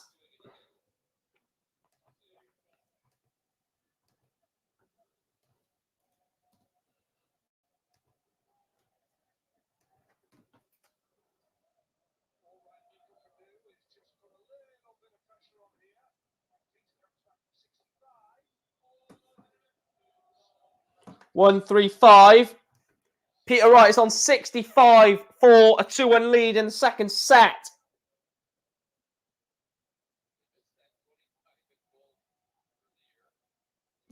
Tops. Peter Wright nails tops. Peter Wright leads Ryan Meikle in set 2 by 2 legs to 1. Snaky is 1 leg away from a 2-0 advantage. He will play the winner of Damon Heta. Well, it probably is going to be Damon Heta in round 3 should Peter Wright get through this. Okay. I'm sorry for saying Scotland get battered everywhere they go.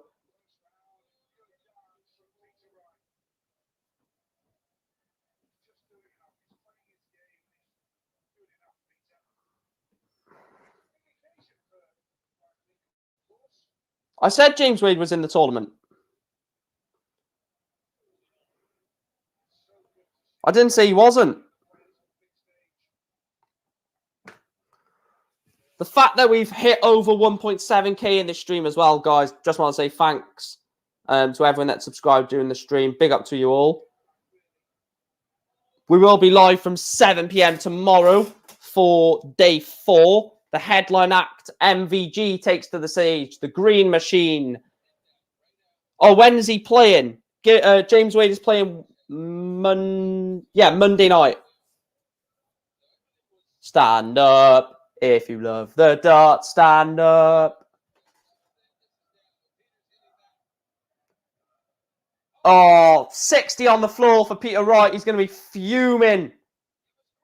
Peter Wright has had 2 or 3 bounce outs in this match.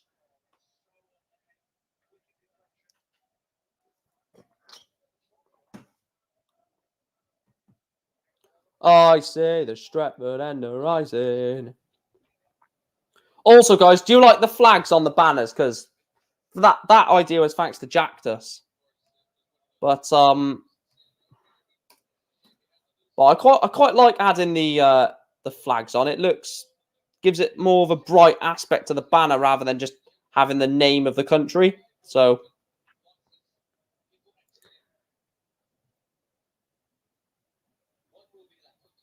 Peter is English, Scottish parents.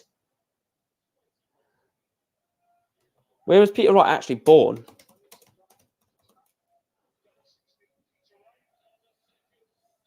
He was born in Livingston. Peter Wright does take the second set. Peter Wright leads Ryan Meikle by 2-0. Snaky is 1 set away from the 3rd round.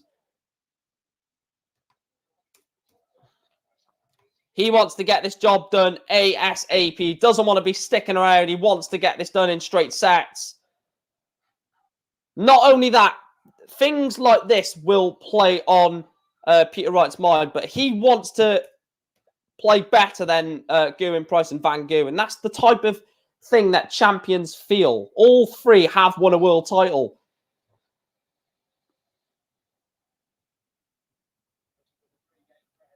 Yeah, flags make it look better. Cheers.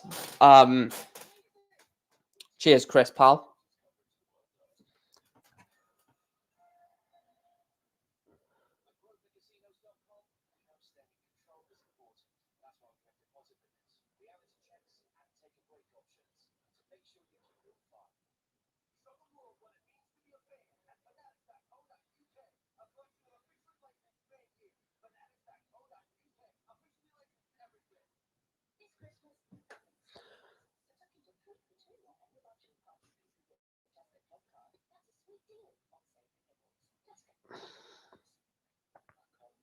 Let's see if we've hit 30 likes. Let's have a look. We're still 3 likes away, so if we can hit that, it'd be class, to be fair. 31 votes on the poll as well. 81% have said Peter Wright will win this game, so 82% now. Because some people will think Wright, for example, is English when he's Scottish. Yeah, true.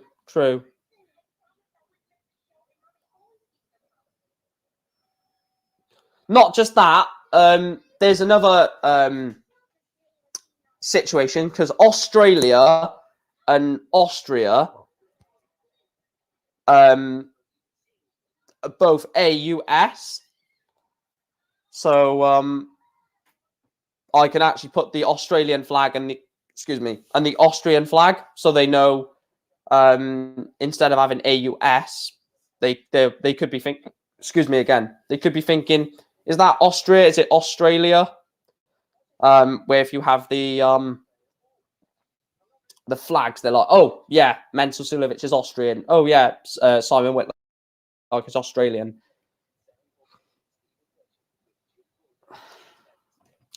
To be fair, I want to say a massive shout out to a few people that have been in the entire stream.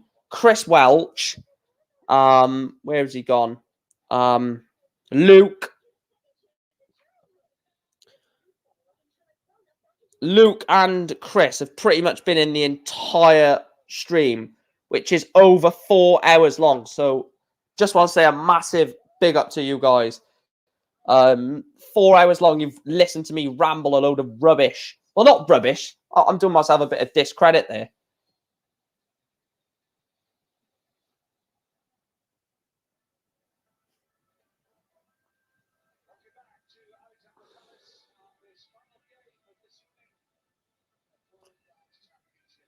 And there is the appreciation. Class appreciates class. I think Kleermaker is in this tournament. I'll have a quick look. Martijn Kleermaker, are you in this tournament? Yes, he is. He's got John Michael. And there is the other legend.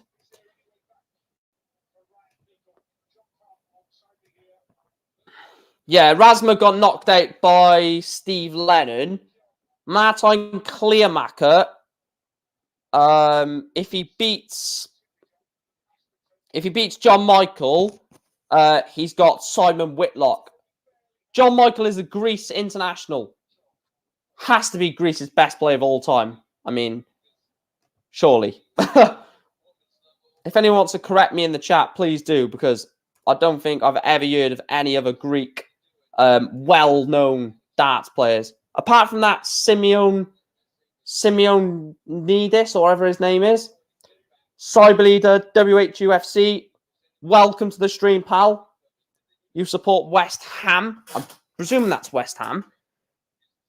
Yeah, it's got to be West Ham United, yeah. Big up.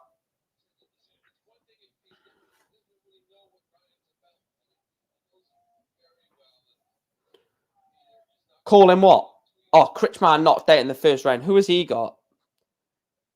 Kretschmar's got Adam Hunt tomorrow evening in the first game of tomorrow's evening sessions.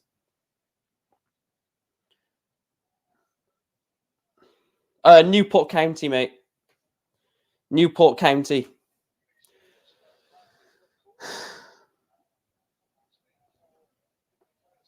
I don't know why my now TV has gone all blurry. I'm gonna have to refresh it. I'm not putting up with that.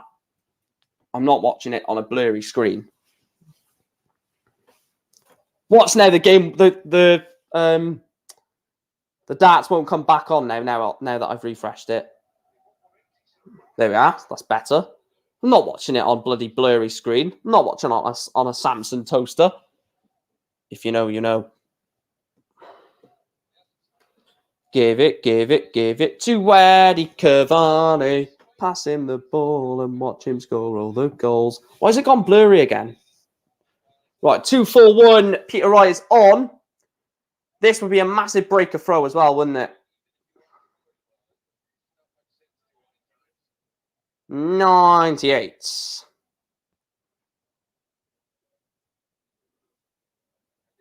Hi, Steve. Can you stop spamming in the chat, please, Steve? Imagine us. Right, I'm going to time you out for that. I've literally just asked you.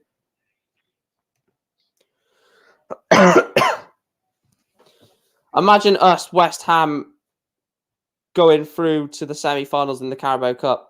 Who have you got in the quarterfinals? Cyber Leader. 150. Go on, Peter. Go ball.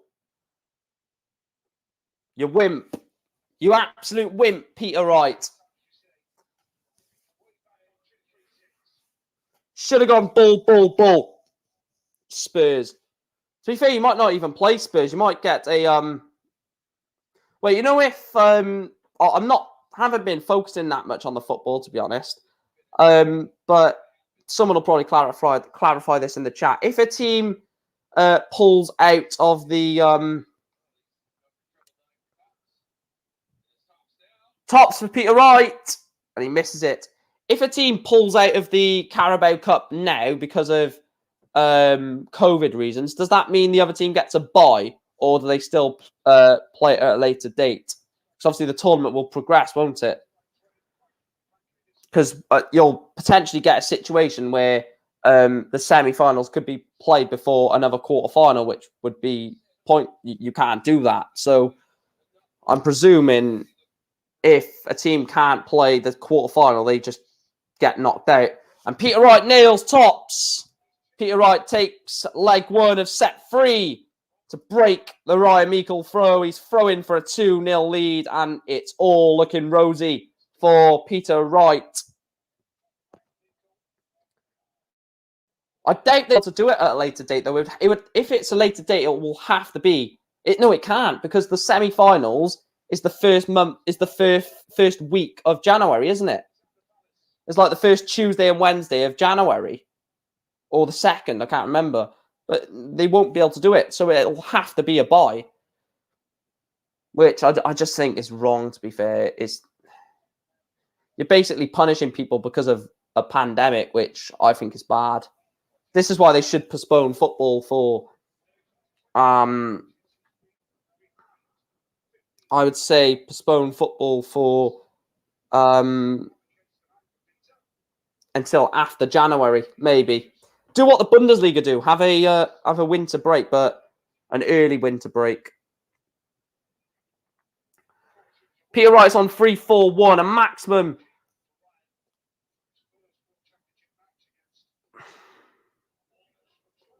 I can't remember. What's the latest the World Championships have ever ended? Because I remember the Rob Cross versus Michael Van Gerwen game did go into the next day, didn't it? It went into midnight. Because it started on I think it was on the 30. Oh,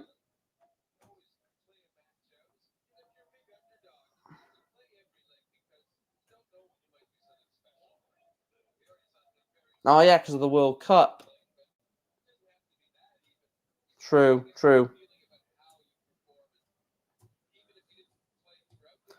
So Peter Wright wants 71 for a 2-0 lead to go within.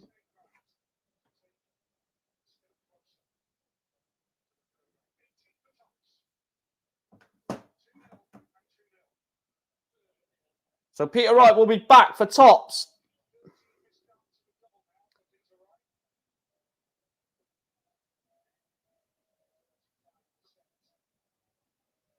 No, I mean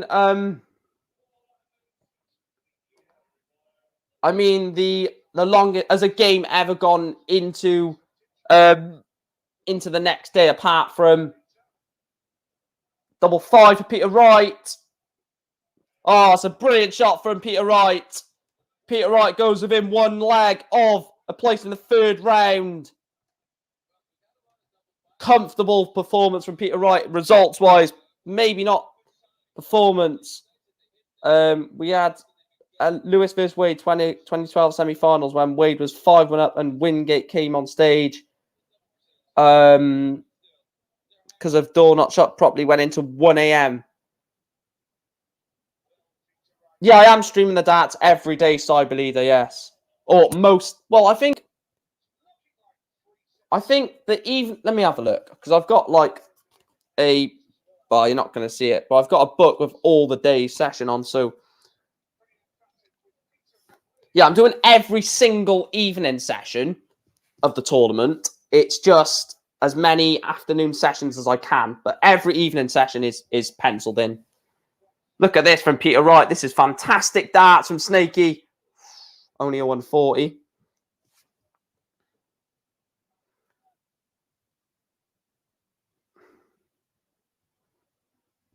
Oh, what do you mean?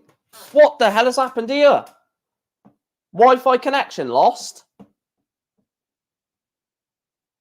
Oh, what has gone on here? You must be joking. You must be joking. I hope this sorts itself out. Sorry about this. I'm just going to have to refresh it. Hopefully it comes back on. Okay, that's fine. It's back on.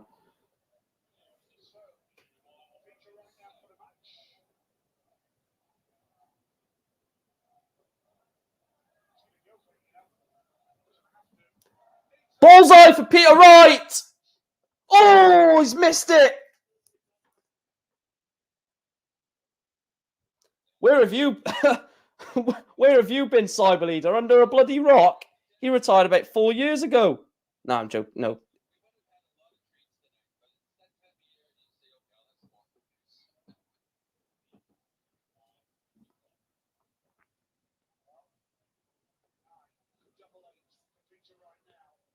Double 8. Double 4 for Snakey to save his snaky skin. Not really. Peter Wright beats Ryan Meikle by 3 sets to 0. Peter Wright is into round 3 of the 2021-2022 William Hill World Darts Championship.